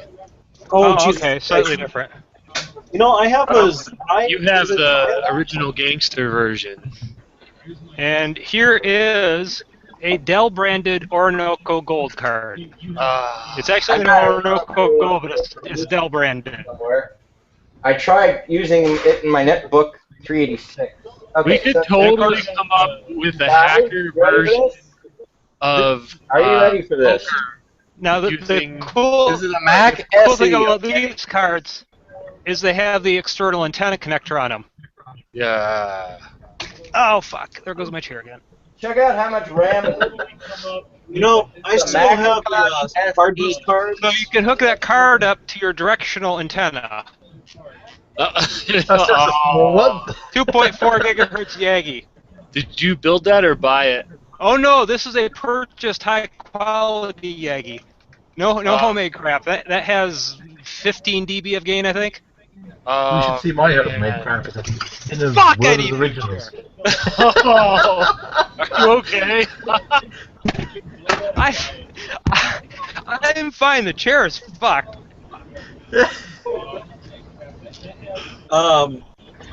I've still got either, I think it's Zircom or Zicom, something like that. It's a 10100 card bus card that's double height and it's red and gray. Zircom. I have it on my desk. It's underneath the clutter. Right here. Zing. Yep, I have a couple of those. I also have some old Wi-Fi. Oh, you got the nice one. Mine only has the 10100 port. That's it. This came in that $6 ThinkPad I bought off eBay. Oh, really? Speaking of $6 ThinkPads, did I ever tell you the story about being at the auction? Hold on, what was that trying to say?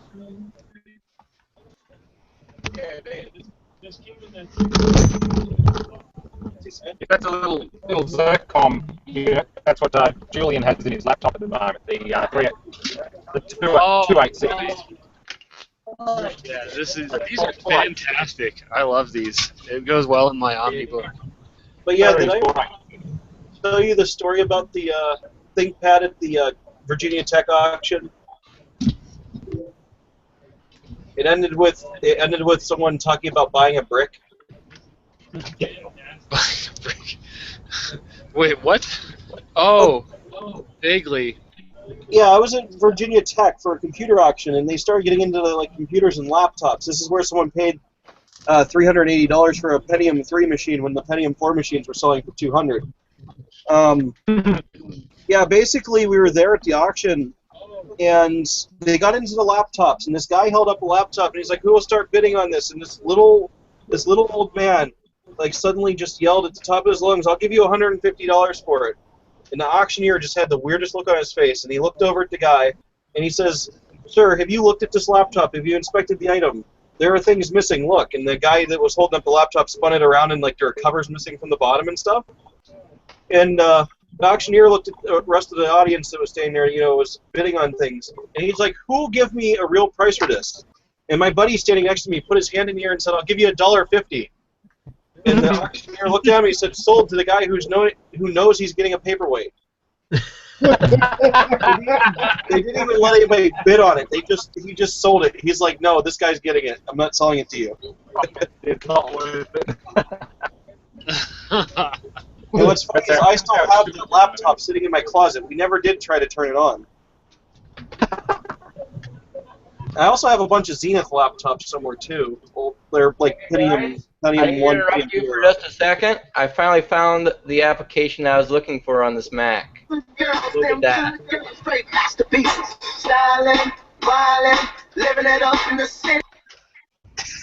I'm not sure if you can read that, but this thing has been screwed with. Mobius 030 accelerator. This is on an SE. Okay, so the crazy thing is, I think you may have just answered my question. Someone gave me a broken Macintosh SE a long time ago, and when I opened it, there was a strange, like, large circuit board that was piggybacked on top of the processor. and like the sides of it were soldered down, but the thing that went on the No way! socket. You did? You got you got one of those like whatchamacallit 030s? Words in it or what? Yes. That's what's in that right now. Yeah, man. One of those turbo cards or whatever the frick they are? Is it a turbo card for a Mac S? Oh, damn it. I think I just killed the webcam. Oh. Those things are worth serious money. I need to see a picture of one of these now because I think I owned one at one point, but I don't Do think I you still need have a regular Mac G5 power adapter? I have 2 of these, and I'm looking to get rid of them. Hang on, I gotta redo this. That thing ain't gonna power a G5. That baby is the most evil thing I've ever seen. What have I done? Okay, Are I you don't looking think for the that's market in one of these pseudos for duty? I made a monster. What?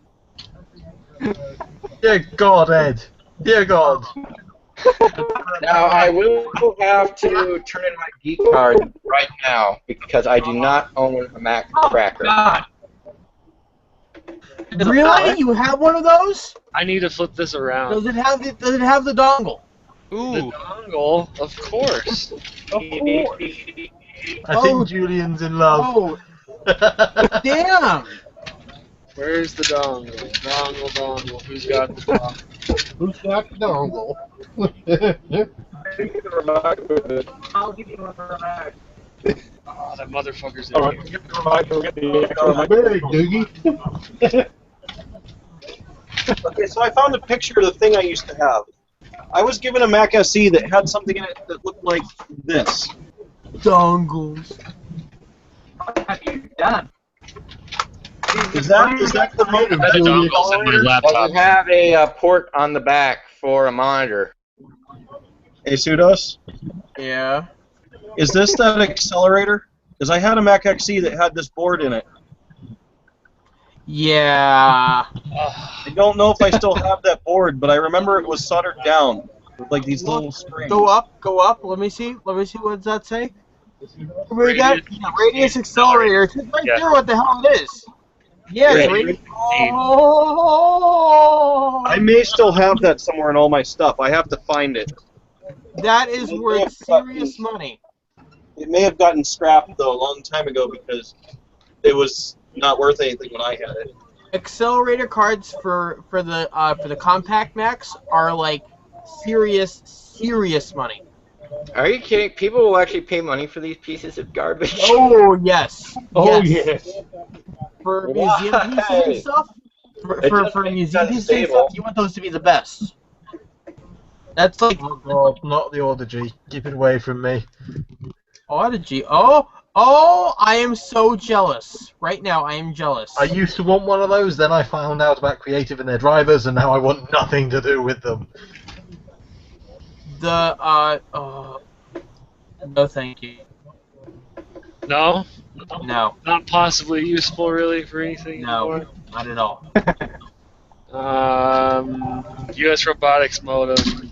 No, what you need to do is you need to get one of those Echo cards that I linked like a week ago. I have a lot of these. These got to be useful for something. I mean, they're transceivers that talk along the same frequencies.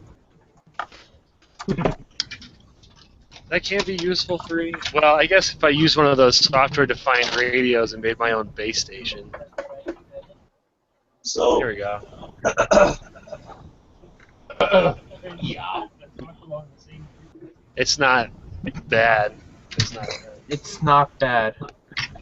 Oh, here we go. This is an original. This is old. This is old. Properly old. See, the bad thing is that I would be able to do what Doogie's doing if my stuff was even remotely organized. But sadly, my stuff is not remotely organized. Who's remotely organized here, other than Doogie? This is the model number. He's got practice. I need some organization. I would love to have somebody come help me organize all my stuff. If someone helped me organize my stuff, I would happily probably trade away some of my stuff. There we go. Right now in the IRC channel, I just linked a card. Hey, I got Starry Night. I love those. Backpack PC card is handy.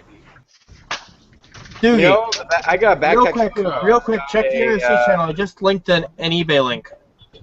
Here goes. That's like here goes the best PC card, the best card bus sound card that I know of. Here You know, goes. starting boot up Apple PowerBook After Dark. G4 if you're interested.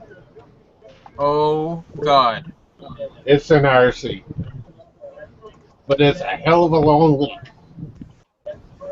$50, huh? Yeah. That's a 2003 one though. Yeah. Yeah, but I was trying to find one at least with the Intel base where I could run Boot Camp Manager and put Windows 7 on it. You can't put Windows 7 on that. That's PowerPC. Oh, that's going to be handy. Since I have the OmniBook now, I can use card bus cards. Yeah.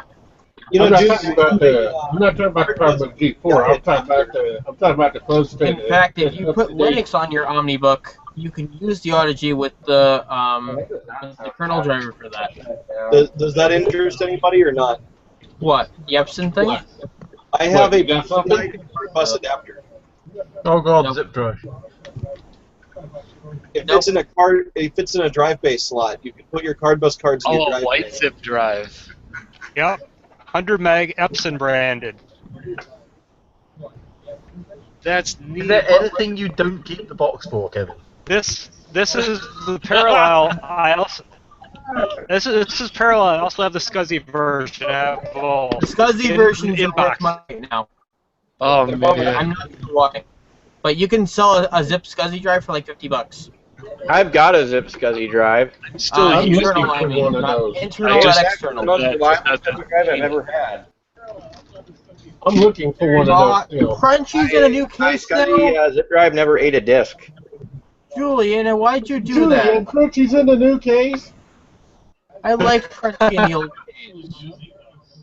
The old case was a bit busted. I'm still using the top cover as the range with my lawnmower. Oh God. Oh god, USB Doogie. That is exactly what I need. I've got a couple of those. I love the see-through cover on this. If I had a webcam, wanna I'd take take that this stupid cover? bollocks and go get my LS120 out.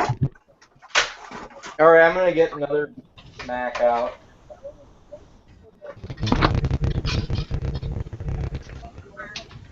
See-through cover, right My here. LS120. Right here. Name this card.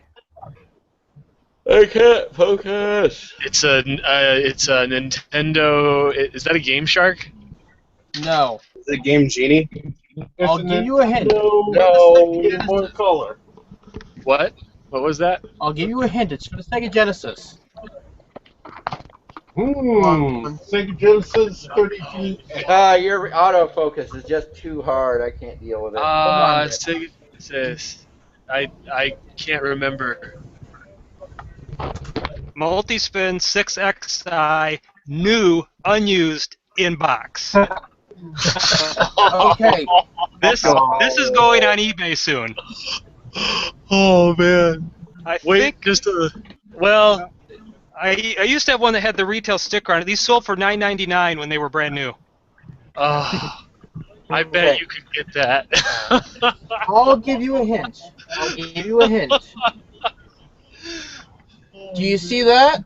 Hold on, wait for it to focus. Focus, focus, focus, focus. Okay, you see it? You see it? Oh god, it's that silly No, internet no. thing for Sega Genesis to let you download games. Yeah. You remember the name for it? Game Link. Come on. Nope, I don't. Oh, Homelink? No. No. Hey, guys. Is it the one that had the commercial that was like you stick it in your Genesis and the guy connected the big power cables together? I think so. What you I'm got not there, sure. C-Pro? This is an X-band prototype. What you got, Super? Okay, so you know how you had your multi-read NEC new in box? Well, I don't got a new in box, but how about a caddy loading NEC intersect? Nice. Yeah. I had a stack of 8 multi-spin 6XIs, but I sold them all so far. Manufactured 91. 1991. Wow, that was in my high school. Yeah, I can't think of it, Steve. What is it? Or Sudas? This I just said. It's an X-Band prototype. X-Bin prototype. Yeah, Catapult X-Band. Let me look that. X-Band. I've never heard of that before. Well, if you check IRC right now, I just linked it. Jesus. Day and age of instant information. X-Men prototype. Da. They used to sell those at KB Toys. I'm not sure. 40. No. They sold these for $45. Yeah, but this is the prototype. This was sent out to the dev testers and the beta testers. So guys, these were actually the property of Catapult Software, and they were like under a license and shit and NDA, and you couldn't say shit and all that sort of stuff. You had to sign a contract and all that crap. That's an interesting piece of hardware. Oh yeah, and the fact that it had pretty low latency for the time was really good. 400 baud. Okay, so Yeah.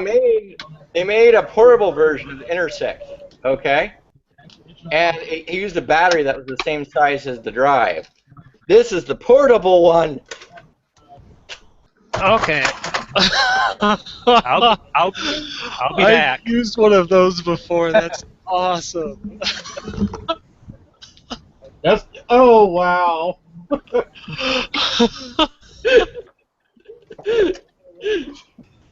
Oh jeez. Oh yeah. These actually work pretty well, but they're slower than mud. And see, this is where you hook up the battery. That's the same size as the entire unit. And maybe it'll give you an hour. You could probably run that off my phone these days. No. This is DC 15 volts, 1 whole amp. Yeah, my phone battery could supply that, just not for long. Yeah, you can get one of those at Radio Shack. Oh wait! Come on, let's just go over to Radio Shack. I can boost that out of my phone. Wait. Next time we do a hangout here, I'm gonna bring my Radio Shack haul down and we're gonna go through it. Okay. Nice I'm using my Radio Shack hall right now. It's upstairs. It's called the Beaglebone Black, and it's doing absolutely nothing. Oh, what's he got? Oh, nice, Alfonso. NEC, multi-spin, 3XI, SCSI, of course. I have as usual, I have the box for this. I didn't bring it with me, but yes, I have the box for this. SCSI. Awesome, that would like straight into my HP XI. There's the card. Oh, Doogie. That is awesome. You remember your video what you did with your Panasonic external CD drive? Yeah, the one that has the sound, onboard sound and everything, the IBM ThinkPad option CD drive. Yeah. Not that one. Your Panasonic one that you stick in the freezer in order to get yes. in order to get the CD to boot. I had to do that with one of my external drives. A portable SCSI CD-ROM drive came with my Omnibook, so it's actually the factory Omnibook one. Is that a 380? Yes, 380D. I have one that needs parts. This one works completely. Is it in your computer collection? Well, again, once I find and assess the damage to either or of my 380 XDs, Doogie, I will let you know. The duct tape one, I'm more willing to get rid of than the other one, but we could probably work something out. Okay. Because I don't use any of them, and right now they're MIA, and I really don't have any attachment to them anymore. The one I used for years and years, and that's why it's pretty much held together with duct tape. And you'll see, it's duct tape and super glue that hold that thing together. You should use Gorilla Snot. Conductive Gorilla Snot. As long as the motherboard works. I know for sure that if the motherboard Both motherboards work. Both motherboards work, screen. and I know for a fact that I lubed the fan for the Pentium. Lubing my dude. Because it's really irritating, you know. Rubicon. Kevin, you okay over there? Is everything all right over there? I'm fine. That's what you want us to believe. Let's turn this son of a bitch on.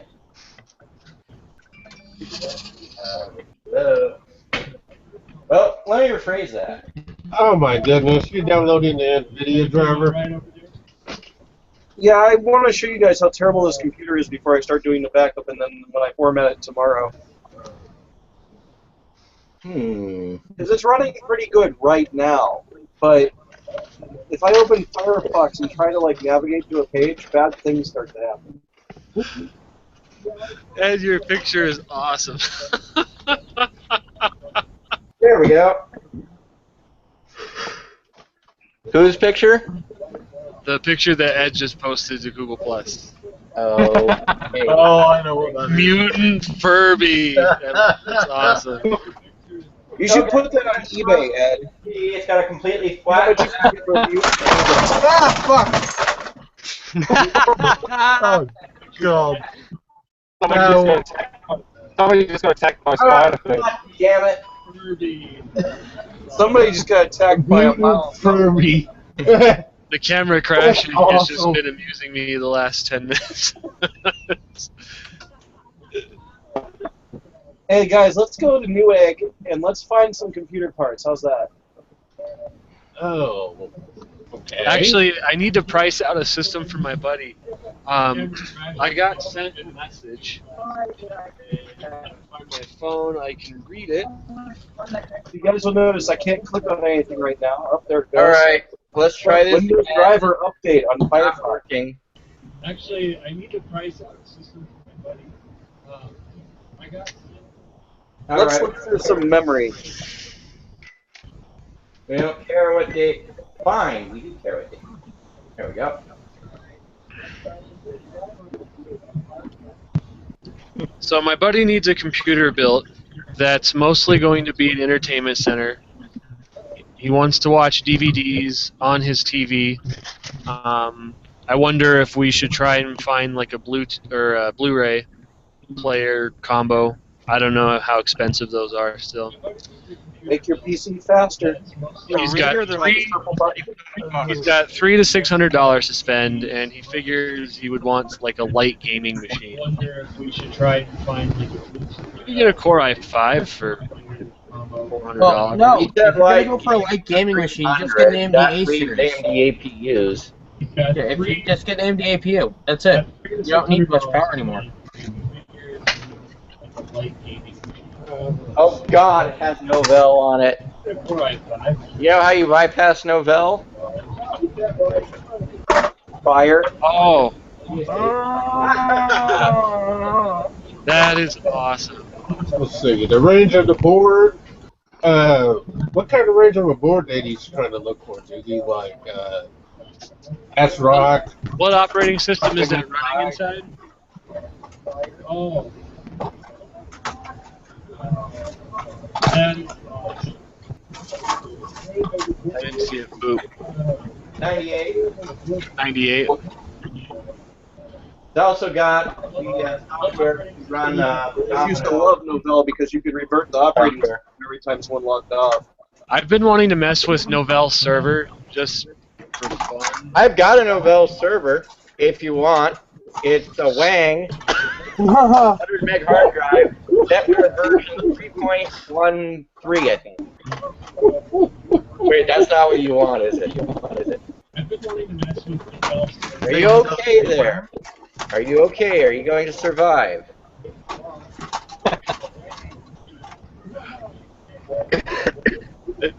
What? I think everyone's dead Sorry. now. I got distracted at the last second. Everybody's dead, Doogie. Dave, they're dead. Chaz killed They're all him. dead. Kept They're all all his dead, stuff. Dave. Oh, I'm here. Oh, I'm here.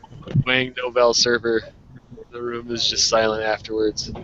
Yeah, it's because we all remember horrors. errors that should not be foretold ever again. Oh, Like, God. the best thing I Don't remind me. We used to have them damn things in operating school. systems in school systems. It was so reliable though when you found the right hardware to run it on. Yeah, like a compact ProLiant server that got drywalled in for how many years? 10? Drywalled in. Oh my God! Didn't you hear about this? Yes, I've heard about this. A network server got drywalled in and no one knew about it.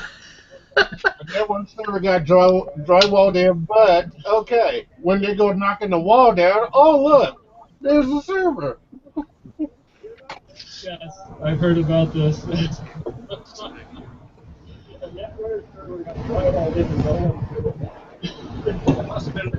question was the server still on and running? Yes, it was. There's the proof. I found it. Oh, good deal.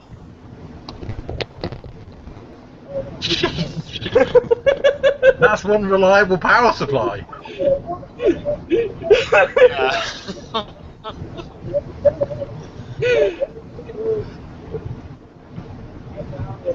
The article from that was awesome.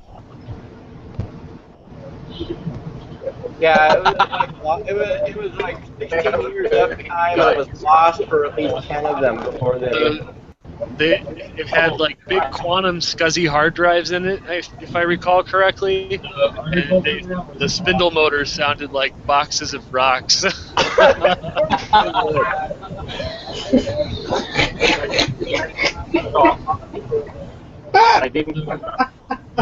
had like big quantum SCSI hard drives in it. So who's got the live stream playing as well as in the Hangout at the same time? Not me. But Oh, that's me. That's on my end. That's on my server playing. I can mute it if you. hey, you know what? We have more people than when we started, so I'm going to ask this again. I've got a weird board here. It's got 8-bit ISA. Kind of looks like a video card, but it isn't. It says EchoVox TL on it. And I've got no clue what it is. It's got a Texas Instruments EchoVox PL. TMS 320 SA 32NL. It's not an industrial control card, is it? Okay, TMS 320 chips were early DSP chips, so it could be an audio codec if it is like a voicemail card or something. Yeah, we were considering it was either voicemail or some kind of automated system that might have interfaced with the telephone. It looks like a Motorola 6800, 6805 rather. 6805. 8-bit microcontroller. Mm-hmm. Oh, okay. Is that better than the? I had live stream going well while I was busy over at my workbench. That's okay. There's so much going on, and I think the amount of geekdom has reached critical mass. Well, hey, we're having fun, right? Oh yeah, this is what it's about. I'm thirsty again, though. Thirsty. I've got disk packs and ThinkPads and IBM clones and. I seem to have lost track. Do you have anything with microchannel? You have a minefield of old God, computers. that's a good question. I disliked the microchannel stuff when I was a kid, so I did too. I've got a PS2 Model 80 flopping around someplace. The memory card. That's all I've got of it. I'm not sure where to take that. That's pretty much it. It's a 2 meg card. You know what I'm actually looking for? I'm trying to find close to the same P70 that Doogie has, but in black. I think the black ones are a little bit harder to come across. The black portable? That's got a face hugger. We're all doomed. Is that what he's talking about? Yeah, I'm trying to find a black P70, but it's. Hang on, let me look on it. That one that I believe, what was that, UXW Bill owns, Yeah. Yeah. Yeah, I that think was that's an a piece- industrial controller for something, some machine, and that's why it was black. I'm pretty sure that wasn't a P70. I'm pretty sure that was a P75. P75, yeah, you're right. It was the 486 variant, Dude. which I'm glad I don't own. They seem to have suffered a lot of capacitor issues thanks to the stupid ones that I found in this floppy Well, drive. let's see. You got an IBM terminal, Model M keyboards in there, and on top you have a TV tuner card and another IBM Model M. This is a Model F. That's where you're wrong. Ah!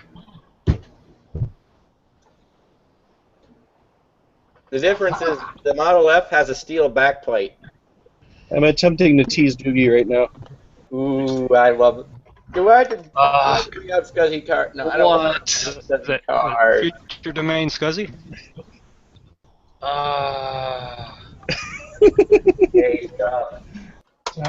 So what are you doing with that? I don't know. USMC just gave it to me, and it goes Oh, with that's the one. Oh, It's even got the original IBM crazy cable of Doom. I keep all of those. They're so handy. You never know when you need a bunch of different colored little wires for something.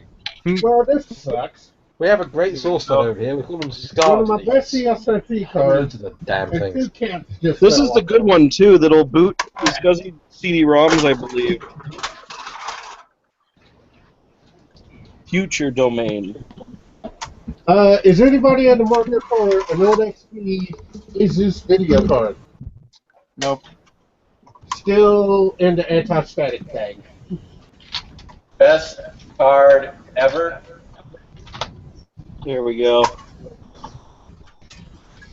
Is that a 2940 I just saw? No, it's not. Absolutely best card ever. Best Oh, adapter. Adaptec. Is that a 2940 UW? I have like a half dozen of those mofos. I'll bet they are. I have a 2940 UW Pro. I'll play you like the cards. They're awesome.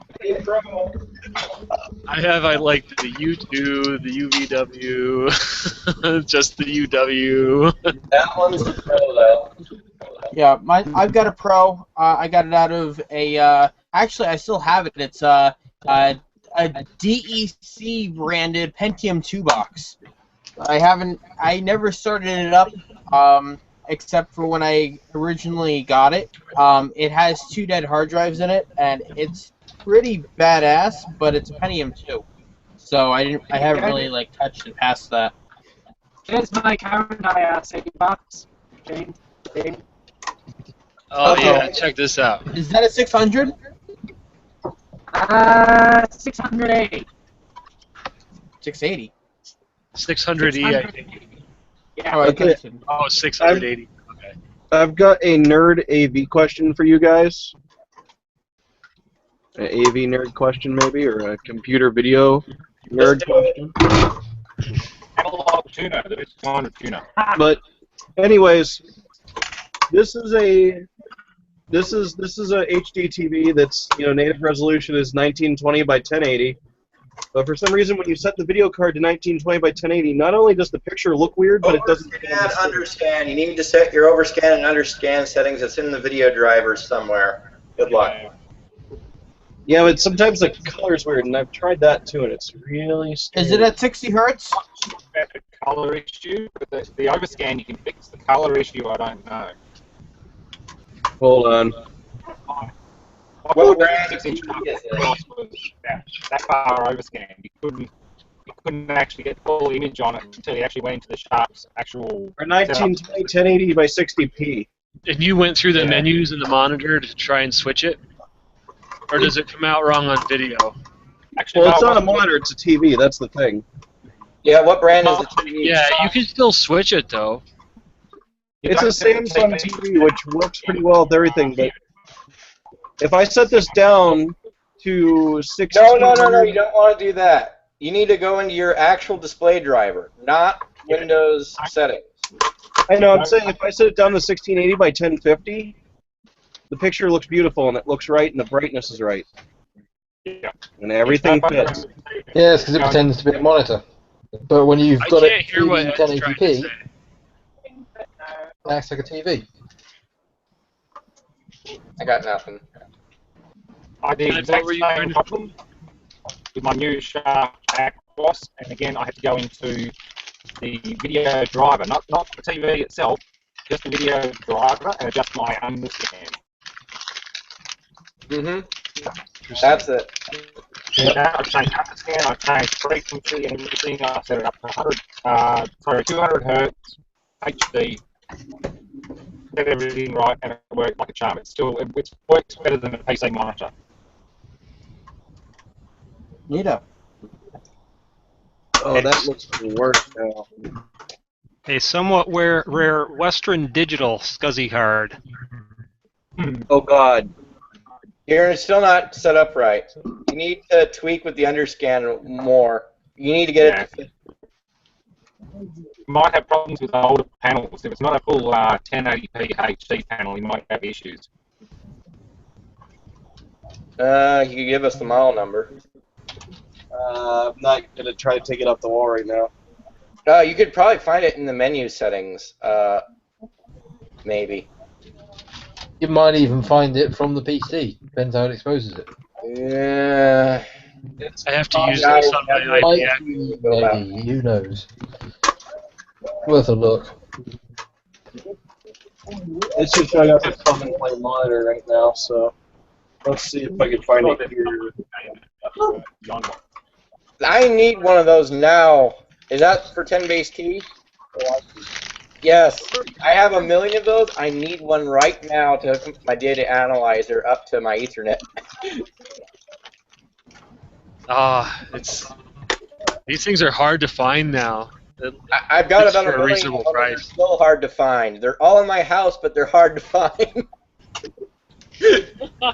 I got some kicking around somewhere, but yeah, I'm not gonna go dig them. See? That's why they're hard to find. Just everyone who has them can't find them. They're in my computer collection out in the workshop area. God, what a mess. Finally, here's the SCSI card entry from me. That's nice. It's cute. It's a cute little adapt tech, and it's awesome. You know what you need to do, Diggy? One day, put a contest up on your website and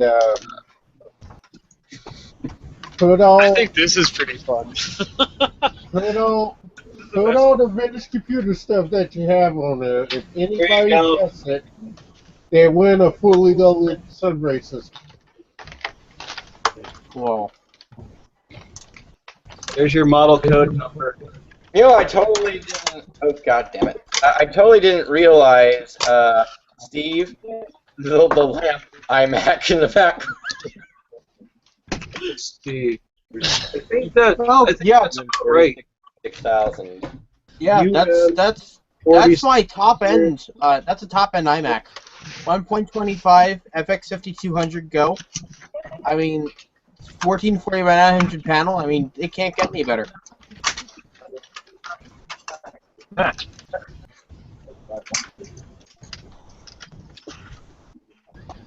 Oh, you might want to check and see if there's like a stretch/native function for the input that you're on. You have to find the. I'd actually have to find the PDF manual for it.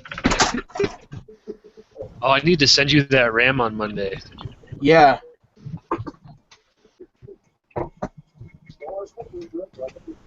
And that laptop. Oh, it does say full 1080p resolution on its I'm spec. looking for. Whatever that means. Dude, don't worry about the laptop. It's okay. I'm alright. Are you sure? Yeah, I'm sure. Have you ever came across the Sun laptop student over there in Colorado?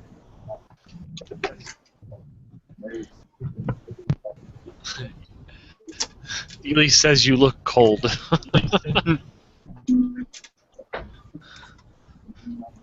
Wow, that's a smart TV, so it's not an old panel.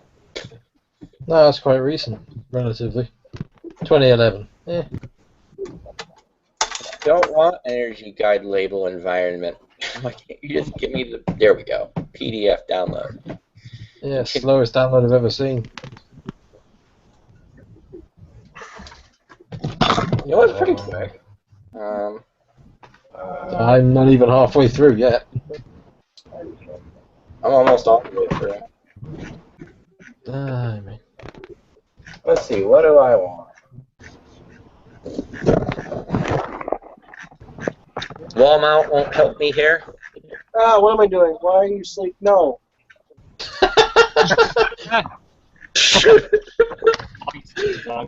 Escape, escape, escape, Oops. escape. Dive, dive, dive. Oops, you killed me, Josh. No, this keyboard is one of the few keyboards that I have that has a sleep button on it. And it's also Kill it with fire. it's also one of these keyboards. I'm just gonna roll my keyboard up and throw it off to the side here for a little bit. Optimal PC 1920 by 1080. Oddly enough, doing that. Finally it downloads. It's These are the so weirdest keyboards in the world. the pixel clocks on it just don't make any sense. It's awkward to use. Okay, anyways, I kind of just want to get this thing to do what it was doing when it was at my aunt's house, and for some reason on my network it's not doing it as so bad. I didn't even want to plug this thing into my network, so I think it's going to make my other computer sick. That doesn't happen anymore. Thank God. There used to be a virus called FunLove. It was great. It would copy itself to the end of every exe file on your computer, and then it would use the network to propagate itself to other computers, and all it would do is eat system resources trying to find more exes to copy. Oh, that reminds me. I remember when Monkey B hit, and it hit our place, and the people who went around trying to do virus scans on the computers actually put Monkey B on every single computer that they've scanned for viruses. So, what we're going to look at here is how my search dial is trying to look like Google. What you want? Yeah. Yeah. That's. I already know what that is. That's some faulty website stuff that is in the control panel that needs to be removed, or possibly reformatted. It's going to be getting reformatted, and Windows 7 is going to be put on it. Ah, okay. I feel like trying this again because before this was kind of fun. You'd try to browse Newegg, which right now I can't even scroll the page if you notice. Page will not move. I'm going to go and do some work and hop off the actual live stream. Here we go. Here we go. We'll start wait with for IC, it. so have noon or night or What morning. do you guys want to look for? Let's look for a keyboard. Yep. Let's see Whoa. if it Alright, still I does just it. dropped off. He had to go. I did run malware bytes on here, so I think it might have killed some of the stuff that was running. But Yeah. before, when you tried to go to Newegg, this window would resize itself, and a big thing would slide in this way, a big thing would slide in this way, and then more ads would slide in the top. Kind of like this thing up here keeps slashing that says Yeah, make my your sister's machine was doing that. ADW cleaner pretty much took care of all of it. I had to run that and something else. And it got rid of a whole bunch of stuff. The thing is we've got Windows XP on a machine that has 8 gigs of RAM and a Phenom quad-core Black Edition. So it's Yeah, not time to fix that. utilized very well. So we're going to get rid of Windows XP and put Windows 7 on here. No, it's not a Phenom, it's a Phenom 2. Yeah. You gotta be punctual about that because Phenoms, you say, Phenom, you're talking like fucking, the one with the bug. That they had to, like, re-release the double X50, revision and shit, so. The one with the bug. We're talking AMD here. That's most of them. TLB bug, I think it was? TLB bug. I think. Don't get me started on the mobile processors and clock issues.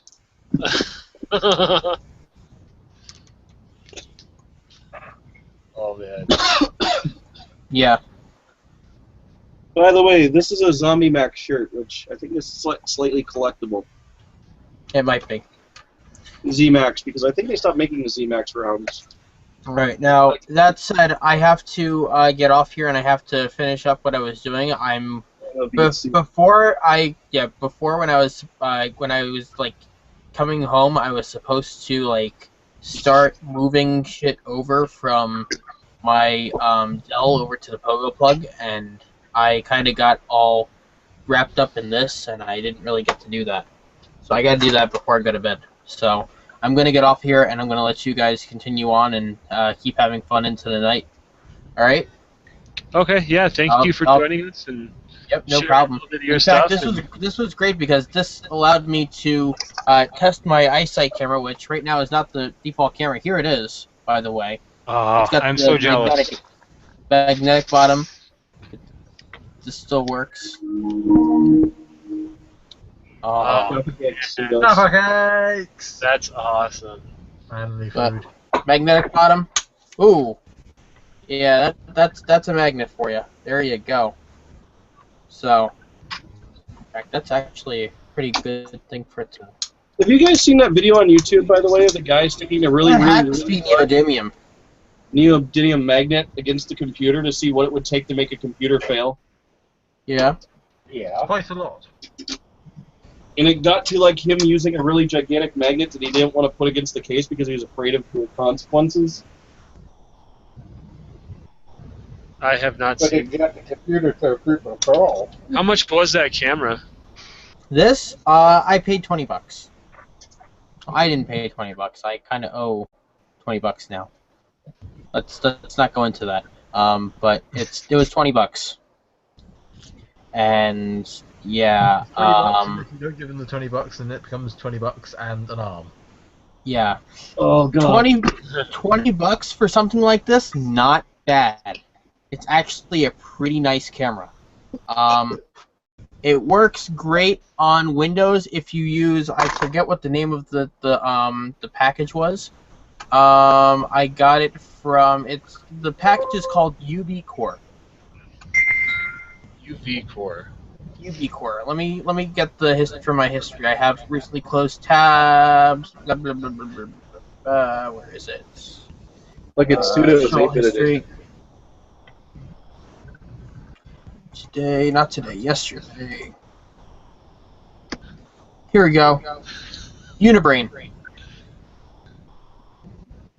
So I want development drivers, and I want these guys. There you go. It's a pretty nice camera, except when it decided it would rather focus on a radio than your face. Why are you looking at my face? Enter. There. Yeah. All right. I just linked it in the IRT channel. Pretty much, you install the drivers. Do not restart because you don't have to. And when you set this up, you use the version 4.00 driver, not the version 6, and it works perfect. So I have no problems here. It feels a bit warm though. These were very complex for their day. That's with the autofocus and stuff. So that's one of the reasons why they were so expensive.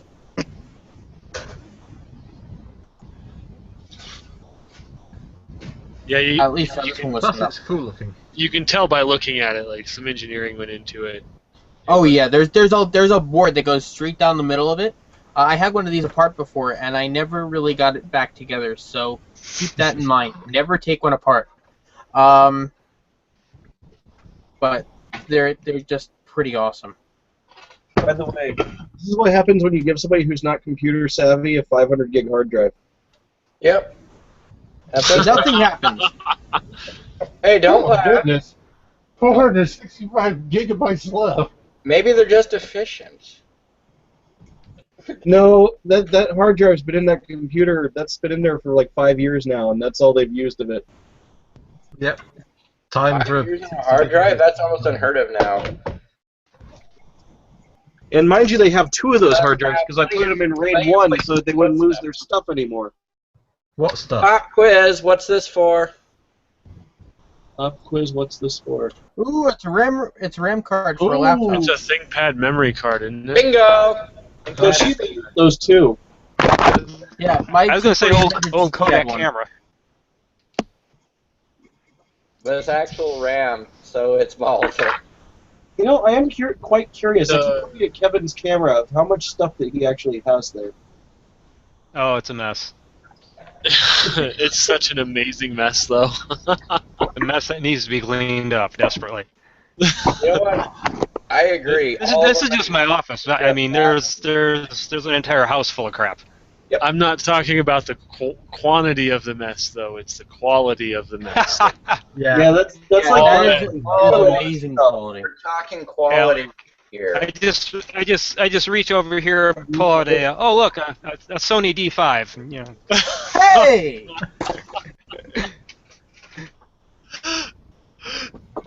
Where the hell's mine?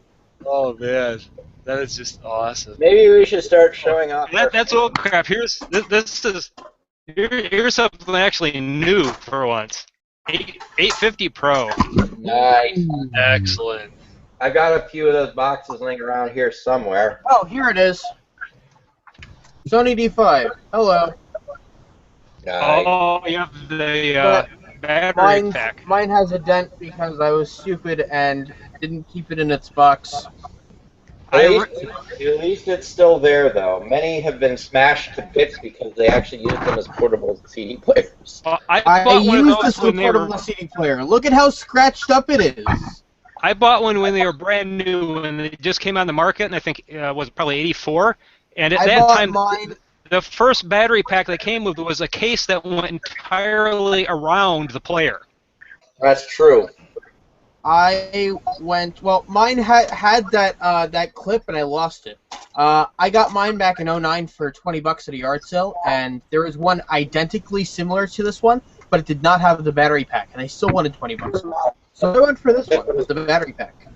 And it was brand new in box, and I was an idiot, and I should have kept it in the box.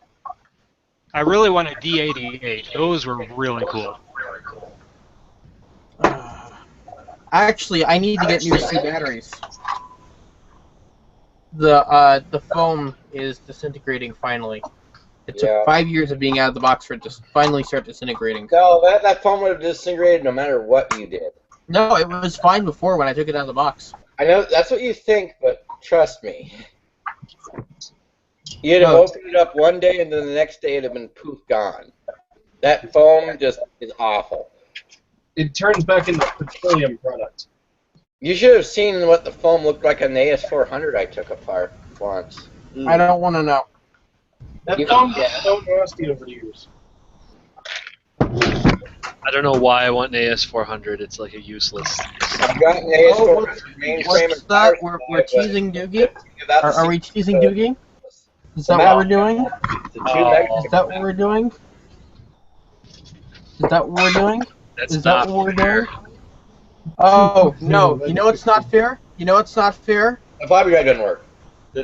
That's fair, right? Right? Right? That's not fair. There you go. Who the hell ever uses Sony memory stick? There you go. No, this was brand new in box. I used memory stick. I got corrupted files out of it. That is the highest memory stick you can use in this, because it only supports memory sticks, not memory stick Pro. What size was it? I love Sony. Hey, cheers to Sony. Whoever's got a drink. That was 16 meg, wasn't it? 128. Oh, 128. I misread. Alternatively, we could have all flipped it off, but oh well. I don't have any Betamax, and I don't intend to. Laserdisc is as far back as I'm going, I've decided. Laserdisc player, right behind me. Yeah, I have one in my home theater with AC3 Dolby Digital. Nice. This one can be hacked to add that, but I really haven't. I can't be asked because I'm never I had going to to do use that on mine. Mine predated AC3, so I had to add the output to it and get the proper Dolby Digital recorder or decoder that works with it. But it was awesome. Yeah, no, this one I ever did. Yeah, this one's just a circuit hack. My industrial LD player, because these mechanisms suck. Yeah, mine has the mechanism that can play both sides of the disc. Yeah. It actually moves the laser assembly to the back, and then it flips the laser assembly over. I and know. It runs Yeah, on Mine does that too. Quiz, what's this? Mine does that too. Quiz, what's this? iron bag.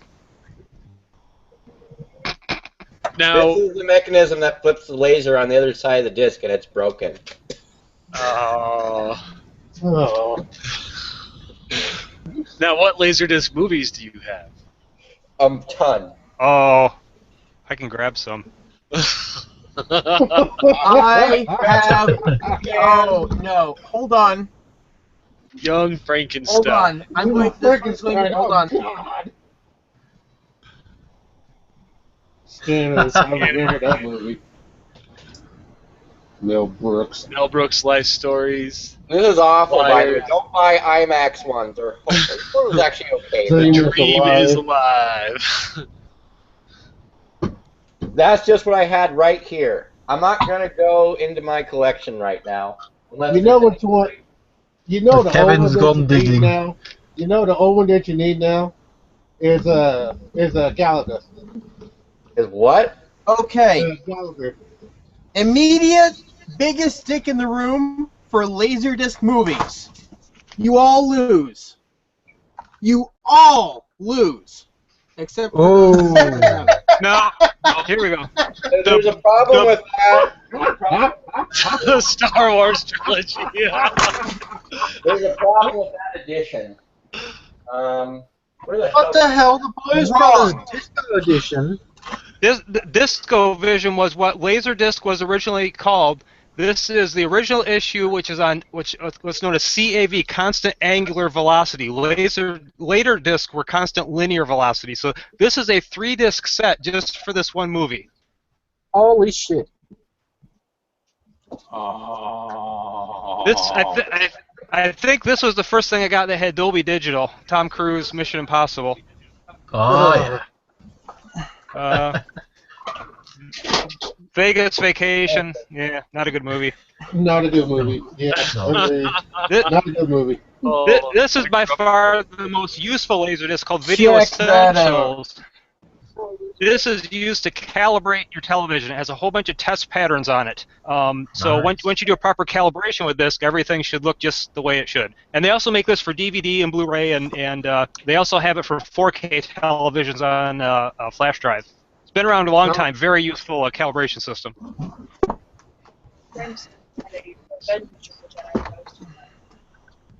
Okay, fine. You guys all lose. Uh-oh. Every one of you loses. Widescreen. Oh, I don't know. Star Wars is pretty badass. No, I've got the widescreen collector's edition definitive collection. As having the mechanical universe and beyond Oh, man. on Laserdisc. That And beyond. is vintage. That is vintage.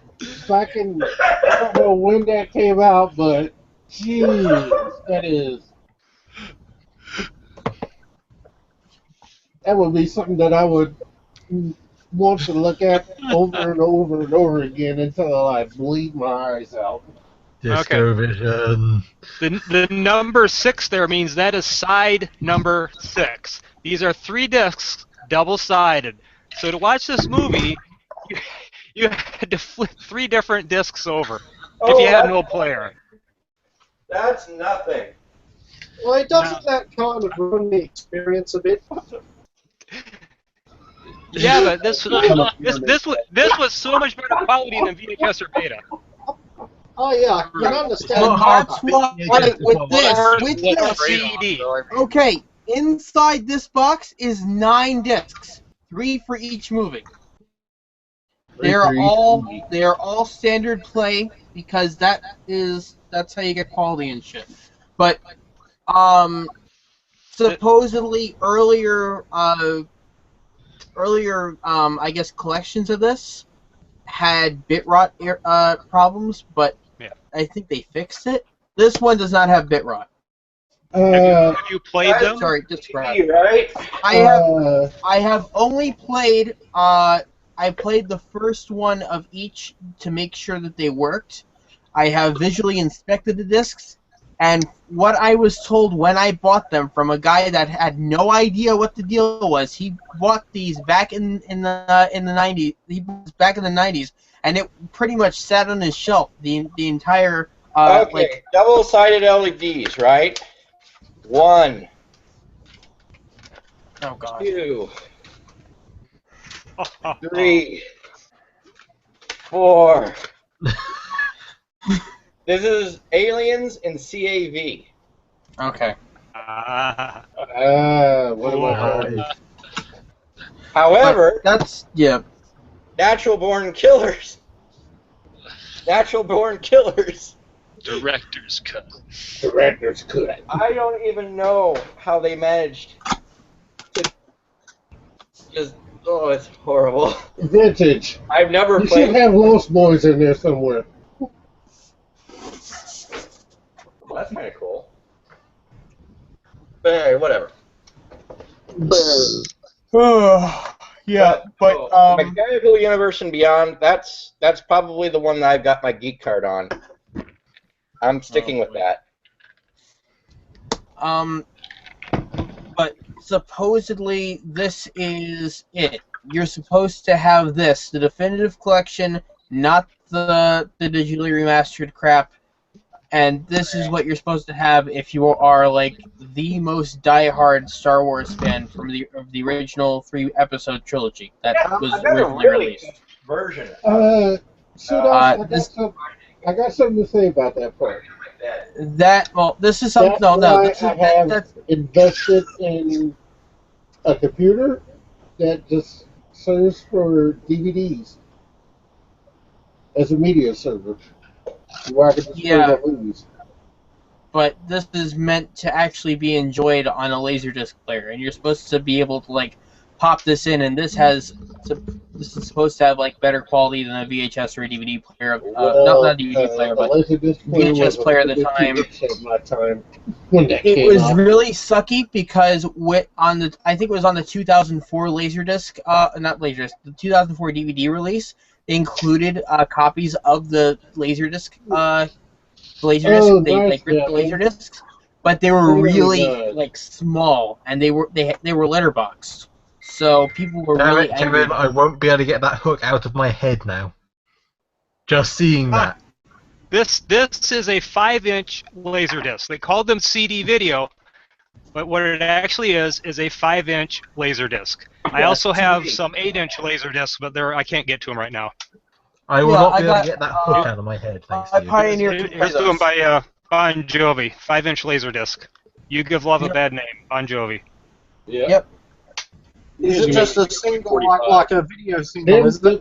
It's a video single, yeah. There's one track of video, and then there's also on this one here, there's I think 3 tracks of digital audio that'll play in a CD player. So it has both Laserdisc content and video content. And this probably won't show on camera here, but you can kind of see where the video is versus the audio. It looks a little different on the disc, and they're all gold. Yep. Yeah. Kevin, why don't play that? They are actually in the vintage record stores as of today. For you to buy them. This is the version I've got. This is around like about $55 at the most. Okay.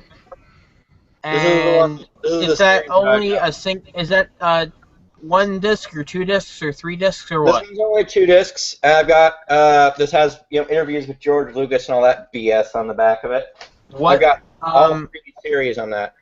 What's the copyright on that? I believe. Let's see. I think it was 95. Yeah. Was that done before or after they digitally remastered? This was before. Okay. It's one that doesn't have all the cool special effects they added. Thank God. That's what this is. Some of it was shit. Collection is that. Yeah. That's it. But it's harder to find that. First. Anyway, everybody knows about Laserdisc, but do you know about so they say a lot of the things were called Discavision, but did you know about No. Stop.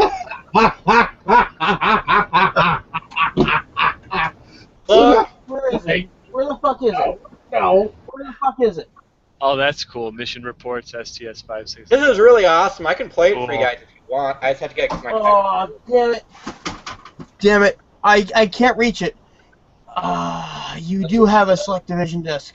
I Damn have it. a Select My Division Select player. Division, my and it Select Division works. player is stuck down here underneath. I've got another iMac here, and it's underneath, and I can't pull it out. Well, I've got to get my capture card working, but we can watch this if you want. Okay, what was that thing called that you held up to your eyes and you flicked it and it had the little Viewmaster. Viewmaster. I have a Viewmaster. Viewmaster projector somewhere. Cool. Wow. I have How a friend that incredibly has useless. I have a friend that is like deathly afraid of Viewmasters. Oh yeah, I don't just know stick why. your eyes in there, it'll suck you into an alternate dimension. I used to like them things when I was a kid. Hey, do you have a Viewmasters dual were pretty cool. G4 by any chance? What? Do you have a dual CPU G4 by any chance? That's what this guy over here is. That's going to Chicago it. soon. Do both processors still work? Yes. I had one that I rescued from surplus, and every so often one of the CPUs would just drop off the face of the Surplus? planet until you Wait a kicked it minute. and restarted it. Surplus the stage or the surplus? Yeah, I was working at a community college doing some intern work. Oh, okay. I built Yeah, myself no, that was going to be going for scrap. I liberated it, and it is going to a friend of mine in Chicago when he decides to say, okay, let's do it. And I have to, yeah, that is a dual G4 500 with a gigabyte. 667. Yeah, no, this is a 500 with, I think it has 512 megs of RAM. He's got 2 gigs of RAM outside for it already. I'm not sure what kind of hard drives it had anymore, but I know for a fact that I put in, yeah, I have inside it right now a PCI X SATA card, just for stuff. It's still going to be booting off of IDE. But it's got that, it's got something else, and I put in a second gigabit card on PCI just to test it, and it works. It works fine. So I'm gonna take that out before I send it off. What else do I got? Okay, I'm gonna go. It's got Radeon 6. My capture card really Rage quick, 6. and we're gonna see if the CED player wants to play ball tonight. Sound like a plan? Sports ball? Maybe. Money battle. I just mean go at fucking work tonight. Is all. All right, I'm gonna get out of here because I have to now. I have to before I fall asleep. Yeah, get your pogo stuff done. Oh, so you don't want to watch STS Shuttle missions on I'd say you could just kind of hang out and do your pogo stuff while you're hanging out, but I gotta do. it's I hard gotta to go do stuff upstairs but and I do gotta this do at the it here on same my time. laptop. And I'll tell you what. I gotta go do it on my laptop because that's where I have all the files for it. I have to recompile Unreal IRCD. I have to reset up Nginx and PHP, and I've got to figure out where everything has to go again, and it's just a big hassle. And up there, I can not only get a couple of people that I know that originally helped me to set up to, like, I can guilt them into helping me set it up again because I can do that. But I can also have access to the files a lot easier because right now I just realized that I don't have TeamViewer running on my laptop, and that's sort of counterproductive. TeamViewer is counterproductive, but I love it. I use it for everything. That's that. Okay. PNC for the win. No, Yeah. TeamViewer for me because I have a whole lot of people that I have TeamViewer installed on their computers, so I can I just, know. hey, I need help. Okay, here, I'm on your computer now. Let's fix it. It works great. It's so much easier. Even though when you put it on Linux, it runs through Wine. It's still great. Yep, it What? works. Most basic No. for Linux. Yes, that's how it works. KDRC. If you run Well, TeamViewer on Linux, it runs through Wine. Decent distro, it'd be running by itself. Okay. I'm gonna say Java cakes are good. I like the Java cakes.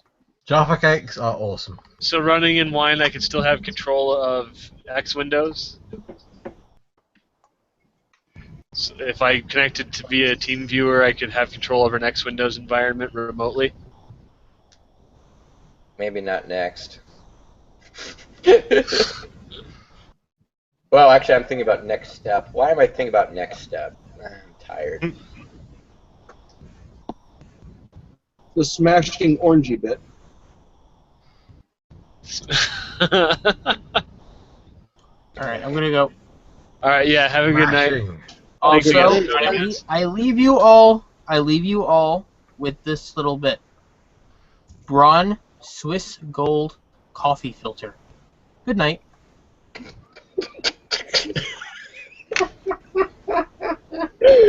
I'm just gonna sit here and keep eating my Jaffa cakes because I'm kind of lost.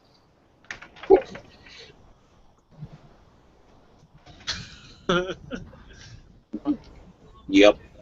Yep. Mm-hmm. Damn it, boy. Whoa! See, I told you it'd be fun. I love propane. That is looking nice, Kevin. Now you need Kevin, what you got there? Vintage futaba that I've restored. Oh, that thing's You need beautiful. something to fly with it. They are normally not blue. It's still beautiful. What They are makes it normally on that? Whatever crystal you dump in it? box. This one's like mint. I didn't have to do much to this one. The other one I had to do quite a bit of work on.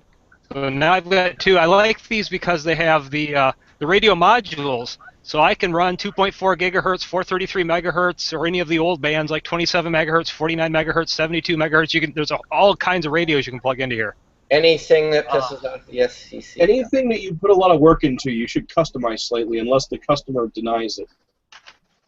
Well, yeah, because I know this one is mine. There's nothing else like this. There's no other blue futaba. And the reason this is painted is because it looked really bad when I got it. It was beat to hell. And It was So we tear it apart, restore it. there was just no way to refurbish the gold anodized finish. It was just trashed. How many of you I guys love to have like customize 50 things. or 60 parts laptops, and then your friends go, why can't I have one of those laptops? Well, it's a pile of shit that doesn't work. And they just don't understand this. I can understand that. How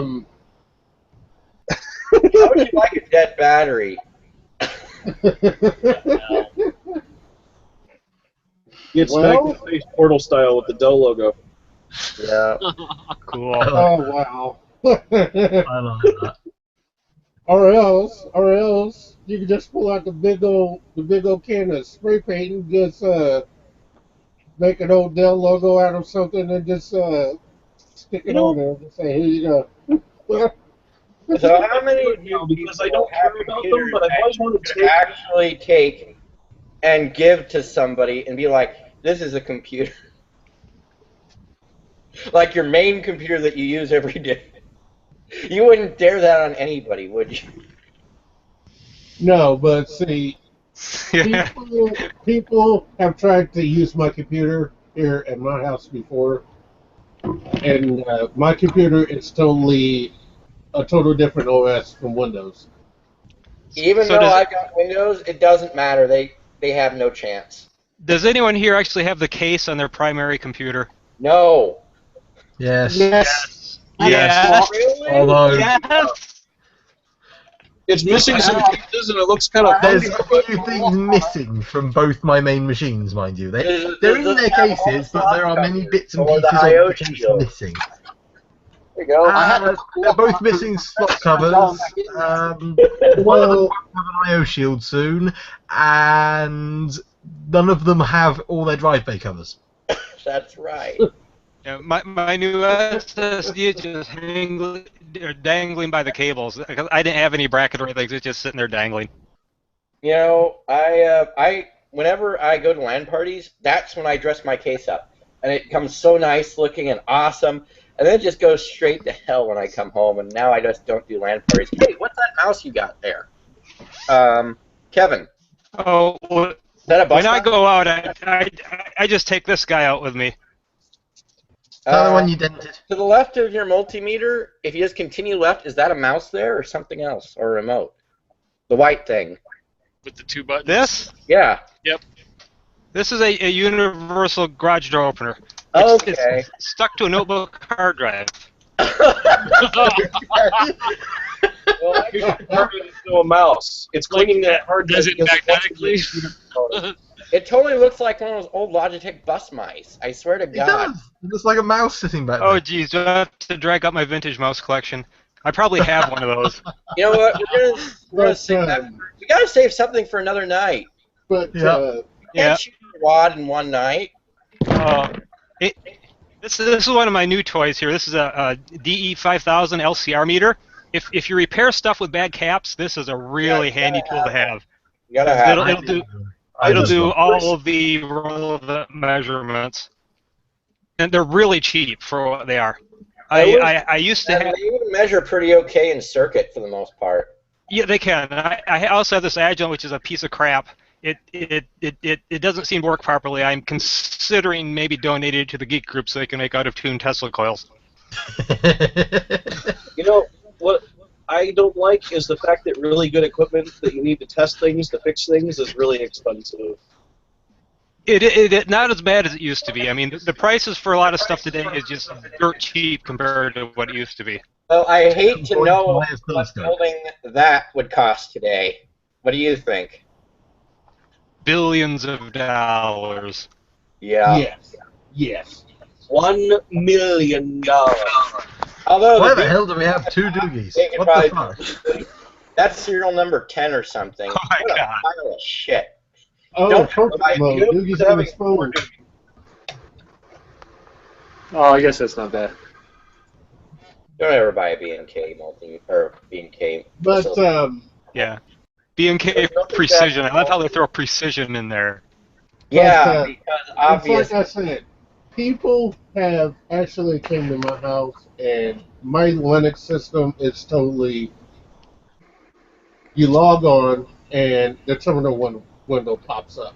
You got to type in whatever you want to use straight through command line. Well, get this.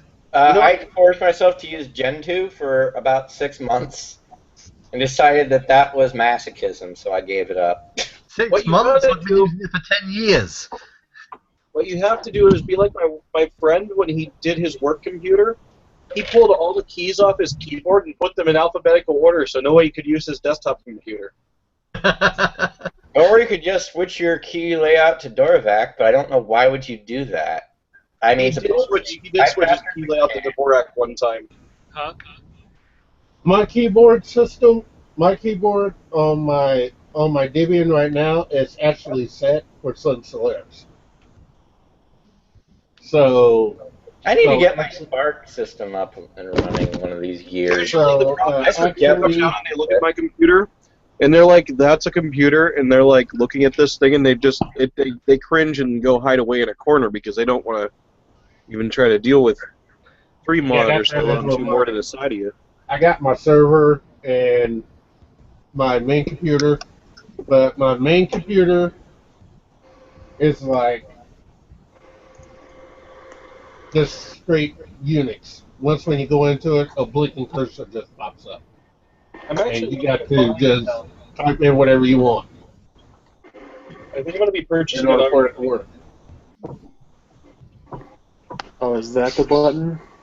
Uh-huh.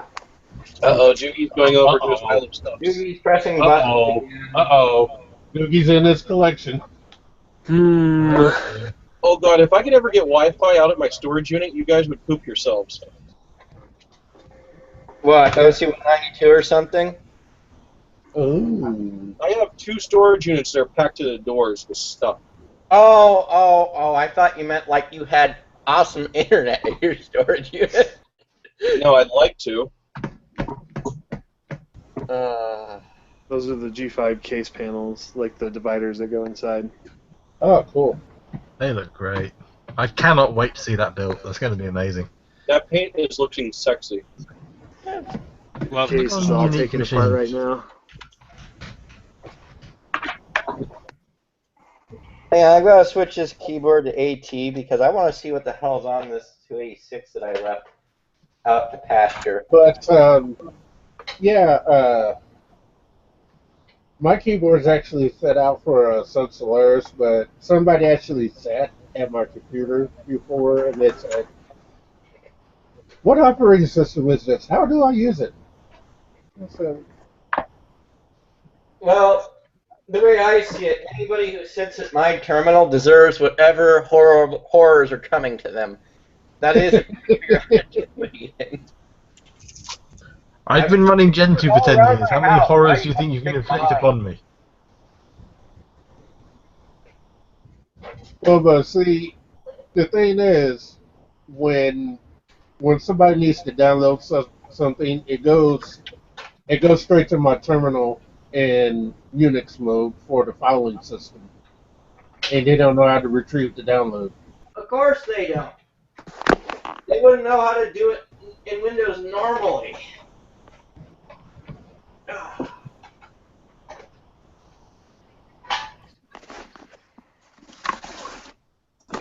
Oh, how long's that been sitting there, Diggy? Okay, we're gonna try and boot up my 286 again. I just wish the hard drive worked in it. You know, you're going to make me see if I can do the Google Hangout on my iPhone and go upstairs in the back room. There's Pepper. And I can show you the guinea pigs. Oh, wrong way. So I hope I got some We got some radio porn. Oh, we got chunks. What's PC Plus? Anyone know? Oh, dude, it's Procom. Ooh, Procom. That's awesome. That's terminal emulation, isn't it? Yes. Terminal emulation. Jesus Christ, I can't even speak these days, hey?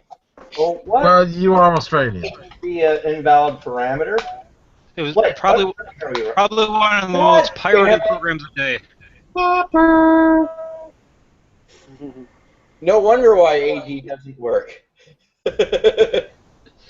Pepper is the most awesome husky ever. What was the other really popular terminal program? Bloody Terminal Pro or something? Helix. Oh god, trains. BBS. Dude, No, is there was there another a, one. N-scale train I paid like $30 shareware fee for it or something, you know, because I liked it so much. Can't remember what it was called now. When Windows came out, Crosstalk was quite popular. No, this is still DOS. Yeah, it was either Procom or Telix, at least around here.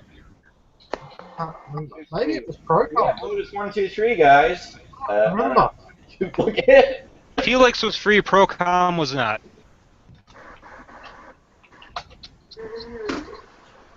Hey, we have Lotus. Oh, it is, isn't it? Oh, wow, Lotus 1, 2, 3. Hey. Terminate. That's what it was called. It was called Terminate. Hmm.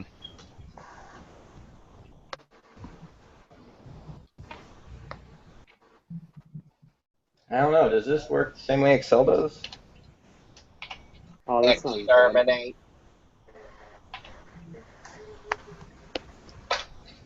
Oh, how many things do I have open on my iPad? Yogi, does anyone over there have an N-scale train? Oh, I used to have N-scale. 1, 2, 3. N-scales was tiny. I love them. Do you remember how to exit Lotus 1, 2, 3? Control Alt Delete. Oh, apparently. That worked. Yeah, we do have an N-scale train set here. The ones that I just showed you were both 0 and 027 scale, or 027 scale.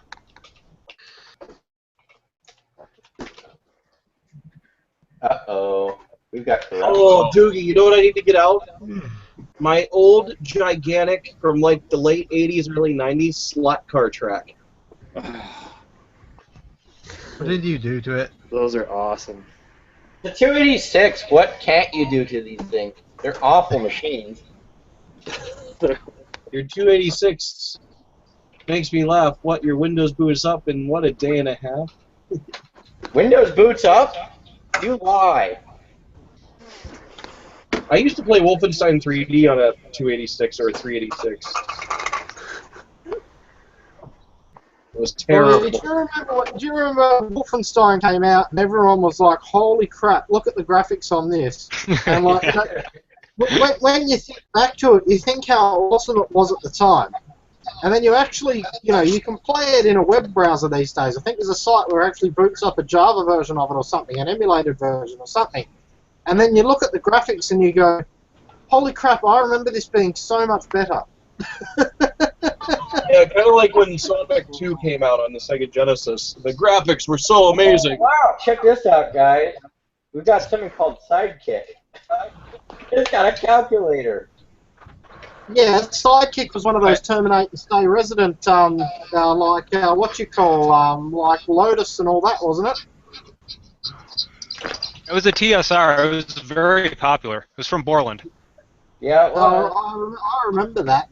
That's ancient history. it is. This is version 1.01c. You know, Older dude, than I you're am. still making me want a new Model 70, but I want the Model 70 desktop. Not the tower? Not the tower, the desktop one, the 486 with the SCSI drives that were in it. I used to have one. Now. It was the fastest 486 I ever owned. Listen to that floppy drive. Ouch. They're fine. They're TX. Hi, mem. What the hell is it doing? Hey, did I see that old thing has 4 meg of RAM in it? What is it? It's a 386. Oh, right. I thought it was older than that. I think it's 20 megahertz. From the look of the display, it looks a lot older. I think we got to run setup. I like the old amber displays. Yeah, this is plasma gas. Turn the brightness up. Good enough. Let's see. 17 will do.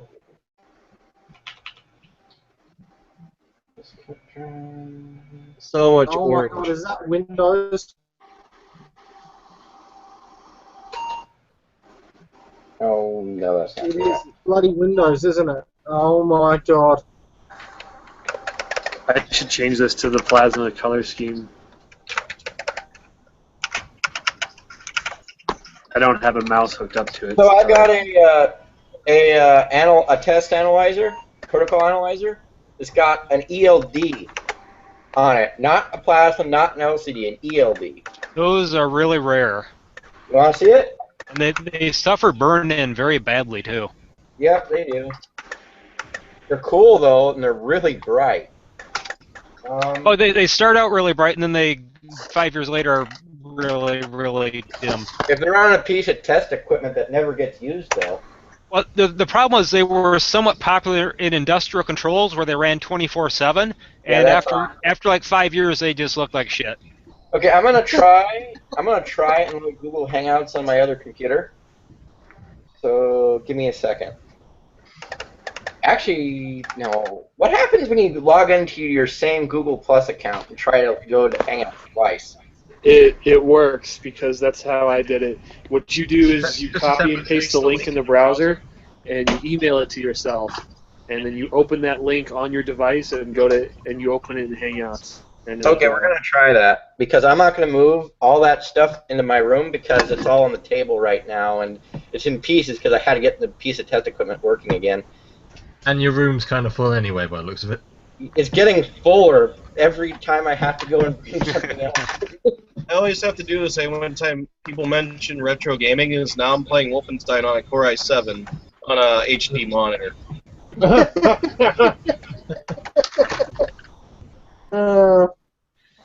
Man, the plasma display color theme for Windows 3.1 actually works really You well. playing Wolfenstein and I was playing Doom 3. Okay, so there's the link. I need to copy. And That looks good. we're gonna go here. We're gonna email it to myself.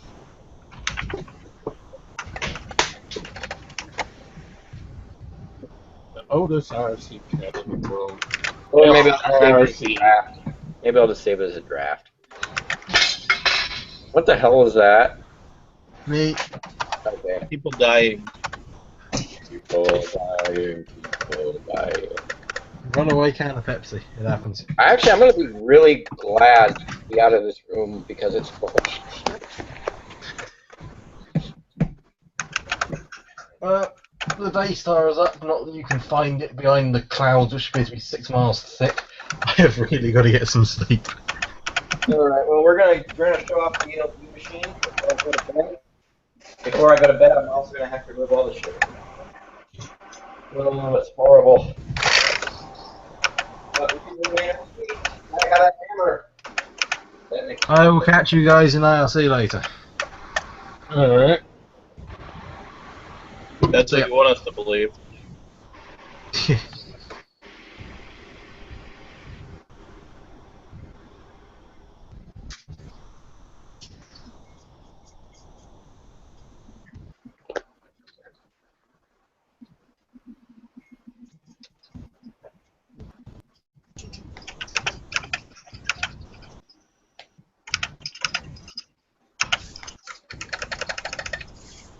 Oh, it's actually possible to play solitaire with just the keyboard. Yes. Zoltar. Never knew that. Zoltar was a warrior. There are very, very few things in Windows that cannot be done with the keyboard. True. How do I move a window? Alt space M.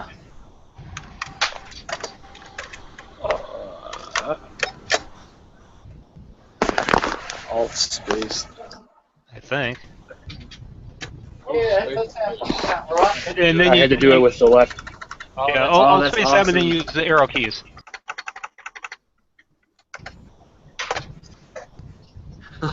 Which is also useful if you have like multi-monitors or something, and you have a window that just disappears, and you can just do Alt space M and drag it back. I never knew that. It's right in the system menu. That's cool. In fact, it's the very first thing in the system menu. Well, second thing actually.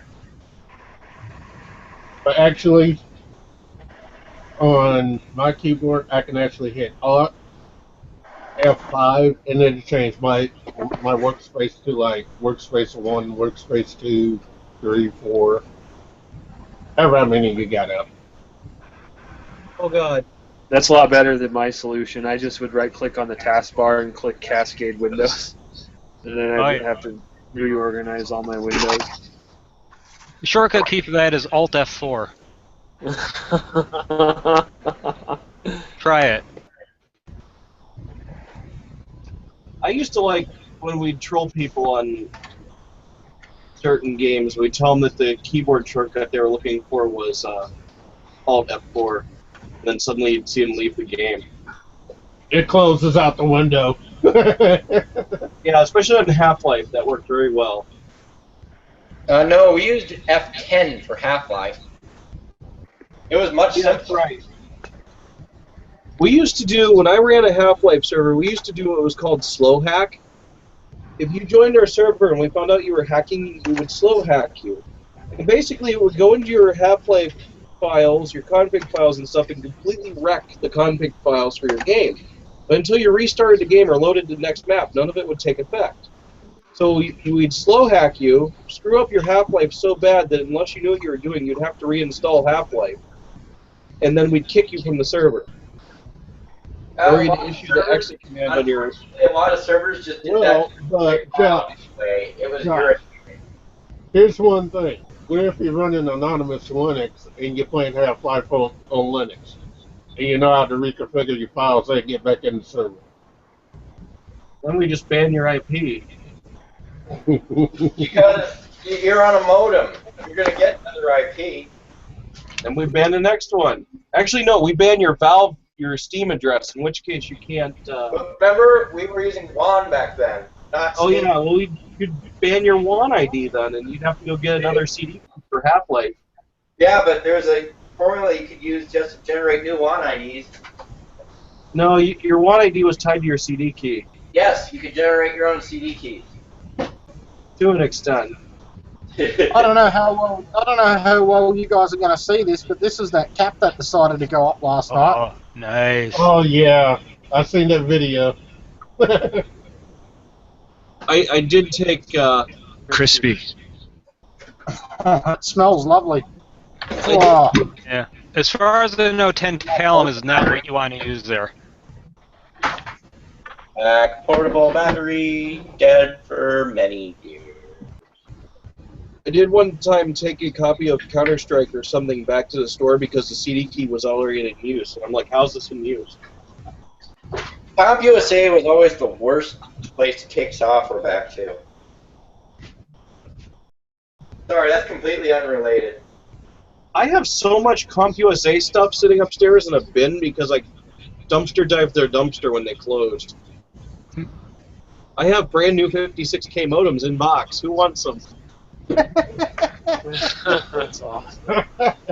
Actually, the useful ones is I have some USB 56K modems. Ooh. They're external. They're like USB modem dongles. Now you're just talking porno.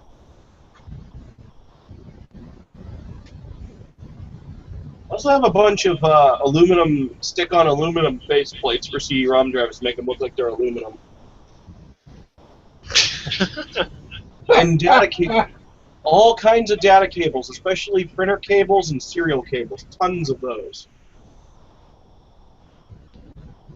I actually sold a good handful of the stuff I dug out of the dumpster. I made like $20 for like a half hour of digging. That wasn't bad.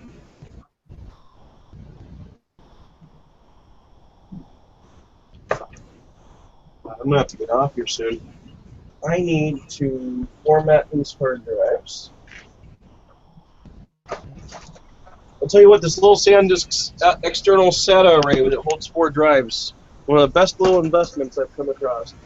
I don't think, yeah, can't really see it because it's hiding behind this mess, but that thing, the door on the front.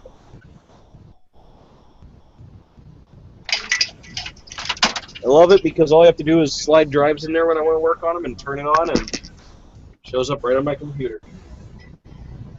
Don't have to do any digging or playing around. Just pull the drives back out. Done. And I'm done. Actually, where's my drive cage now?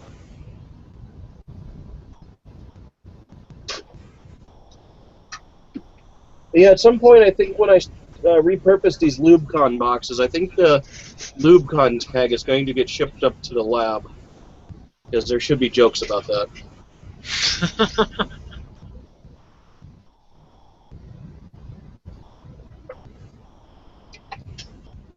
And whenever I get a chance to fire off a box towards you, Doogie, it'll be full of stuff like this.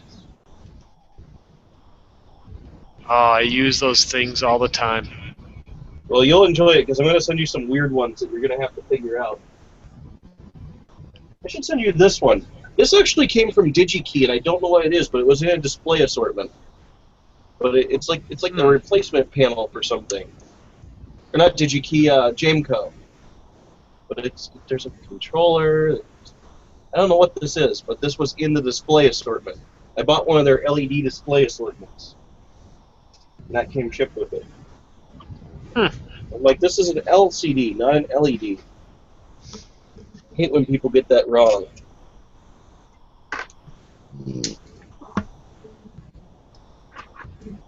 How does this microphone sound even from back here? The same? Maybe a tad tinny, but not bad. Yeah, the bass rolls off the further away you get. It's made to be used like 2, maybe 3 or 4 inches away. It's a close-up mic. What kind of mic is that? It's a Heil PR40. I may have to look into getting a good mic eventually. I could be like playing Counter-Strike or something to have this soothing voice. Yeah, it's definitely a good broadcast quality mic. Well, yeah, I'm actually looking for one to put on my my main computer, so I'll have to be changing my headphones if I'm on a Hangout, and I need to go to my backup PC. Honestly, how do I sound? Because I'm just using the stereo mic on my Logitech cam. Sound fine. Yeah, you sound just fine. Should probably get more of these webcams. I want to go back. I used to have my webcam set up in my basement where they were all controlled by an old IBM 650 megahertz computer. And they would all switch between different webcams, and it would just take a picture every once in a while. It was a Windows-based software, but what it would do is it would sit with a USB webcam, and it would just take a picture every once in a while and save it wherever you told it. And you had different options to save it, whether it would overwrite or it would write a sequence of files, or it would just keep writing a sequence of files until there was no space. And I can't find that software anymore, and I used to like it because I had webcams all over my workbench and other stuff, and I don't know what the software was called, so if anyone knows a software like that, I greatly appreciate knowing what it's called, and especially if it's free, because the stuff I was using was free. I'd love to have like my workbench get updated every once in a while. I also like to use it for security cameras. Okay, let us see what we have here. Right. In fact, if I go on my... Yeah, I'll dig them out later. But if I go on my web server, there's actually old pictures still there from the webcam. I think I need to increase the exposure. Hang on. Webcam options, advanced settings. Right. There we go. Okay, so here we have it. We've got my WG DA 30 analyzer. I'll have to adjust this later when we turn it on.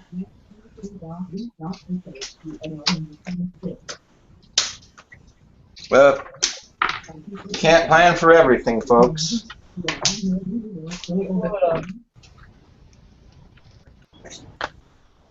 I do not recommend blowing it up.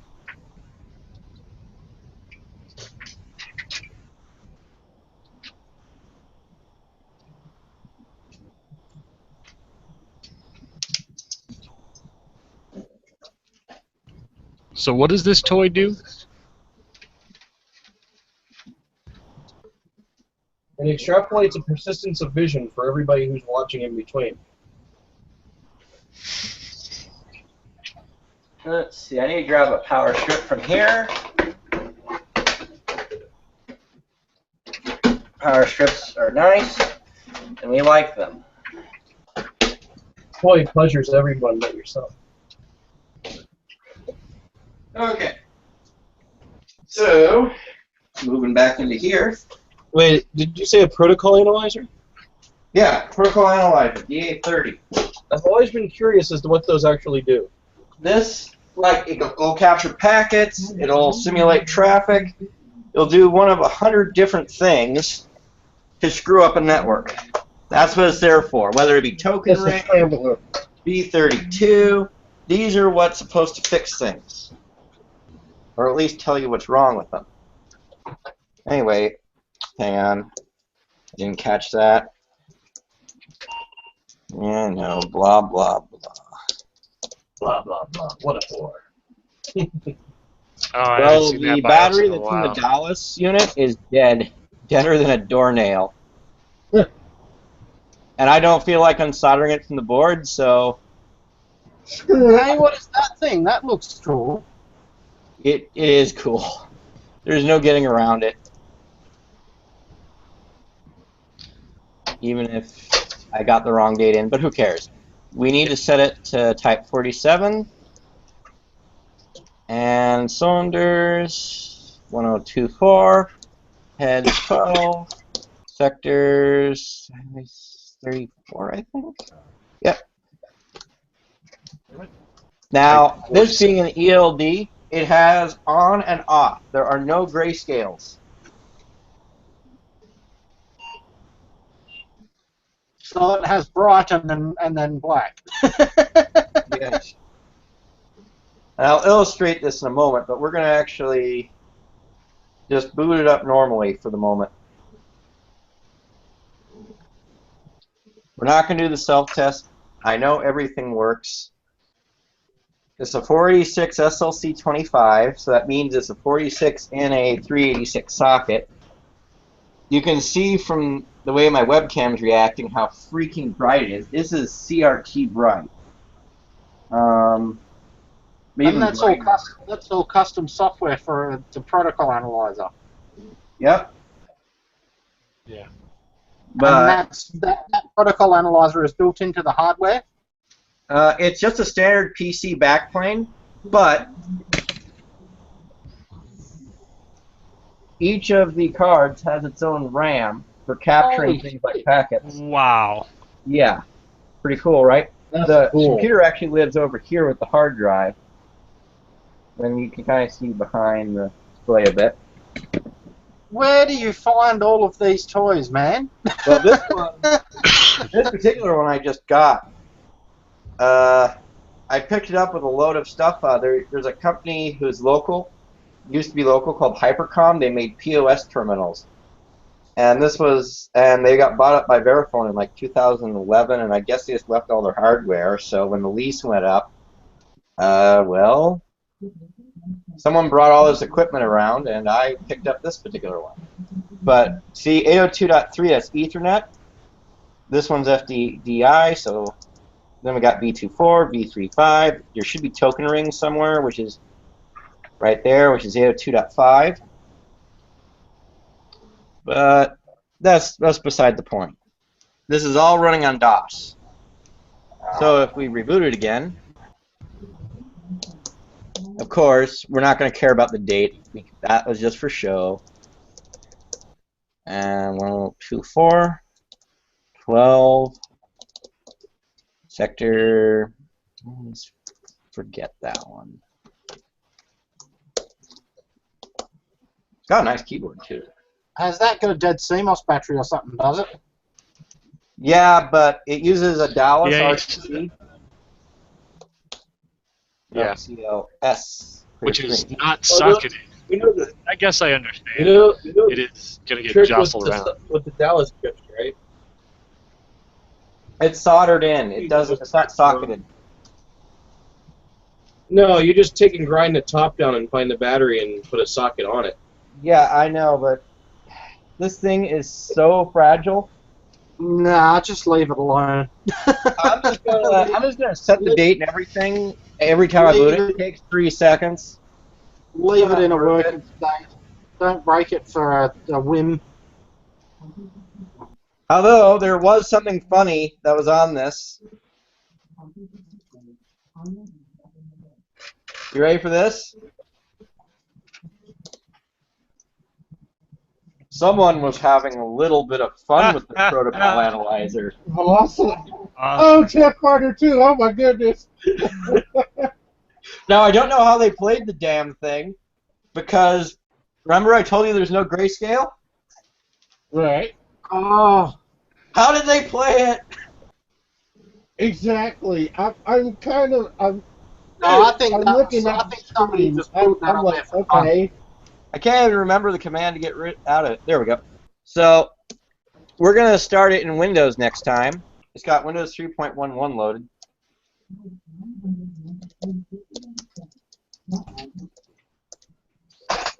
And you can't play solitaire either. I wonder if I can find one of those on eBay. I found one on eBay that sold for $5. You can find a lot of them on eBay who want real money for them, but no one who's actually buying them. Are you just specifying different partitions on the hard drive? There's only one Like partition you go on into this the BIOS each time and you reset the hard drive size, but you set it to different ones. Or am I just seeing things? You're just seeing things. I set it to 204 meg, which is what it's on, because I had to pull the hard drive. It's just that it resets the date, it resets the hard drive to type 8 for some reason. I don't know why. Even on a warm restart, which is kind Even of... on a warm restart. You got it. The battery's probably just so dead it pulls everything down with it. This has been a really nostalgic day, seeing Program Manager twice in one day. And I'll show you a game of solitaire that no one WGBA what? It's also built into Windows 95 and 98. I think it's built into 98. You can Yeah, but I actually mean, run actually, Windows oh, 3.1 yeah. solitaire on Windows 95. I'm not sure about 98. Yeah, it's definitely 98. It might even be some later versions. Now see, it's unplayable. You cannot play it. That's awesome. You want to Now- talk about killing? Oh, you know what's even better? Minesweeper. Watch this. You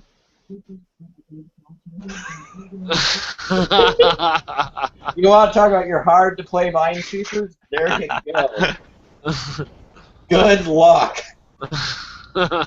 Hey, couldn't you just set Windows to 2-color mode somehow, or is it fixed? Yeah, 'cause Windows was sort of kind of usable in MDA, or Hercules card rather. Yeah, but that had grayscale still, didn't it? Hercules did not. I remember having one of those Hercules cards and being amazed This at how actually small has the an deck external was. graphics card if I want to try it, but I don't want to try it because this is I don't think it hilarious. is. My memory may be failing me. Maybe Google can help me here. I remember playing Barbarian on the Hercules card. Oh, here's Paintbrush.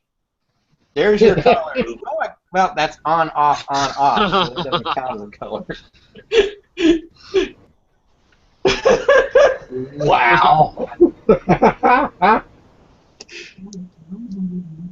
Let's see. Ugh. That's wrong. Let's see. Is it in Maine? I don't remember. Yes. No, the Hercules card is 720 by 350 monochrome. One bit per pixel. Oh, okay. Let's see. Yeah. I just used to remember liking the fact that I think you get 132 columns on a screen. Yes. Yeah. There we go. We set it to monochrome now. I used to really like it a little better. Something I did with maybe it was basic. Maybe it was You still programming can't play basic. solitaire though. I used to have a genuine original Hercules card, mint condition, but I sold it to buy other toys. Like we know that's a king. We don't know what any of these are. Oh, that was an 8. That was an 8. WG Windows. You have proved yourself Where's wrong. the mouse? I see the mouse.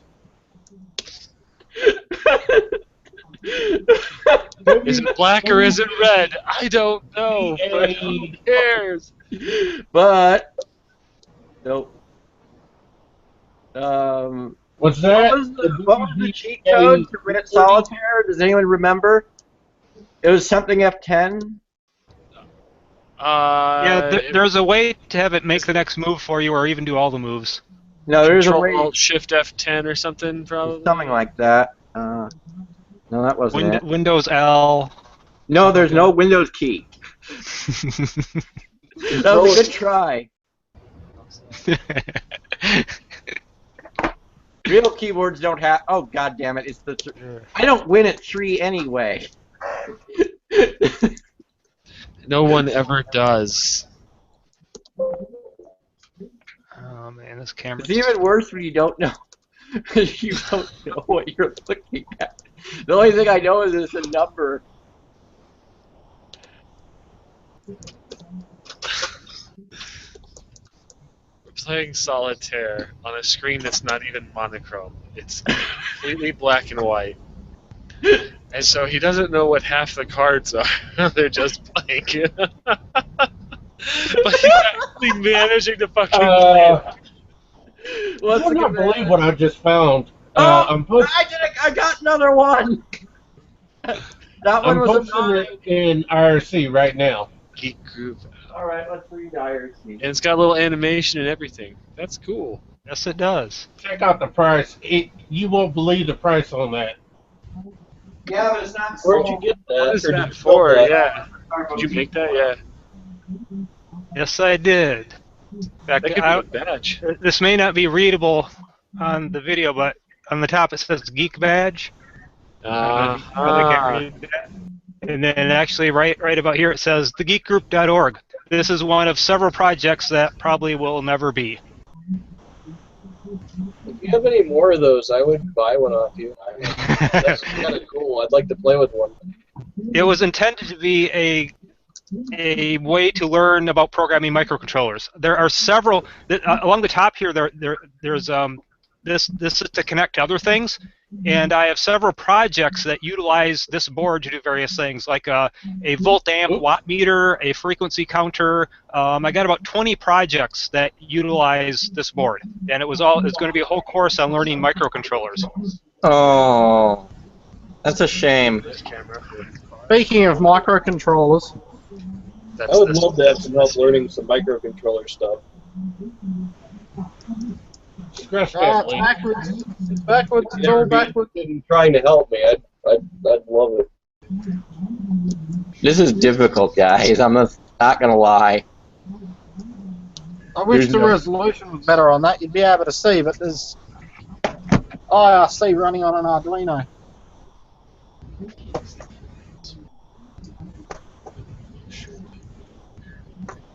Someone should make a knockoff. Take a look at That's how IRC. much they want. That's how much they want for it, but they're not going to get it. Look at the DA30s that have actually sold. I just found that same exact. I just found that same machine for this almost about the same price, but it's kind of. Let's see. They are asking for. You'll find a lot of people who want a lot of money for this machine, but you won't find anybody who's actually sold one. Check the sold listings. Yeah, that's what I'm checking right now. Yeah. The problem is they're unrealistic. They're unrealistic in their expectations for the pricing on a lot of things on eBay. Oh, yeah. Same It's sort of like- like old industrial control stuff. They wind up seeing prices for equipment that's 20, 30 years old and no one buys it. That's because they're waiting for that one guy who desperately needs it. I'm sure. Exactly. And that one guy is probably never going to come around. But someday I'll have to show what the part of my office you can't see, because the part of my office you can't see is literally a wall full of industrial controls, including stuff with core memory. So you're potentially, by eBay prices, you're potentially a multi-millionaire. Yeah. If anyone would ever buy the stuff hanging on my wall, I'd be rich. Yeah. So when I got this, it had a very peculiar failure. They had cannibalized other machines to make this one work, or make another one work. But see this rocker switch? This rocker switch is attached to the hot and the neutral, and one side of it is bad. Oh wow. That's the entire problem with the rest of this frame, was that power switch. So they kept on just swapping boards and never could get this one running because they didn't realize the power switch was bad. I hate to disappear, but I have work tomorrow, so I'm gonna go crash. I understand. I understand. Have a good night, Josh. No worries. Yeah, thank you for coming on and hanging out with us for a while. It was really awesome. So yeah, hopefully eventually my place will be cleaned up enough so that when I work on stuff, it'll actually be kind of fun to do. But video, that's the big part. Tomorrow we can hook up a Raspberry Pi 2 and make it reboot because we're statists or something. Before you head out, I just wanted to say the computer stuff that you have is pretty awesome. I would like to see more of it if we get on together some more with Doogie and everything. If Doogie stops by, I'll show Doogie a lot of stuff. Like maybe I'll take him out to my storage, and then he can kind of get an idea of the kind of stuff I've had. So maybe we should make this into some kind of feature where we actually put together tutorial videos on some of this old stuff, because the knowledge is going to disappear. exactly. That's why I did like the how to install IRIX video. I realized after I managed to install IRIX on something how much of a process it was, and I would never be able to do it again. So I, made a how-to and a video on how to do it, and now anybody can do it. And we do need to do stuff like that, and actually, kind of give back to everybody who's interested in this stuff. That's how we keep And people. not to mention the people who taught us some of this stuff in the first place. I mean, Right. when I was growing up, this stuff was We a gotta dark pass it art. on. Still is. We should. When I taught an A+ class, I brought in 486s that didn't have any onboard controllers. The kids had great fun with them. We could always start some sort of small online community and build something up like a website or something too. As long as no one gets I can put together a website, make it available to US Stream and everything. But in order for me to do that, I may have to put up a donation drive in order for me to pay for a full authorized website to where I can stream, because it's going to cost me excessive amount of dollars to. I don't know about streaming, but I've got a website that I'm actually getting ready to take down that I haven't done anything with, and I've been paying for it for years. So I'm going to at least start trying to get a CPU collection and some other stuff up there. If we all want to work together and contribute somewhere somehow, that would be amazing. Well, I can stream through Weebly, but it's going to cost me about $100 a month just to stream through that site. Isn't there an open collection, like an open wiki site that has information on vintage computer hardware? I don't know. There might be, but we could. I thought there was. Too. I can research it tonight, and I can shoot your email in the morning, BG. Yeah, I would be up for making videos. Some of it I might not be informative, but I could show off a bunch of stuff, and I could try to talk about what I do know about it, my Do you experience. want me to research that tonight, BG? And that's exactly it. We do need some cool, informative videos, like Windows NT right there. Setting up a Windows NT domain server. That's changed quite a little bit over the years. It'd be kind of neat to do a little series on working with Windows NT. The old stuff, you know how to use the new stuff.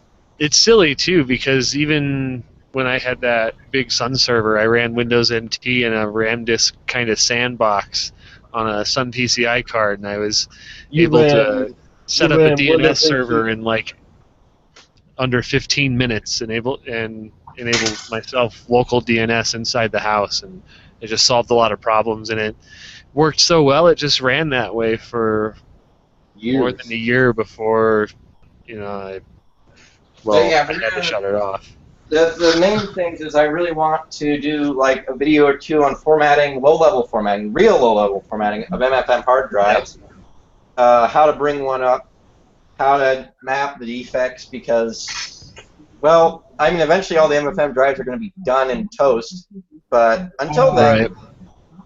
Pretty much, I could try by to the way, it's kind of in a disarray, but there's some of the laser discs that I own. By the way, before I do go, speaking of talking about MFM drives, if you have MFM drives and you don't know what controller that they were used with, is there any way to find out what was on them using No, a single absolutely controller? not. It has to do with the positions of the stepper motors and the actual electrical frequencies.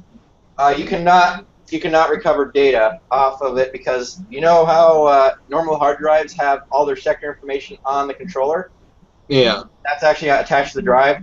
Well, MFM controllers, It's on that card. and that's where it is. So without that, you're pretty much toast. And my other question was, what's the newest computer that you can run an MFM drive in? You can run it on a Pentium 2 or a Pentium 3 slot 1. No problem. Yeah, anything with an ISA slot, right? Yeah, Not I was anything. gonna say. Not anything. Almost anything with ISA. Okay. Some things have a PCI bridge to ISA, and those don't work nearly as well. Here's what I'm You don't think you'd be able to boot from the card? Yeah, you'll be able to boot from the card in most circumstances, but I would say slot 1 is going to be your cutoff. Not socket 370, but slot 1. I don't want to say boot from it. I just want to be able to read the drives because some of them I do have the controllers matched to them. You absolutely have to have the original controller that went with the drive. You have to pray that the sector information is still on the controller. And let's see, other than that, you've got to have it load up in BIOS. It has to load up in BIOS. You don't necessarily have to boot from it. You can boot from a floppy, but it has to be in the BIOS. Okay, Diggy, here's what I'm gonna do. I'm gonna dig up all the Windows NT videos and all of the Sunfire V880 videos, like from in the past, and a couple pics of the V880 and all that stuff, and IBM clones. So I'm gonna dig up videos on them, and hopefully I need to get a big enough hard drive to where I can actually store it on a hard drive and then present it on Google Hangouts as a whole. And maybe use that to get ideas of what we need to, how to best lay out the videos. Yeah. I've learned a lot. Video I posted a while Watching ago, others. Warriors like that. Yeah, and I've had quite a few videos on that in the past, and I think I've touched on the Windows NT stuff. I was quite proud that I had my little Windows NT sandbox at the time, so I know that there's definitely some videos on that. And I think that some of these Hangouts, too, we need to be doing maybe a little more electronics engineering stuff and working on projects. I got this Megasquirt sitting over here on the floor I need to assemble. It wouldn't hurt too to do some Linux how-to videos for OpenSUSE and stuff like that. Some of the newcomers that want to learn Linux. I could definitely do some Linux how-to videos. There's some good Linux how-to videos out there already, I'm sure, but I wouldn't mind doing some of that stuff at all. Yeah, like some of what we should do introduce to the terminal and all that. Well, what we should do is search around some of the Linux videos that are out there.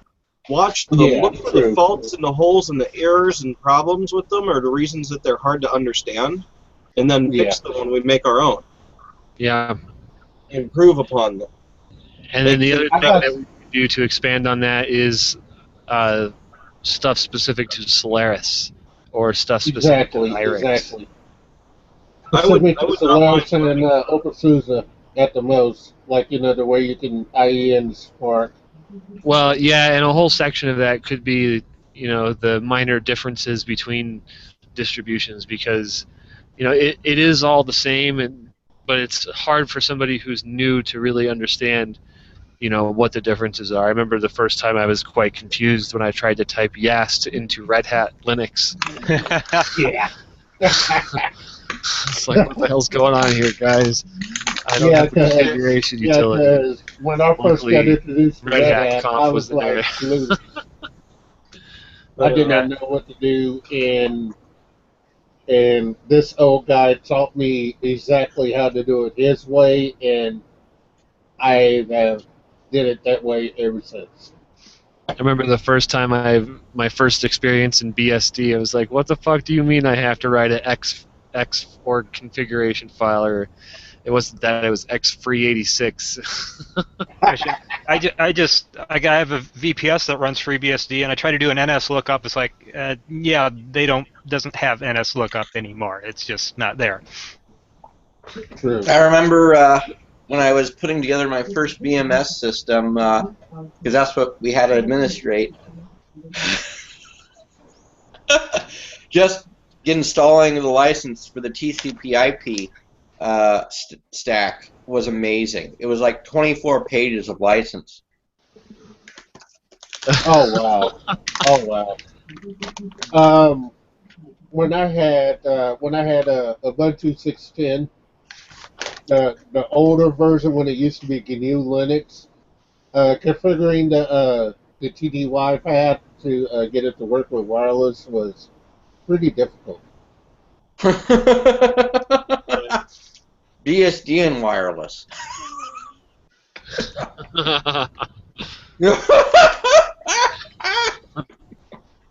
Oh. Anyways, I'm gonna go crash, and I will catch you guys later. And Doogie, I'll poke you at some point here and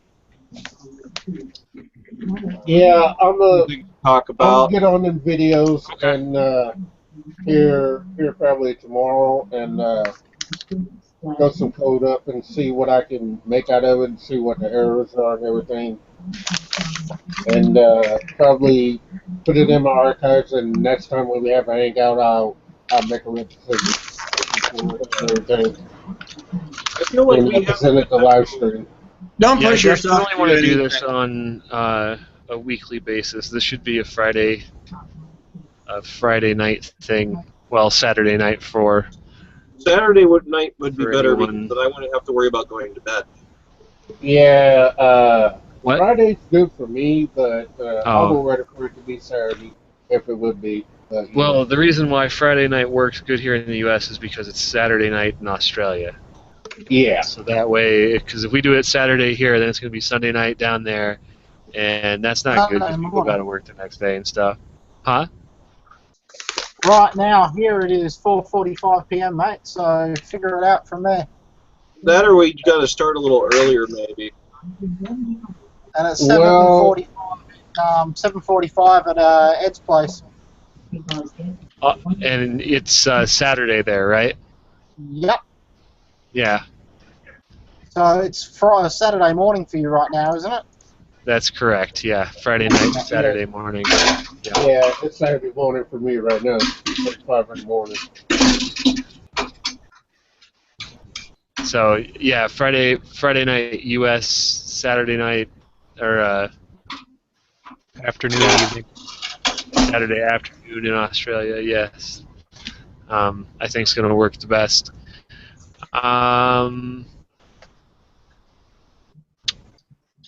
I should probably start doing yeah, some odd I don't. Maybe I should like. Yeah, well, I was thinking I am going to be on the live stream and stuff during the week, working on computer stuff or whatever. So, if you have something that you're working on specifically as well, poke me, and I can like start a hangout and add you, to the live stream, because it's kind of batshit boring sometimes to watch somebody who's not talking much that's engrossed in something, and maybe if we had a couple of three people doing stuff where you're engrossed in what you're doing, but every once in a while you take a break or whatever, and you can chat with the IRC or pass questions back and forth or whatever. I think we could work that out. If we could manage that if we could manage that well, I think it would work. One thing I will mention really quick is one cool thing that I've been involved in a community that has a web page that's controlled by an IRC channel, but I didn't decide to show it to you because Stream Up right now is just epically failing everybody. They've taken all the account channels and condensed them into one account, so it's made a mishmash of their embeds, which means you can't embed anything properly anymore. But we've got a web page controlled by IRC called Geek Streams, and that's been something I've been involved with for probably the last 6-8 months.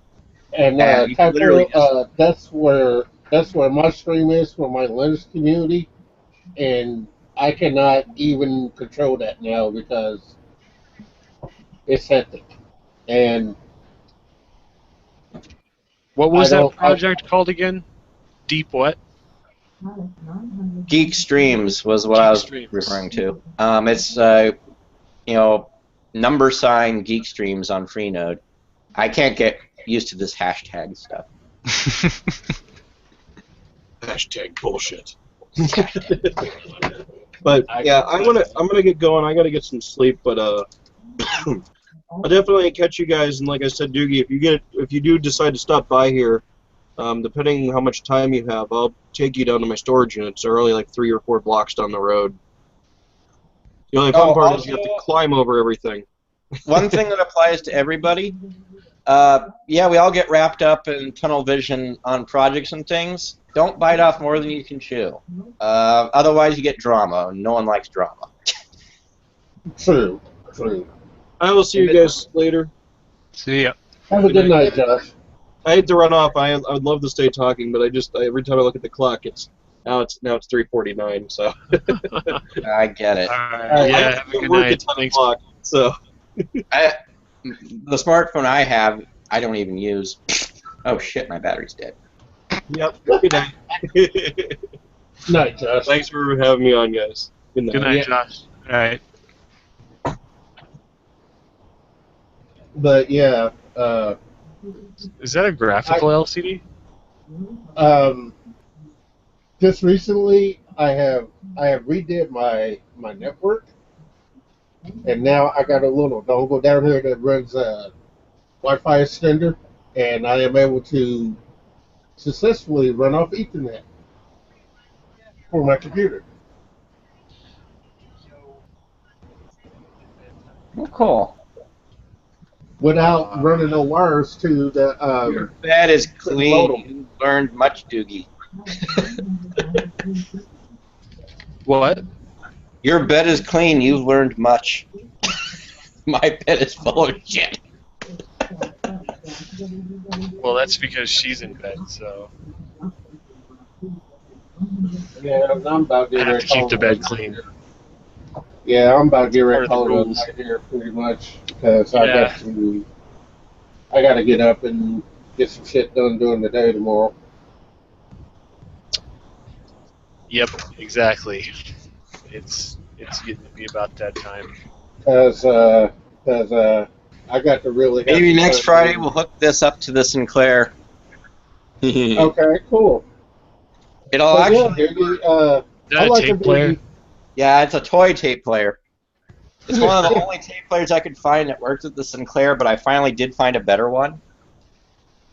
It's on the floor somewhere. And I'm not finding it. There it is.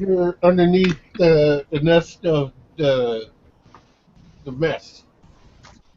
But yeah, I'm gonna go ahead and get off here. When you have another Venice Hangout, did you pop me a link? I'll be around in Freenode. Okay, cool. I will look for you, Chad. Have a good night. Pretty much, I'm gonna dig up a couple of Solaris videos for you, and I'll shoot you an email probably in the morning. Yeah, let me know some things that you'd be interested in learning. Okay. See you around, Alex. Everybody, have a good night. Good night, Chad. Enjoy. Yes, we'll go with this camera angle for now. Well, I think you can call that a success. Oh yes, I'm so happy, mate. Doogie, there's other people using the Mega Squirt to run those motors that I've got in the mirror. Mega Squirt to run which engine? The mirror, the little mirror. With like the stock trigger scheme, or are they actually having to put a trigger wheel on? Apparently, they're just using the standard cam wheel or the standard cam angle sensor. Excellent. Well, this shouldn't be too bad at all to do then. And the best thing about using cam is the fact that it'll fire off on the first revolution. They won't have to keep cranking. No, I was just, we were talking the other week, and I was a little bit concerned that it may not be able to read the sensors or whatnot. Well, apparently it can fire the coil on plugs without a problem. So I can use the standard coil on plugs, and it'll fire off the cam angle sensor that's already in the engine, apparently. Wow, interesting. So I must run wasted spark then, because it didn't have a crank sensor, right? No, it doesn't. Yeah. Actually, I'm not sure now, because the guy's saying something about a trigger wheel now as well. Yeah, well, I wonder if you don't see the trigger wheel because it's inside the engine block. Like on my VR6 and like the 20 valve 1.8 turbo Volkswagen motors, Yeah. they have that reluctor wheel that's attached to one of the crankshaft counterweights, and then there's just a little sensor. It kind of looks like a knock sensor that's bolted into the side of the block. So I wonder if that's what you have hiding in there somewhere, and that's why you haven't been able to easily identify the trigger wheel and the crank sensor. But yeah, to fire coil on plug and do it where it's not wasted spark, where individual cylinder position is calculated, I believe, yeah, you have to have both a crank and cam angle sensor to do that. I don't mind if it's wasted spark. I just want to get the thing running. Well, and the cool thing about wasted spark is you could use like Megasquirt 2, which means you would have control of both the fuel and the timing maps. It's 8x8 maps unless you do just the Megasquirt 3 processor upgrade, which will give you 16x16 of 16x16 tables of those. And Megasquirt 2 will run coil on plugs in like a wasted spark configuration, so it's pretty good for that. I've set it up with that before, and it's reliable stuff. Especially that through-hole board I sent you, which is the same one basically that I got here. I've used it before and it's worked fantastic. One thing though, you can run wasted spark with just a crank sensor. Yes. I think that there's an adaptive way to run just a cam sensor with wasted spark. I just don't remember how. Because the cam rotates once per 2 engine revolutions, right? In theory, you could run anything with a cam sensor with missing or extra tooth. The reason most modern engines have both is a matter of redundancy. They can actually utilize either if they have to. Although, if it's like my Dodge Neon, if it doesn't have cam, it just doesn't run. Well, it's a Dodge. It has a crank sensor too, but if it doesn't have cam, it just doesn't run. It just says, "Screw you, I'm going home." Yeah, it's also the reason some cars have map and MAF. It's redundancy. Which is interesting because I've seen some ECUs actually guess at what a MAF would be saying based on just like TPS alone. Yeah. Well, then again, there's a lot of cross-checking. So there's no MAF. If like the MAF was dead for some reason, it would actually be able to. It'll run speed density or alpha N. Yeah.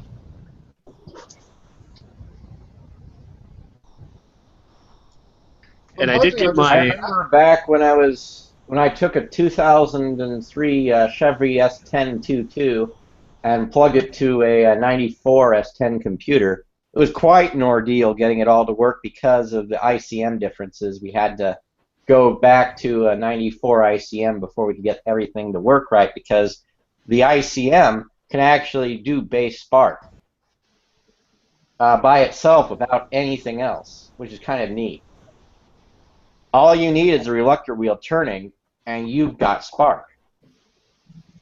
Batch-fired waste spark, mind you, but who cares? You know, for an engine running on a stand, it's fine. Right. Exactly. For most applications, I would say for anything but like race applications, it's fine. And of I'm course, just really hoping I don't have to go making sensors. That's all. If I can use everything that's already on the motor already, that'd be really sweet. Yeah, the only things you might have to worry about at that point are what engine coolant temp, and maybe a knock sensor, but that's not too bad to resolve. Doesn't have one, I don't think. Oh, okay. Oh, it's got to have one. It's a fuel-injected vehicle, right? No, they don't. Oh no, they don't. They don't have to have them. A lot of cars don't. That's surprising. But the problem with knock sensors is it's a bitch to get them to work without false triggering. Well, yeah, you know the story about the Ford Bronco? No. When they instituted, what was it, the Ford System EECS 3 or whatever. I'm saying that. EEC4 or EEC5. Yeah, I was gonna say. No, it wasn't ECC 5. It was the one before. EEC4 then. Anyway, EEC4, which is a damn good system. So anyway, they just plopped that system on, okay? And so whenever the Broncos would go off road, they'd lose engine power. The rocks would come up, they would hit the engine, oil pan, and then the knock sensor would hit it, and then the ECU would retard everything completely. Oh, interesting.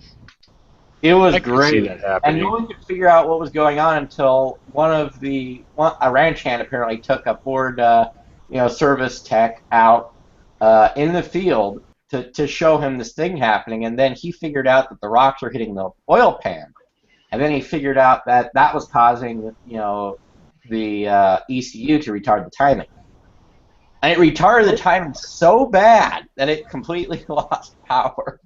I forget what the figures were, but it was nuts. Wouldn't it be nice to have a bloody sump guard on it anyway? Or an oil pan guard, or whatever you guys call them over there?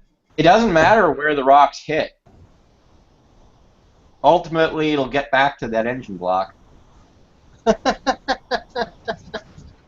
Oh, that's a bit of a shame for a four-wheel drive vehicle, isn't it? All a knock sensor is a Yeah. cord that's been sandwiched between two pieces of metal. Yep. That's not entirely correct, but it's a piece of electric crystal. Yeah, it's a piece of electric. And if you use, and the more dumb the system, if it just says, "Hey, if you see voltage of this kind, then do this," well, it's going to do that. You have to start mapping signals and over time to understand what it might be, whether it be engine knock or a rock hitting the oil pan.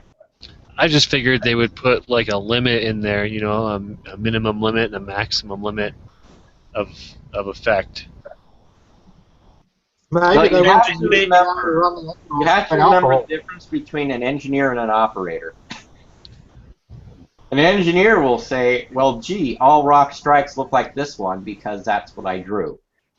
Well, yeah, but let's say even that was happening and there was an issue there. It's interesting to me in software that it could retard the timing so far it makes the engine run like crap. You figure... Well, you have to remember, what are you doing when rocks are busy hitting the oil pan? You're giving it herbs. I mean, if you're going up a steep hill, then you need everything to be firing correctly. Just pulling 10 degrees out on a modern engine can be a huge impact. Well, I always use the example of, because of the emission standards, that's why everybody's car idles like crap. If you don't want it to idle like crap, you put a little extra fuel in, and it doesn't idle like crap. Yeah, or retard the timing. I've always set an engine at like 6 degrees, and it never goes anywhere. Most of the cars that I tune, though, the engine will actually have an idle timing advance of anywhere from 10 to 22 degrees. It's actually quite a high advance at idle, but they're quiet and a little bit more peppy off the throttle. If you blip the throttle or whatever, it seems to work out pretty good. As long as the it's getting late, but the EFI equivalent of the accelerator pump. Why I know the carbureted version, which I never work with. Yeah, that is funny because now you're using acceleration fuel enrichment fuel circuits. And... yeah, acceleration enrichment. Thank you.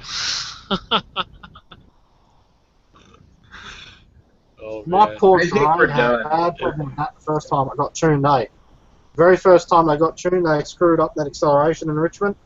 Oh my god, sometimes just at the right engine temperatures it would stumble like shit until it warmed up past it. But they figured it out. You know what the worst thing about carburetors was when you had a heated carb and then exhaust plugged it and then it wasn't heated anymore. Oh, carburetors were horrible. I owned one car with a carburetor, and I mean, in Michigan winters, it is just you go out and start your car to warm it up, and 10 seconds after you walk in the house and close the door, the damn thing stalls. So you go out there 5 minutes later, and the thing is it's still cold, and you got. I mean, just starting the damn thing, it's like you got to give it just the right amount of gas, and oh god, I replaced that carbureted car with a 1988 Volkswagen Jetta, and what a difference fuel injection makes. Yeah, also, Isn't it amazing when you put the key in to turn the ignition, it starts and it stays start. Yeah. Now, 88, was that still CIS, or did they have Digifont 1 in it by then? First year of Digifont, very brand new Digifont. But I also had several cars with CIS too. I had a 79 Rabbit, a 78 Dasher, an 86 4000 CS Quattro. I had a lot of cars with CS. I love CIS. CIS is an awesome system. It really is. I love CIS too. I had a friend who had a Type A with Jetronic. I have nightmares about that thing because the barometer sensor would always screw up.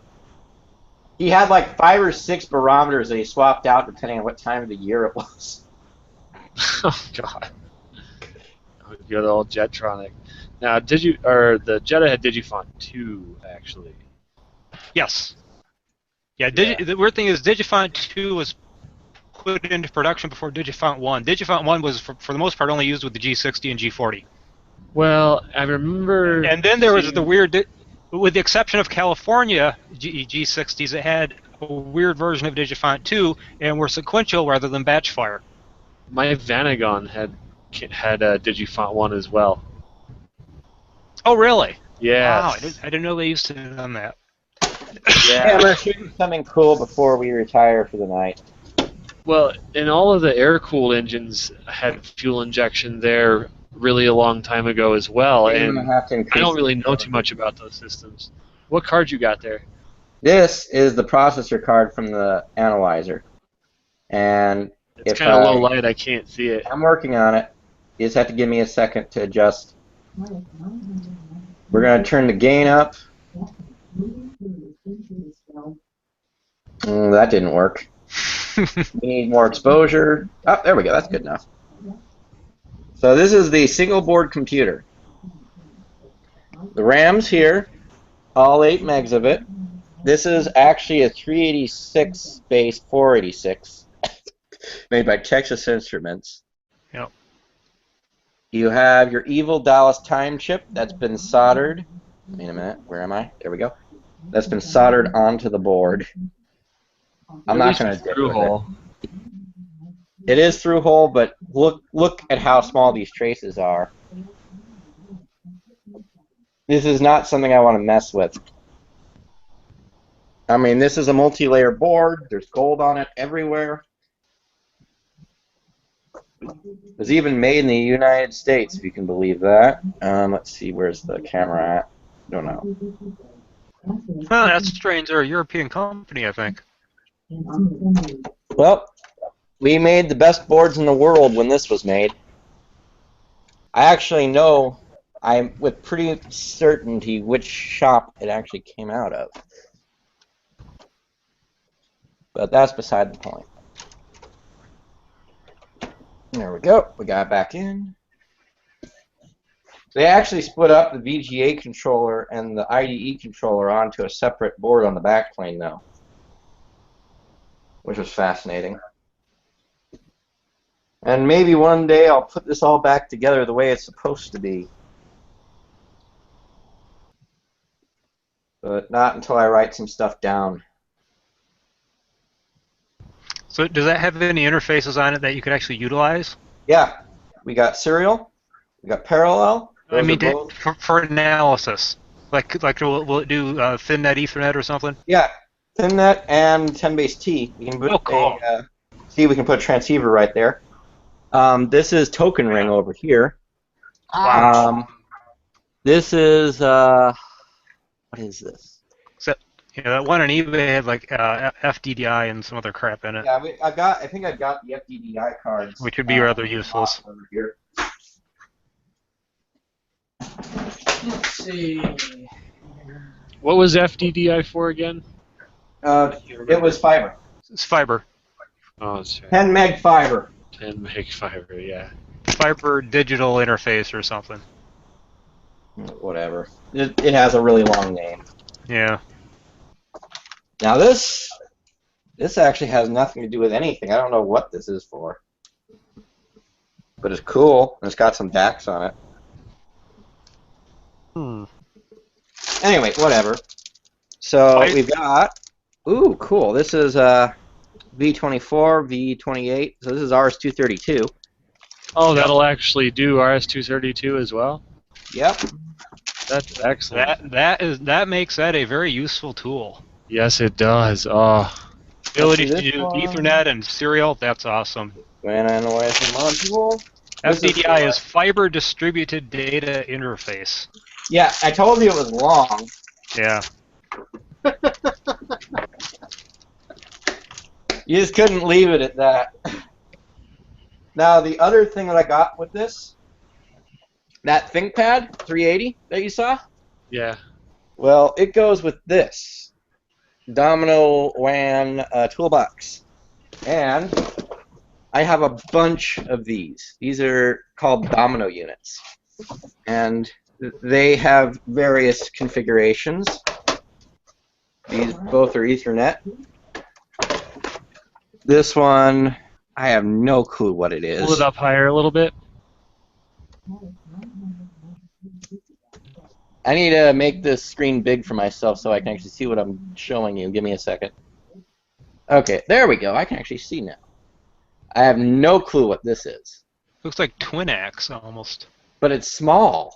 Yeah, it's smaller than normal. Twinax is a fucking huge connector. I know. This is ISDN. Might be LEMO connectors. And I got a few more of those boxes I need to go through. Once again, I must say that I cringe at what the original prices of some of this equipment would have been. Yeah. All I know is that this shit was expensive. That's what I'm saying. Jesus Christ! Like, I really don't want to know how much this analyzer was because, you know, I mean, it's got, you can tell, this is magnesium. Yeah, it's the kind of thing that was tens of thousands of dollars. yeah, and we're talking 1990s, 1980s money. Yeah. And you know what sucks about that? I bet you can get one of these today that's handheld. If you catch my drift. So you'll have to take my word without burning.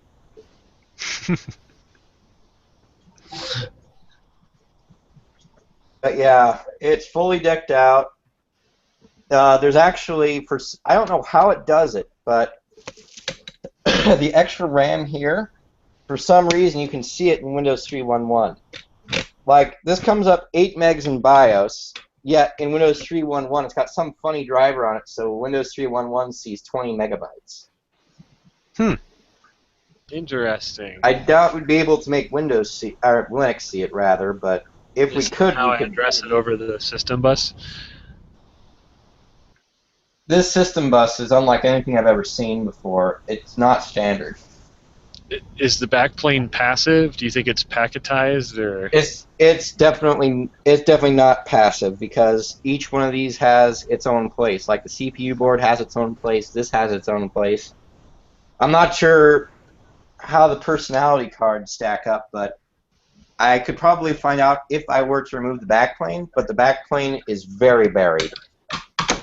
It's this rail right here, which is sandwiched between the ELD and the rest of the backplane. Yeah. So it's just not worth it.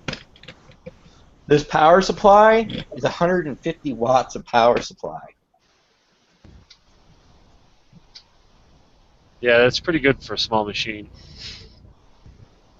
It's heavy too, despite how much magnesium it has. Well, it's very densely packed in there for sure.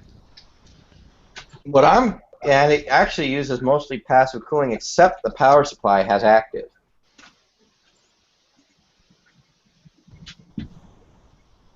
Oh yeah, and there's a keyboard port. I forgot to mention that. You can run an external keyboard, but it warns you in the manual that you can damage the system if you run both the front and the back one at the same time. Don't ask me how that's possible. Yeah, I don't see how that would really be other than overloading it, a power rail or something. Well, all I know is they say it's sensitive and it could damage the device. Freaking instructions. My warranty would be void. So, we gotta keep the warranty that I've already voided anyway by pulling the power supply to pieces and rigging the rocker switch to work despite what it wanted to do.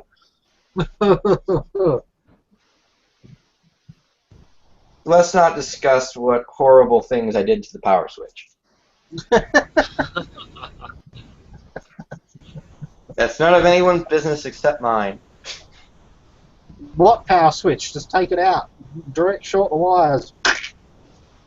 One side is shorted. We're actually switching neutral. Ew.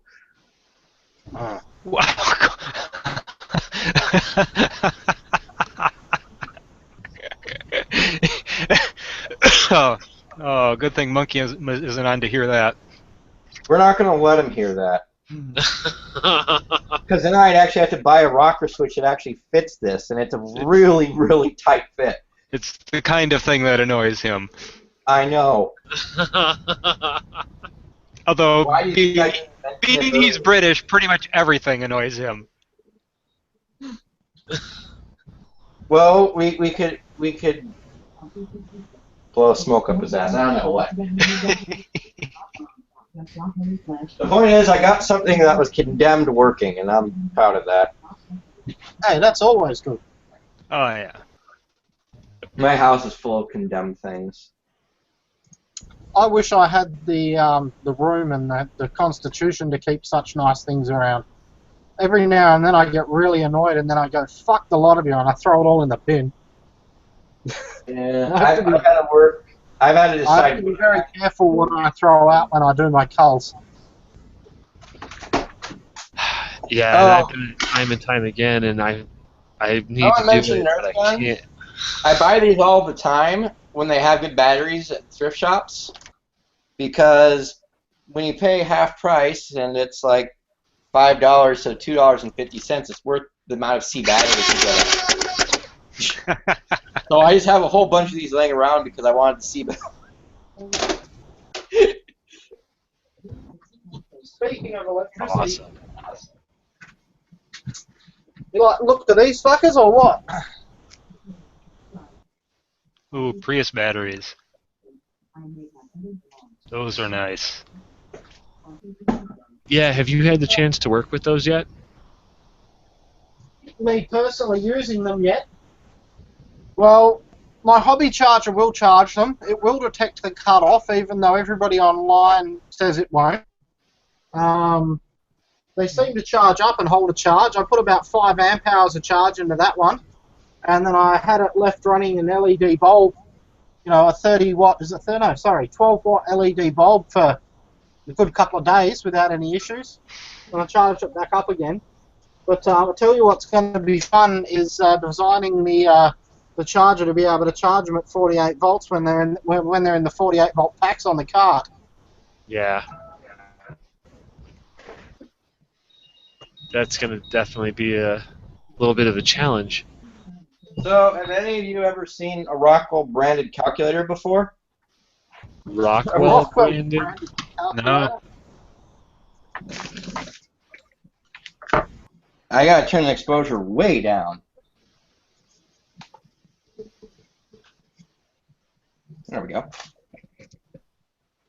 The same company that made those modem chips. Yeah. What's the display in it? Is it a VFD? Oh yes, and it's not just any VFD. We're gonna plug it in and make sure that it doesn't explode, because I just found it. That seems to be a common theme for you today, mate. So let's see here. Yay! It doesn't explode. Let's see. Let's pull this up a little bit. There we go.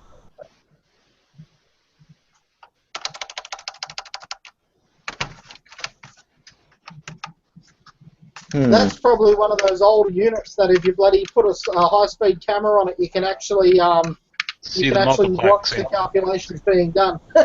Now here comes the scary part. I forgot that the keypad was actually attached there. Now look at that. Need light.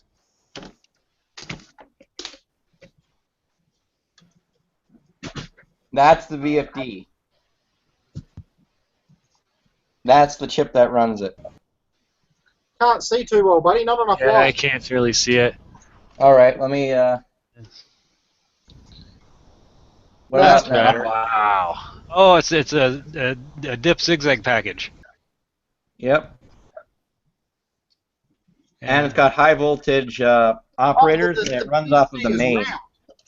The keypad Is the is actually. VFD round? Let's see, what year is this? Oh 74. my God. This is 1974. Oh yeah, it is roundish. Yeah, oh, it's right. Yeah, definitely round. Wow.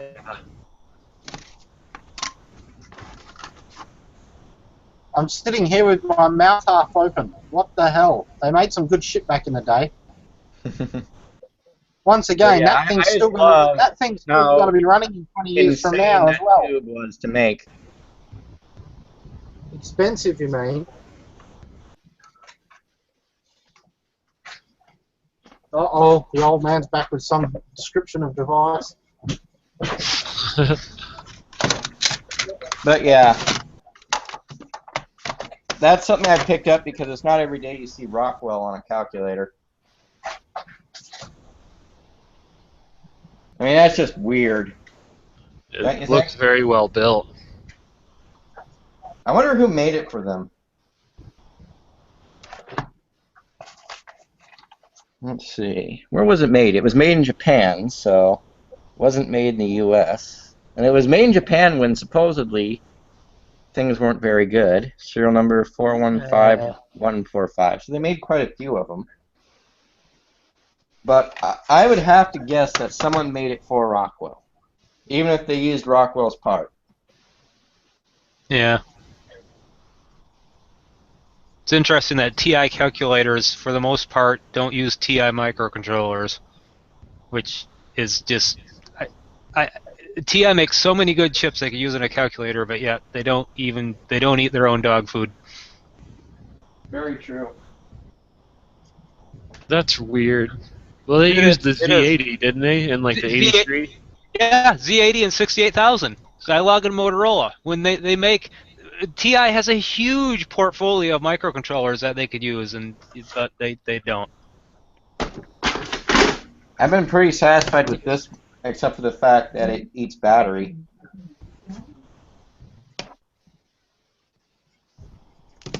We're probably over. Oh, HP. I mean, it's not as cool as my 48, but what is? My 48's banged up. A 41 CV. Yep. What can I say? I like RPM. That's one thing I really want that I don't have yet. Yep.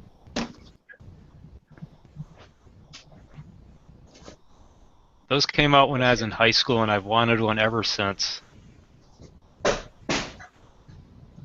It's been a great calculator.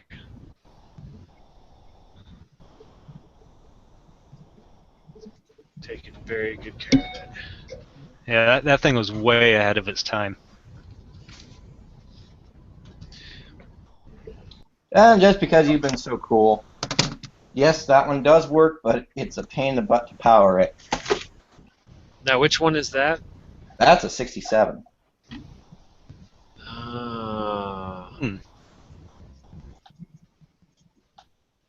So it's got the red LED display, and it's dots, and it's bubble, and it's nice. If I could make this run reliably, it would be my prime calculator because it's awesome. Now, all right, I got one. Like the 41 CV, it has a very funny shape, and I'm not sure if you've heard about the story of this funny shape, but when they were making the first RPN pocket calculator, Dave Hewitt, as in Hewlett-Packard, said, I want the HP 9000, which is a full desktop calculator. I mean, big. Lots of boards, lots of everything, core memory. I want it in my pocket. There's no reason we can't do it. I think people will want one. I think our engineers need them. And so the engineering challenge was make it fit in Dave Hewitt's pocket. So this is the dimensions of Dave Hewitt's pocket. Now, doesn't it make sense? Yeah. I've got nothing that fancy. I've got this old Sharp that's built in 81 or something like that. Still works today. Let's see. I've got something in the drawer here. But you have to know. You know how on a regular calculator you go 1 + 1 = 2? It's not how you do it here. You go 1, enter, 1 plus. Yeah, RPN. But what this means is that if you're doing a complicated operation, you have to fully understand the order of operations, everything in your equation to get the result. But this is not a bad thing, because when you make a mistake, you instantly know it. You instantly know where and how and why.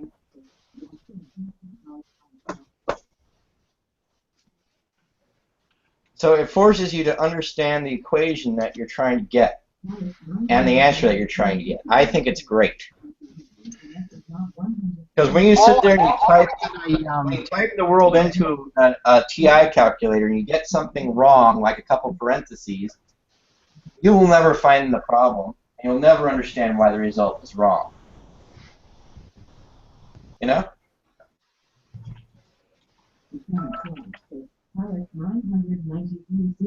Sometimes you have to go backwards to go forwards.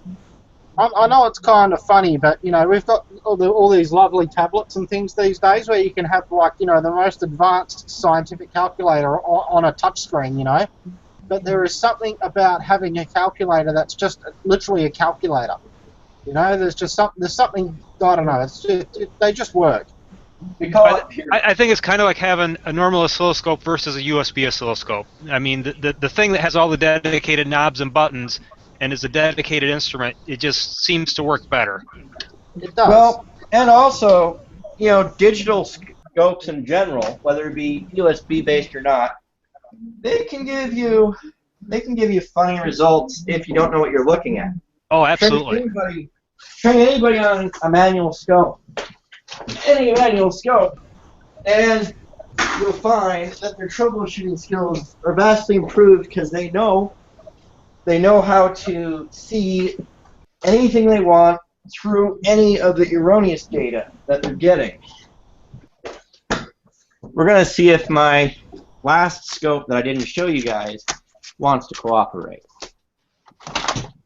This one has its times of the month, unlike my Tektronix. My Tektronix is solid. If I turn that scope on 20 years from now, it will work perfectly. That's how much faith I have in it.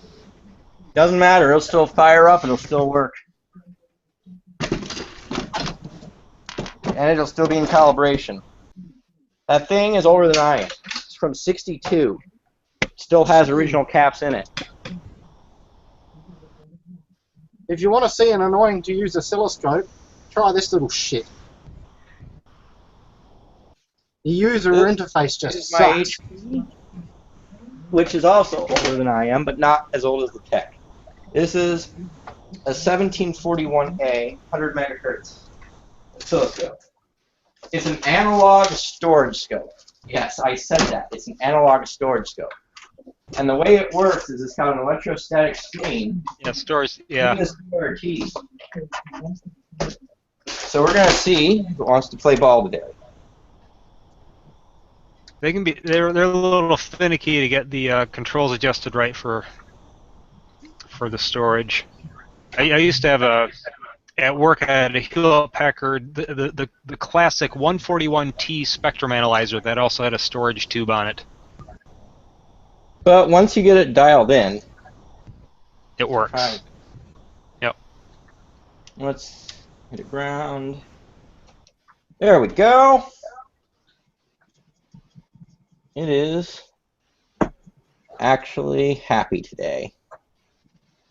Let's see, that's right.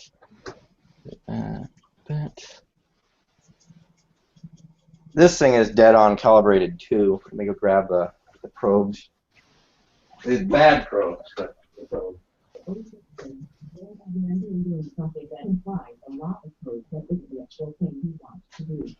Lieutenant Fleming says, personally, all three Ethernet-based things I am moving forward are going to be using FTM 32X10X hardware-based Ethernet.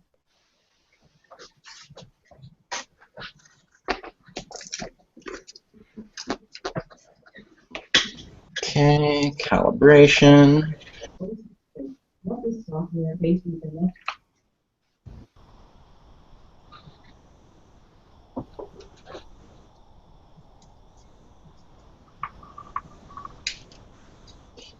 Let's see if I can get this to stay. Nope. Doesn't want to stay. I'll eventually get it to stay. No, it's like I would not stay. Okay, there we go. Good enough. Let's make it trigger.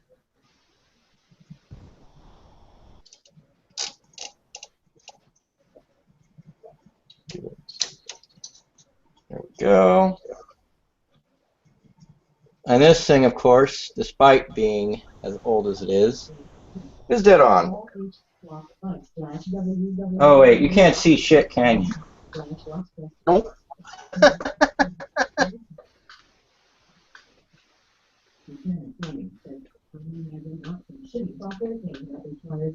Having a decent stack. Chat Lab says, reading the food. He says, hey. Lieutenant Fleming says, which one of the chips I've tried, dude? It's about as good as she gets. They need the stack no matter what.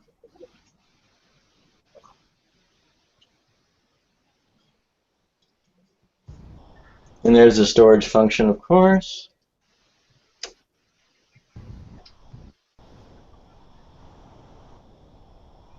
Come on, trigger. Pretty cool though, right? Boom. Electrostatic.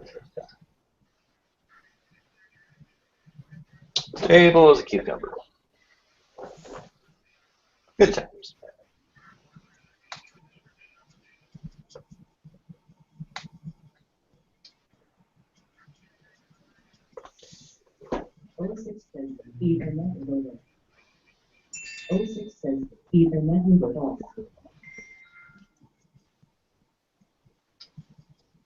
That's as not bright as I can make it for the camera.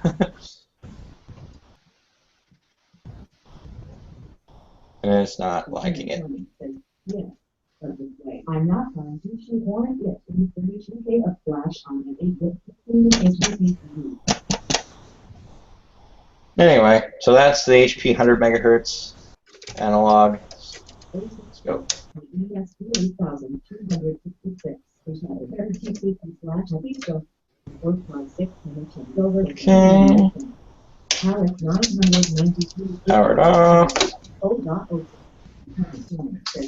Give me back my exposure. Call it a night. We're done.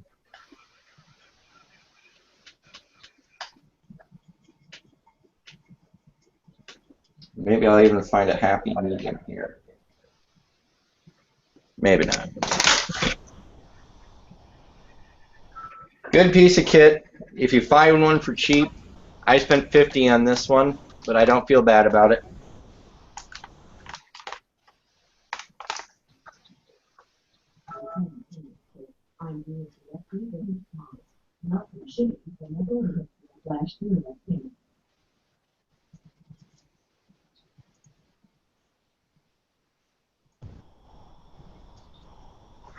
And it is 2:32. And I have a bed full of crap.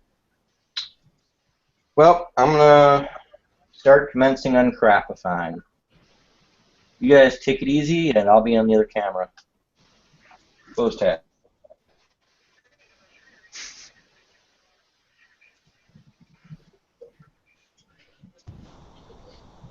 Oh God, where to begin? Where to begin? I think I'm gonna start by.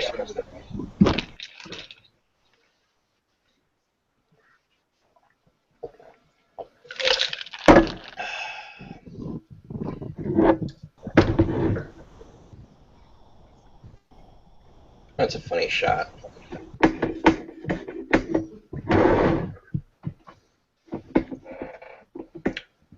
Let's see here.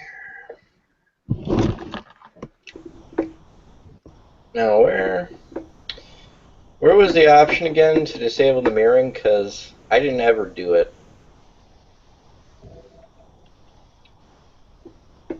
YouTube control room? Nope. Nope. Hangouts against humanity.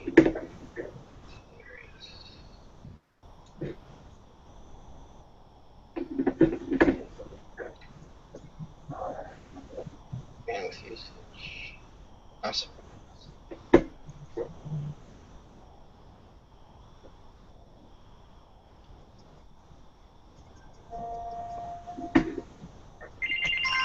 Oh, bloody hell.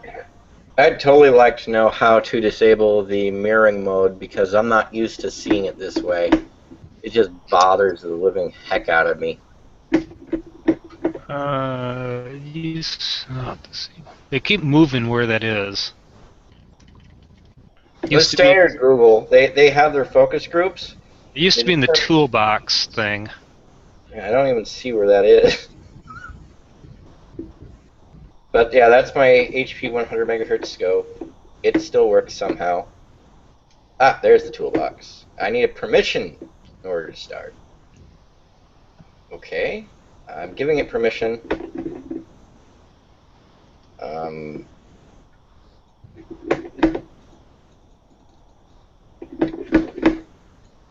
It's not letting me give it permission to start the toolbox.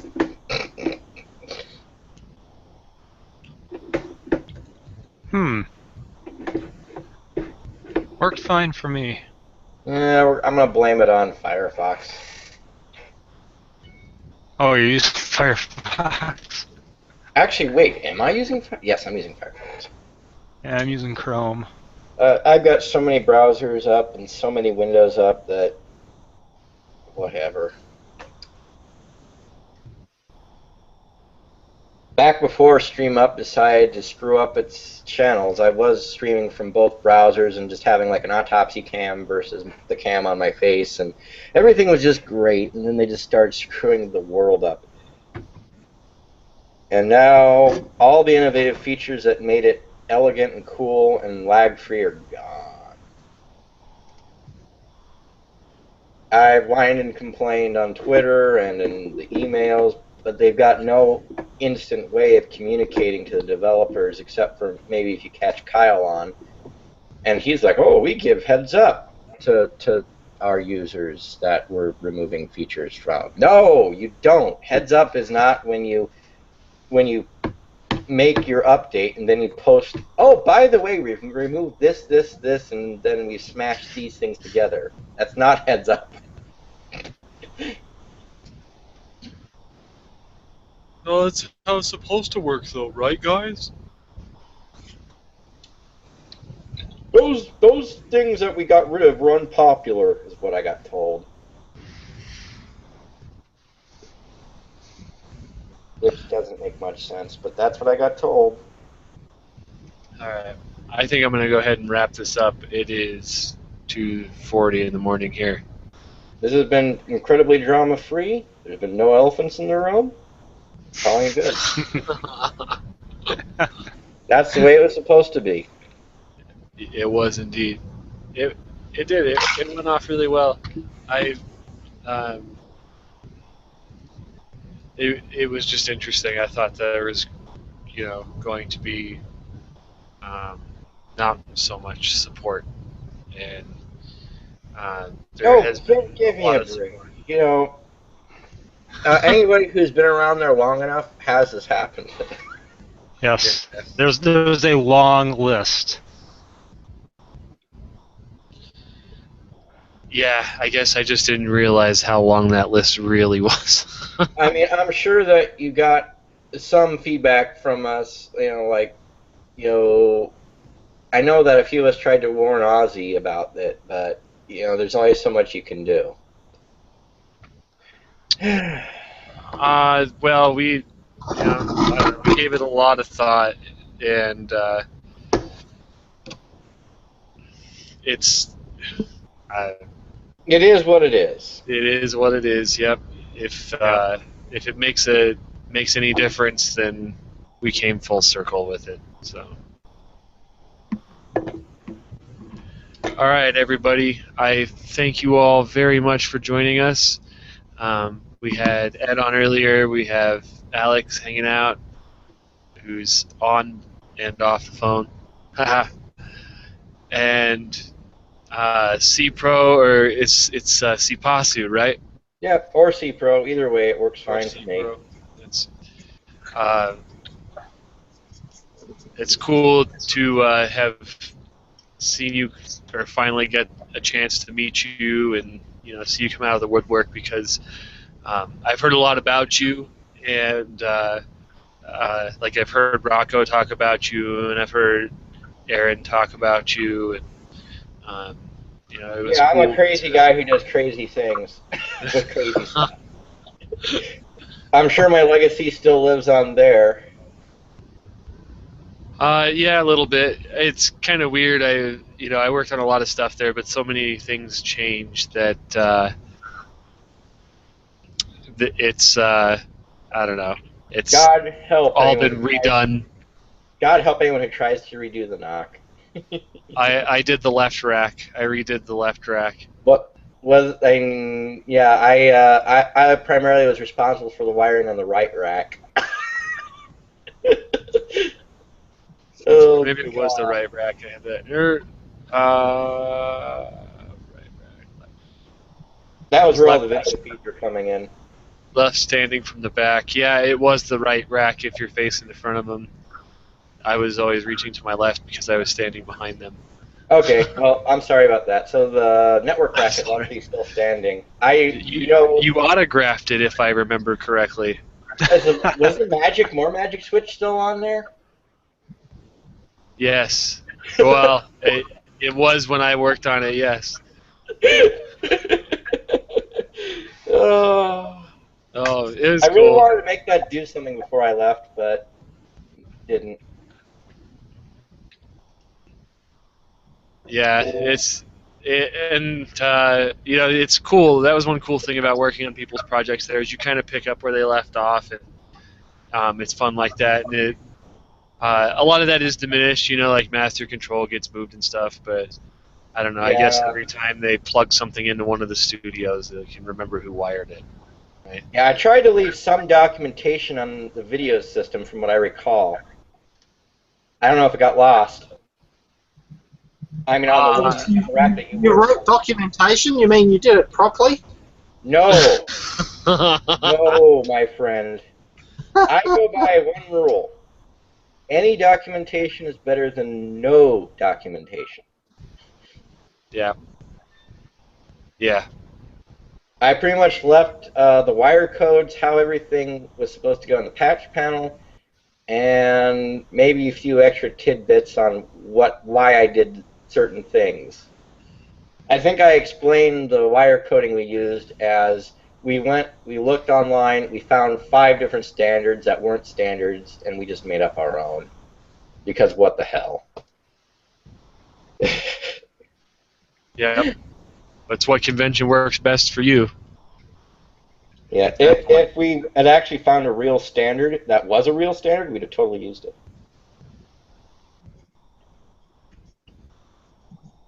But yeah, I don't know if you got to mess with it, but you know how there was that punch down panel and all those wires were bust across? manually. It was like Yeah, someone for took a power Cat feeds 5. to cameras. Yeah, that was me. Yeah. I punched down that entire pen. You spent a bit of time doing that. One day. Oh man, it was a neat little work of art. But you know what? That system actually worked, and it worked for a while.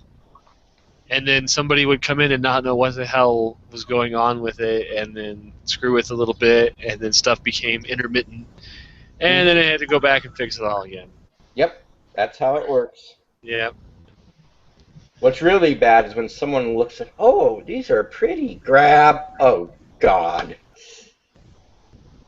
Or, like, I think the patch panel that the Ethernet was on, well, okay, you ready for this? We had a bunch of patch panel swing bays, right? Yeah. And they were great. And so I went to go get one and use one, and then was told I couldn't use one. So then I just dipped into the 8010 and we built our own. That he yelled about for an hour. And I said, look, we had the right things. Why don't we use them? He said, I didn't think you would do that.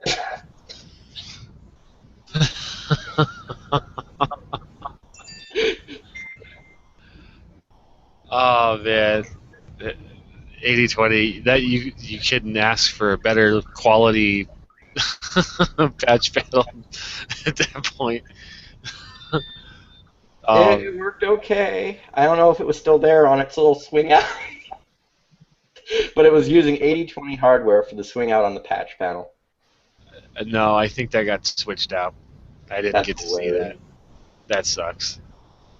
No big deal. And then the power supply for the cameras, the diamond plate aluminum box. Yeah, that was primarily Engineer Steve's work. I thought that was neat. Yeah, he did.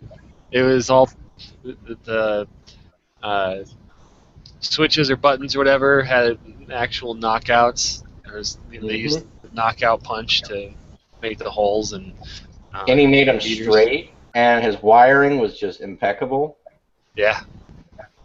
It was neat. It just didn't have very good ventilation, which was the only little issue. Yeah.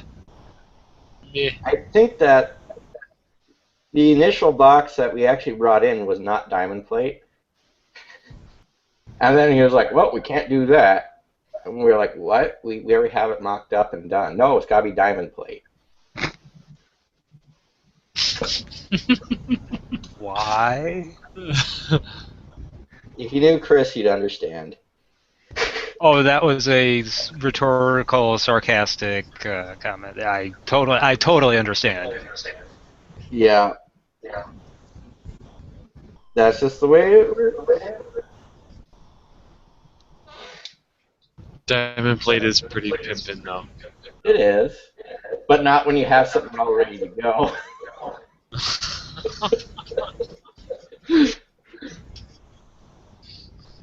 Like, oh, I've got the funniest thing to tell you.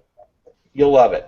Okay, you know the air conditioner that was on top of where the cafe was supposed to be?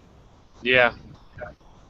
Well, that air conditioner unit, every time I came to visit the Geek Group, Chris had pulled the cutout out of it, stashed it somewhere, and lost it. And every year I bought a brand new box just for the pullout. And he would go on these tirades about how expensive these electrical cutoff boxes were. I was like, what? I'll go to Graybar, I'll spend $14, and we'll have air conditioning again. Don't do the next one, dumbass.